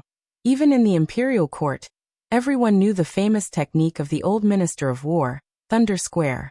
It was with this technique that the Zhao clan of Liang Jianghu defeated Mao Shulang, a master of the Eastern Vietnam and Tang Empire. With this, he established his position as the #1 saber user in the world. Gu Jiangheng was to the saber, like Li Chungang to the sword, and Wang Xiu to the spear. This kind of martial arts status was the dream of countless people in Jianghu. However, the most embarrassing thing about Gu Jianghu was that he stood at the top of the world's saber users. His ranking in the previous martial arts competitions was not outstanding. Not to mention Wang Xianji of Martial Emperor City, he was probably not even at the top. More importantly, in the competition between the sword and the saber, whether it was the old god of sword Li Chungang or the god of peach blossom sword Dong Tai, whether it was in terms of cultivation or pure combat power, Liang Jianghu recognized them as the top swordsmen of the new and old generation. They were far ahead of Gu Jianghu. When His Royal Highness first entered the world of martial artists, Wang Xianji, Dong Tai, and Chao Chongqing were known as the only 3 outstanding people in the world. The other 7 people were clearly reduced to the role of reading books with the crown prince. The 7 people, including Gu Jiantang, were indispensable to the entire Chinese world of martial artists, but those who were ranked among the top 10 were dispensable. After Li Chenggang returned to the realm of Earth Immortal, the person who used the sword declared that the gap between Gu Jiantang and Li Chenggang was only 1 Gu Jiantang. In these 20 years, Gu Jiantang, who had been in charge of Great Peace City's Gulu for a long time, had never sparred with anyone. After that, he led the military of the 2 Liao countries with the title of Pillar of Great Peace and rarely came out. It was only when Chao Chongqing from West Chu brought Jiangxi into the capital that Gu Jiantang, who had already given his beloved saber to his son-in-law, Yuan Tingshan, slightly revealed his outstanding strength. Gu Jiantang didn't seem to care about the ranking of the martial arts role, and was even less interested in the battle between the saber and the sword. Wang Xianji had the domineering aura that no one dared to claim to be the first if he claimed to be the second in the world. Chao Chongqing had the magnificent feat of passing through the imperial city 3 times like passing through corridors. Dong Tai had the unrestrained freedom of riding on a donkey and watching the mountains and rivers. As a result, in the recent years, the new prince of Liang, Su Fengnian, had appeared out of nowhere. Xianyuan Qingfeng had suddenly risen to power in the Great Snow Plains, and the devil Luoyang had shaken both the northern Meng and Liang dynasties. Gu Jiantang was still quiet in the world of martial artists, watching the ebb and flow of the new and old world of martial artists indifferent. Therefore, the Jianghu of the Central Plains that naturally rejected Great Peace City could never admire this supreme saber master, who was an extremely high official in the imperial court. However, it was this pillar of the country that was willing to stay out of the Jianghu that climbed Mount Wudong today, found the white-robed monk, Li Dongxin, and seemed to want to destroy his invincible Vajra with one strike. Other than being obsessed with the way of the sword, Qi Xianxia had always been a pure and simple person. As for Gu Jiantang's visit, the little celestial master who had once abandoned the old way of the sword with great perseverance in Great Peace City, actually didn't care about the outcome of this peak battle. Therefore, he wouldn't make any comments or pretend to be surprised. Han Gui was praised by the old chief, Wang Zhongluo, as a sincere heart, a late bloomer, and was regarded as a good friend by the former chief, Hong Xixiang. At this moment, he was a little worried, afraid that if the commotion became too big, Wudong wouldn't be able to clean up the mess, adding unnecessary trouble to the young king. Mr. White Lotus, who only had 3 fears and 2 pleasures in life, was even less interested in fighting and killing. He moved a small stool and sat under the eaves, in a daze, his mind wandering thousands of miles away. Now that the 2 kings had joined forces to stir up the Central Plains, the imperial court originally promised to give Bailiang the grain, but there might be new problems. Cheng Sui, who was in charge of the grain with his identity as the provincial governor of Lingzhou, had already sent a secret letter to Mount Qingliangshan, requesting to use the Fish Dragon Gang's power to infiltrate the grain transportation of the Guangling River from Xiangfan City to Lingzhou. If there was no other choice, they would need the blood of more than 20,000 gang members. To open the way, they would win millions of stones of blood-stained grain for the Bailiang border cavalry.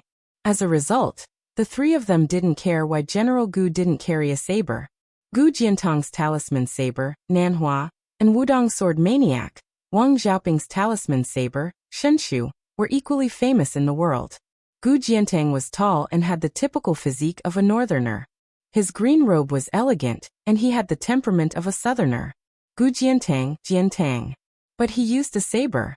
After defeating Mao Shulang, he was at the peak of Jianghu's reputation, and he was also praised as the Saber Saint. It was hard to say whether the nickname was wrong, but the name seemed to be wrong. Gu Jiantang put one hand behind his back and slowly raised the other hand. The white-robed monk Li Dongxin put his palms together and bowed with one palm. He lowered his gaze and silently chanted, Amitabha. Chapter 1891. Many Jianghu people heard that Xianyuan Zi had not only shown up on Mount Wudong, but had also asked for 4 marriage sticks in one go at a stall near the elephant washing pond. Su Fengnian's stall immediately became prosperous. Although they saw that Su Fengnian was just a young man and not the otherworldly expert that they thought he was, they just wanted to join in on the fun. so most of them were not stingy with their copper coins. In addition, this handsome fortune stick was indeed eloquent, so even if it was some mediocre or low-grade fortune stick, he could still speak eloquently and eloquently. Gradually, not only were the Jianghu people willing to fork out money, many pilgrims and tourists who did not involve themselves in the Jianghu also began to believe that it was true.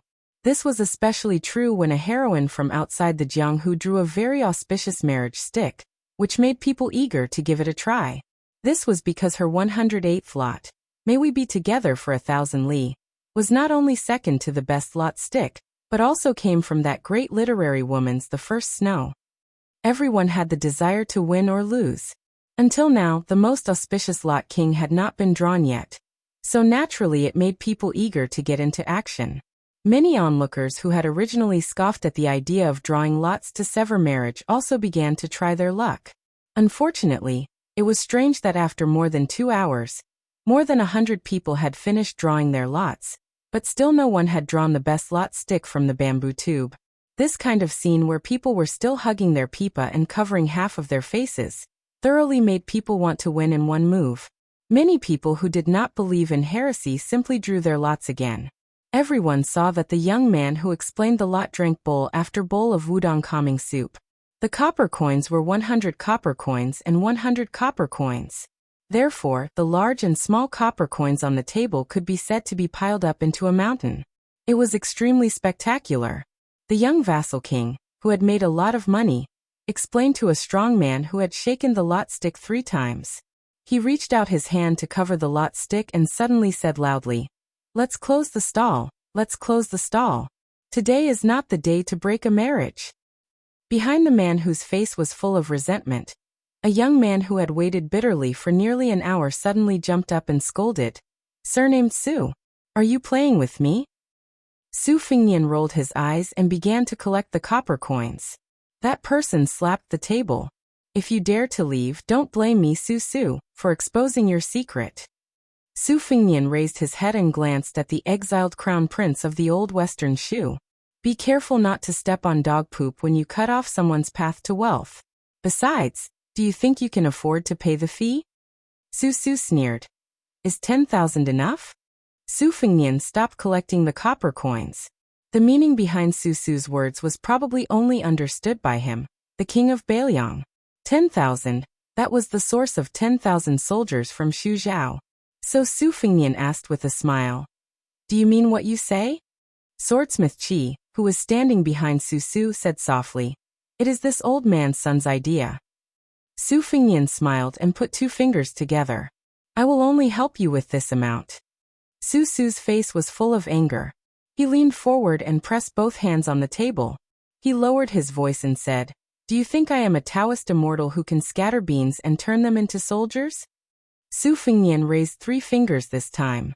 "No sincerity. I will raise the price." Su's face darkened and he panted. The blind guqin player, Xue Songguan, who was carrying the guqin case on his back, smiled and quietly pulled on Su's sleeve. Su snorted and crossed his arms in front of his chest. Su Fingnian withdrew his hand and put away his cynicism. His eyes suddenly became cold. He looked up at the 3 old Beimang people. "Some losses I have suffered once, and that is enough. For the sake of our past friendship, I will advise you not to learn from those spring and autumn clans. This old man, Zhao Dingxiu, knows better than you how our Su family deals with them." Su's face was red. He was so angry that his whole body was trembling. He was extremely ashamed. Xue Songguan, who was familiar with the inside story, sighed slightly and then gently held his hand. Su's eyes were vaguely moist. He held his hand tightly and turned his head away. It was unknown whether he didn't want to see the young king's face, or he didn't dare. When this old man fled to the streets of Beimang, he had almost given up the idea of reviving Shishu. The reason why he made a comeback and made up his mind to return to the Central Plains was all because of this young king. Even their early smooth sailing was largely attributed to the various death soldiers that Bailiang buried in Shu and Zhao. However, when Chen Jibao was appointed as the king of Shishu, not only did he cut off the connection between Bailiang and them, but he also forced the real backbone of Shishu, Zhao Dingxiu, to change his mind. To put it nicely, they were judging the situation. To put it bluntly, They were burning the bridge after crossing the river. In the beginning, this old man even prepared for the worst. He prepared to face the wrath of Bailiang, especially Fu Shui and Yang Ying. But for some reason, the young king who stabbed them in the back seemed to be unaware of it. This undoubtedly made this old man, who was influenced by the benevolence of the Confucian school, feel deeply guilty. That was why Su Su and the other two went to the desert.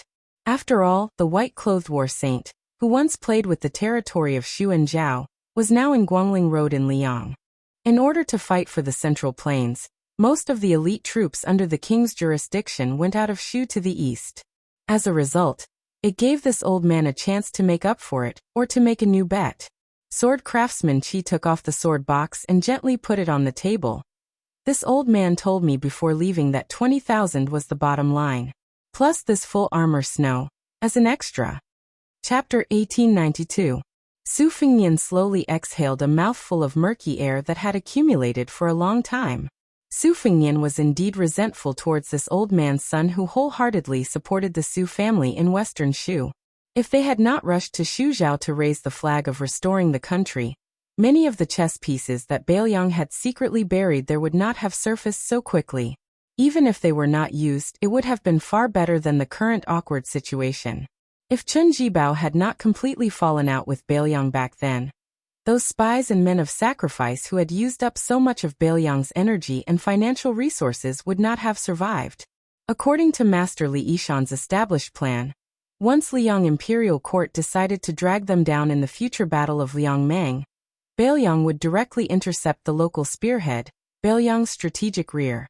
Therefore, regarding the continuous infiltration of Shuzhou and Zhao, Bailiang could be said to have spared no effort, far more than the Central Plains.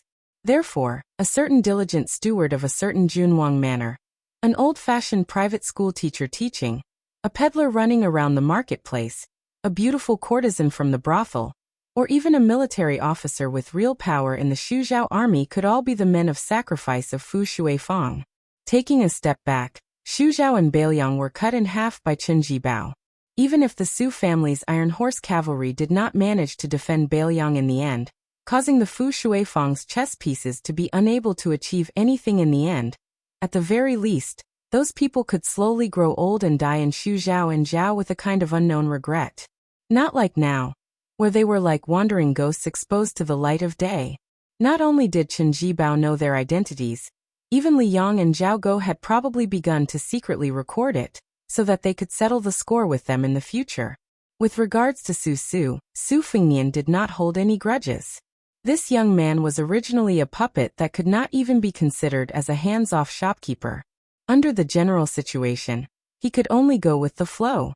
In Shu and Zhao, two places, Su pulled a blind zither player to pretend to be a young hero devil, and wandered around the Jianghu wantonly. Perhaps it was a kind of mood similar to drowning one's sorrows in wine. Su Fengnian felt nothing but admiration for this swordsmith Qi who had gifted him a new sword, Spring and Autumn. In the end, Su Fengnian was angry at Zhao Dingxiu's betrayal, but he resented his own carelessness even more. Sometimes, a single word from a monarch could lead to the rise of a nation, or the fall of a nation. A single word from a historian determined whether a person would be remembered in the annals of history, or go down in infamy. A single word from a general determined victory or defeat, life or death. War was a matter of national importance. It was not a joke. Perhaps the simple-minded Su was only guilty of his, and this old man's betrayal. He did not think of the Bailiang death soldiers who had taken root in Shu for many years, or the deeper level of the Liangmang War. After all, this young man from a noble family only knew that he was an ordinary survivor of Beimang. He only knew that this old man's son was a pedantic and strict old scholar, and that Uncle Qi was nothing more than a blacksmith with a bit more strength. What bell and cauldron food, what monarch and country, what West Shu's imperial uncle dying at the city gate, what West Shu's minister dying together with the country was the champion of spring and autumn. Other than the golden dragon embroidered Shu brocade wrapped in swaddling clothes, he had never worn the crown prince's robe. Therefore, he did not understand the generosity at all. Su secretly sniffled, showing that his temperament was weak and had no ambition to speak of. He only longed for Jianghu, and did not like the unfamiliar court and officialdom. After the fall of the country, the old officials of the Su clan would cry when they saw him.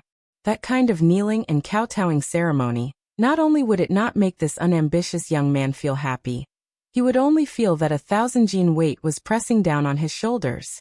In private, he once mocked himself to the blind female zither player that he admired. Su is useless. At some point, Wei Miao, who did not come with Su and the other two, had already stood behind the blacksmith surnamed Qi, invisibly cutting off the flow of people, especially when the dazzling Miaojiang woman grinned and crushed the palm of a lecher.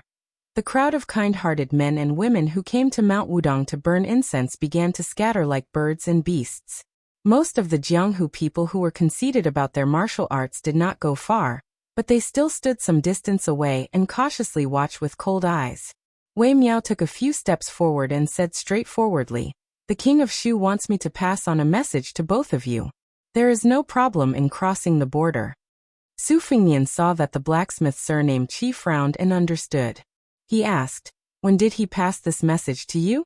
Before or after the spring snow building incident?" Wei Miao said indifferently, "I will not say. It is not important." Su Fengnian did not pay attention to this famous grandmaster of Nanzhao, and looked at the blacksmith surnamed Qi. "Also pass on a message to this old man Lu for me. The relationship between Beiliang and Shu is not like that between Beiliang and the Central Plains. Once we cannot defend Beijua City, Shu is fated to have to face the Beimang Iron Cavalry. Therefore, 20,000 people must be at least, and they must be elites. Otherwise, if they come to Beiliang, they will only be of more help than help and will only be sending themselves to their deaths." The blacksmith surnamed Qi nodded. When the dust settled, Su was about to turn and leave when she heard the young king ask with a smile, "You have spent so much money on it. It can be called the most expensive marriage stick in the world. Don't you want to try your luck?" Su still insisted on leaving. Unexpectedly, her sleeve was pulled. She turned her head. Although her eyes were closed, her face was full of hope. Su's heart softened. She walked back to the table with a straight face. She picked up the bamboo tube and shook it violently. Finally, a bamboo stick was shaken out. Su Fengnian reached out and picked up the bamboo stick. He glanced at it, and then showed a pitiful expression. Su's mood instantly fell to the bottom. After the previous storm of internal injuries, the young man no longer had the slightest bit of his frivolous demeanor. His eyes were red again. Su Fengnian sighed.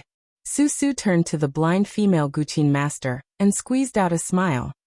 "Let's go. This stick is not effective." Xue Songguan smiled and nodded.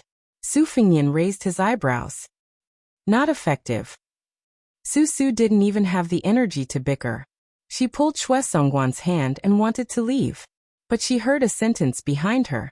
"The 39th stick. The one you like, the one you like. The stick is good." "Oh, it's not effective." Su was like being struck by lightning. She turned around and grabbed the marriage stick in Su Fengnian's hand. Su Fengnian's hand holding the stick was high. "Give me the money first." 100 coins. Su angrily looked at him. "You still want money?" Su Fengnian's other thumb and index finger gently twirled. "You can give me the money or not. You can look at the stick or not." Xue Songguan smiled and silently took out a beautiful purse made by the embroidered weavers. He was about to pay. Su grabbed her wrist and fiercely stared at Su Fengnian. She gritted her teeth and said, "Is it really good?" Su Fengnian said lazily, "Believe it or not, it's up to you." Even the wooden swordsmith surnamed Qi couldn't bear it. His Royal Highness the Crown Prince met this young vassal king. It was really bad and painful. Xue Songguan still gave him 100 coins, but she stretched out her hand and opened her palm. She wanted to keep it, no matter if it was good or bad. At the same time, the blind zither master, whose finger mysterious realm was second only to the peach blossom sword god Dong Tai, was full of vigor. She didn't give the young vassal king a chance to change the bamboo stick. She wanted the real stick, no matter if it was good or bad. Su Fengnian smiled and handed over the bamboo stick. Su grabbed it first and was stunned. Su Fengnian sighed. Xue Songguan's sad expression flashed. Sensing her subtle change, Su immediately woke up and said angrily, "Surname Su. You bastard." Su Fengnian laughed. I read it wrong. It's the 81st stick. It's even better than the best stick. It's the most auspicious stick. Shue Songguan suddenly raised her head and looked at Su Su. Her face was full of disbelief. Su Su hugged her tightly and said with a sobbing tone, "It's really good. It's really good." Su Fingyan leisurely shook his head and said, "The 81st stick, you can be my wife." Chapter 1893. Shue Songguan slightly broke free from Su Su's embrace. She turned her body, her cheeks flushed red for the first time, and then she solemnly bowed to the young king. Maybe she was grateful that he had set up a stall to interpret the lot. So Su Su had drawn a good lot that she had never dreamed of. Maybe she was glad that he had not died in the assassination in the rainy alley of Beimeng that year, which allowed her to meet Su Su. Maybe she was grateful that he had urged her to stay at the last moment, which was tantamount to helping Su Su untie the knot in her heart. Su Fingyan waved his hand and joked, "Miss Shue, to be honest, this shortcake is really not worthy of you. You will draw a good lot, but Shue Songguan, you have truly met a bad person. So if it was you who drew the lot, I dare to say that it would definitely be a bad one. Draw it." Su Su had long been tormented by Su Fingyan to the point that she did not have any energy left. Even her words of "your mother's bullshit" sounded weak. Su Fingyan beat a drowning dog. "Shortcake, since it is a good lot, then give another 101. It is such a joyous occasion, you cannot save this little money." Su Su did not say anything and pulled Shue Songguan away. Although he was a minister that supported the dragon, second only to this old man's son Zhao Dingxiu, the swordsmith surnamed Qi did not participate in military and political affairs. He cupped his hands to Su Fingyan to bid farewell. Su Fingyan also stood and cupped his hands to send him off. Since they met in Jianghu, then they did not meet in Jianghu. There was only Jianghu, no court. After the spring and autumn period, there were two battles between grandmasters that fascinated Liang Jianghu. One was the battle between Li Chungang and Wang Xianji on the Eastern Sea. The other was the battle between Nu Liang Wang Su Fingyan, the peach blossom sword god Dong Tai, and the great Guanzi Chao Chongqing. The three fought in Graydon City. As for the battle between Tuoba and Dong Tai, or the battle between Su Fingyan and Tuoba, which took place over 1,000 li in the western regions, because there were not many spectators, it was far less impressive than the former. Today, in front of the straw hut, it was even more lonely. There were only 3 spectators, and they were not the kind of Taoists who liked to gossip. Presumably, in the end, most of the Jianghu would not hear about this peak conflict. However, between the two sides, one was an eminent monk who had entered great peace in white robes and enjoyed the highest reputation in the world. The other was a pillar of the country who held half of the dynasty's military power. Neither of them would care about the false reputation of the Jianghu. Gu Jiantang suddenly laughed involuntarily. He withdrew his palm and shook his head. He wanted to say something but stopped himself. Narrowing his eyes, Baiyu asked curiously, "Why aren't they fighting?" Qi Xianxia said indifferently, "It's over." Baiyu was taken aback. "What? Fighting is popular in the Jianghu now?" Qi Xianxia stood ramrod straight under the eaves. From his position, although he could only see the back of the white-robed monk, Qi Xianxia could still rely on the slight trembling of the snow-white kasaya. It was just that Qi Xianxia was forcefully suppressing it. The world of Fangzhong. A kasaya was equivalent to a small kiliocosm. Only Baiyu and Han Gui could not see that world clearly. Once they entered it, the world would be turned upside down. To put it simply, Gu Jiantang's slash seemed to be casual, and did not seem to have any power behind it. If it were someone else who was at the foot of the mountain would have been split open. If they were at the mouth of the river would have been flooded dozens of miles by the seawater. The string of pearls in front of the white-robed monk's chest slowly quieted down. At this moment, a large peak to the north of Big Lotus Peak suddenly shattered, the sound as heavy as thunder. Gu Jiantang said helplessly, "Li Xiaoxin, this isn't appropriate, is it?" The white-robed monk smiled. "Sorry." After this poor monk went up the mountain, this poor monk watched the Taoists practice martial arts every morning. This poor monk also learned something and learned how to use 4 tails to deflect 1,000 pounds. Although he said that he was sorry, the middle-aged monk did not seem to have any sense of embarrassment. Gu Jiantang snorted coldly.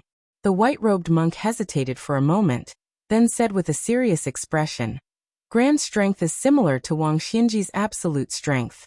If it were Wang Xianji, you would also be able to injure him. Of course, if you want to win against Wang Xianji with this, it is still unrealistic."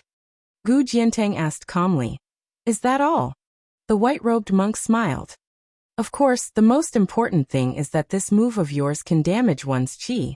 If you hit him 7 or 8 times, Wang Xianji's qi will drop rapidly. Otherwise, I would not have used this move of yours to deflect it to the back of the mountain." Gu Jiantang said proudly, "I can hit him 12 times. The white-robed monk said exasperatedly, "Do you think you have the celestial physique that Sugai inherited from Gao Shulu? And the great yellow court of Wudong that has an endless flow of qi?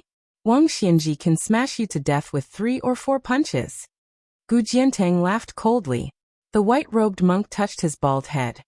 "You really don't believe me. In this world, there are only a handful of people who truly know how powerful Wang Xianji is. Li Chenggang, Su Fengnian, and at most Hong Xixiang. The others, even Dong Tai and Chao Chongqing, are unable to fully understand. After all, those two have never had a true life and death battle with Wang Xianji. Also, even if this poor monk does not use the essence of Wudong's martial arts and stands still for you to hit 12 times, this poor monk's body will still be as immovable as a mountain. It's just that I will have to do this personally soon, so I can't afford to waste my strength here." Gu Jiantang was silent. The white-robed monk sighed and said, "Gu Jiantang, if you can focus on the blade without any distractions, you might have a chance to fight for the title of number 1 in the world." Gu Jiantang regained his composure and said with a smile, "In this Gu's opinion, the blade can only be used to kill people on the battlefield. Using it to fight for the name of Jianghu is too much of a waste. The sword is distinguished in Jianghu, the blade drinks blood on the battlefield." Perhaps this was the true understanding of the great General Gu Jiantang. Gu Jiantang finally asked, "I want to know, who in the world can break your Vajra physique?" The white-robed monk touched his head and extended 3 fingers. "Dong Tai's Taiya sword." Gu Jiantang nodded. He had already guessed it. The white-robed monk continued, "This poor monk's wife snoring." Gu Jiantang took a deep breath. He left without saying goodbye. He didn't want to know who the third person was. The white-robed monk continued, "Then there's this poor monk's daughter's small wooden mallet. She likes to use her father's head as a wooden fish. His daughter doesn't know how to care for her father, but her father naturally does." Bai Yu and Han Gui looked at each other and smiled. The most difficult things in the world didn't seem difficult in front of the white-robed monk Li Dongxin. Han Gui suddenly said with a bitter expression, "Teacher, what about that damaged mountain peak?" The white-robed monk turned his head and said with a smile, "Find Su and ask for money to repair it." Han Gui thought for a moment. "That's a good idea." As the provincial governor of Liangzhou, Bai Yu quickly waved his hands. No, our Bailiang doesn't have much money now." Not long after Gu Jiantang left, the group of people who went to Bai Rouge returned earlier than expected. Behind them, the 2 children, Qing Xian and Yu Fu, were secretly laughing. Among the 3 people in front, Li Dongbei was pulling Wu Nanbei's ear, and Li Dongxin's wife was pulling her daughter's ear. The woman said with annoyance and anger, "Li Zi, are you still mother's daughter? If you didn't drag that stupid Nanbei to listen to you talk about Jianghu and delay time, he would have gone to Yuqing Temple earlier and bought the Mian Ji from the Tobacco Willow Lane." Li Dongbei pulled on the stupid Nanbei's ear and said angrily, "It's all your fault. What Mian Ji from the Tobacco Willow Lane? You said it. Why didn't you say it earlier?" Wu Nanbei said with grievance, "Master's wife Li Zi, I didn't know that Master had hidden money from the start." The 3 of them looked at the white-robed monk. The middle-aged monk put his palms together and looked up at the sky. He muttered, "Buddha, please bless us. We will have food to eat tonight." At this moment, no one knew that the string of Buddhist beads on the white-robed monk Li Dongxin's chest was actually a string that connected 108 peachwood beads. Because of years of wear and tear, and also because of Gu Jiantang's blade, it had already dissipated like smoke. Although there was no string, the string of Buddhist beads was still connected. It was actually done by Li Dongxin in one breath. The affairs of the world were unpredictable. Dongxin was normal. Chapter 1894. Inside and outside the hall where Jimmu the great emperor was worshipped, the incense was burning. An old Taoist with a solemn face quickly stepped over the threshold. Seeing the tall figure in white, the old man calmed down and slowed down his pace, standing side by side. The figure in white, who was taller than the average Baelyang man, was actually a young woman. Her face was faintly radiant. This was probably the so-called solemnity of a treasure, like a bodhisattva descending to the world. The elderly Taoist was originally here to take over the task of knocking the chimes. Although his seniority on Wudong Mountain was the highest, and he was the great spiritual master, who had been in charge of the mountain's commandments for dozens of years, he still had to attend to everything personally. When he was approaching the main hall, he sensed her unusual aura. The elderly Taoist was well aware that, to be precise, she was the first one to discover him, and then she deliberately revealed some clues. The old Taoist followed her line of sight, and saw a devout believer kneeling 3 times and kowtowing 9 times on a futon. Although his body was extremely weak, the etiquette of kowtowing was meticulous. The old Taoist was very familiar with this. When he was young, he was brought to the mountain by his master, Huang Manshan, to cultivate. He was Wang Zhongluo and Song Jiming's senior and junior brothers. Now that he was almost 100 years old, the old Taoist had been burning incense for people for nearly 80 years. The old Taoist said with emotion, "People pray to immortals for longevity, for relief from worries, for freedom from suffering." The tall woman in white said indifferently, "Then why does Wudong Mountain want to cut off the thoughts of all the cultivators in the world?" The old man was none other than Wudong's enlightened immortal Chen Yao, the senior brother of the former leader Hong Shixiang, and the senior uncle of the current leader Li Yufu. The old man smiled and said, "Master Tantai, I only know the rules and regulations of this mountain. I know what should be done, and what should not be done. But if you ask me about the art of immortality, or some other bigger questions, I would be asking the blind. If you had climbed the mountain earlier, my master, senior brother, and junior brother would have been able to answer. Even if you had climbed the mountain 10 days earlier, the chief would have been able to answer." Tantai calmly withdrew her gaze and looked up at the majestic statue of Jimmu the great emperor. It was high and mighty, overlooking the world. Is it hard to understand? Or do you not want to understand? Why did the spring and autumn period fall? Why did the central plains sink? It was because a small group of tycoons had blocked the entire world's path to prosperity. It was obvious that if the current emperor of Liang discriminated against the white-clothed Han clan, and only promoted the descendants of aristocratic families to fill the imperial court, the fate of the Zhao clan would not last long. Running water doesn't rot, the pivot doesn't rust. How simple is this logic? The old Taoist smiled and nodded. Grandmaster Tantai is right. Tantai Pingjing asked again. Is the ambition of Mount Wudong so great that they want to turn the whole world into a separatist town? The old Jinren asked. In the eyes of sect master Tantai, the mortals in the human world are inferior to the immortals in the heavens. Tantai Pingjing rudely stretched out her finger and pointed at the statue. Isn't it? Then why is this statue able to sit high up and look down, making people willingly bow their heads and enjoy 1,000 years of incense? The old Jinren was not annoyed by the disrespectful behavior of the former leader of the Qi cultivators in the south. He shook his head and said, "It's still the same as what I said before. When people pray for immortals to grow old, they have to ask for something. I'll be bold to make an inappropriate analogy. It's like the officialdom at the foot of the mountain or the marketplace. When you ask for someone's favor, you always have to bring some gifts. When you talk to someone, you always have to lower your voice. That's how it is. That's how it is. But it doesn't mean that the person who is being asked can do whatever he wants." The old Jinren, who was not talkative, started to talk. His tone was a little heavier. "I heard that the immortals in the heavens are good at fishing for the fate of the human world. The lifespan of a person and the national throne of a country are all under their control. If it's just that the heavens are ruthless, it's fine that people don't die early because they're evil, and people don't live long because they're kind. But if you put yourself in their shoes, how sad is it when you think that your fate of marriage, lifespan, fortune, and so on are all controlled by others? How sad is that? My master once told us 6 brothers that the heavens are vigorous. and a gentleman should constantly strive for self-improvement. He's willing to work hard for the difficulties in life. He's not willing to be born with a good life and enjoy the fruits of others' labor. He's not willing to have everything be inflexible.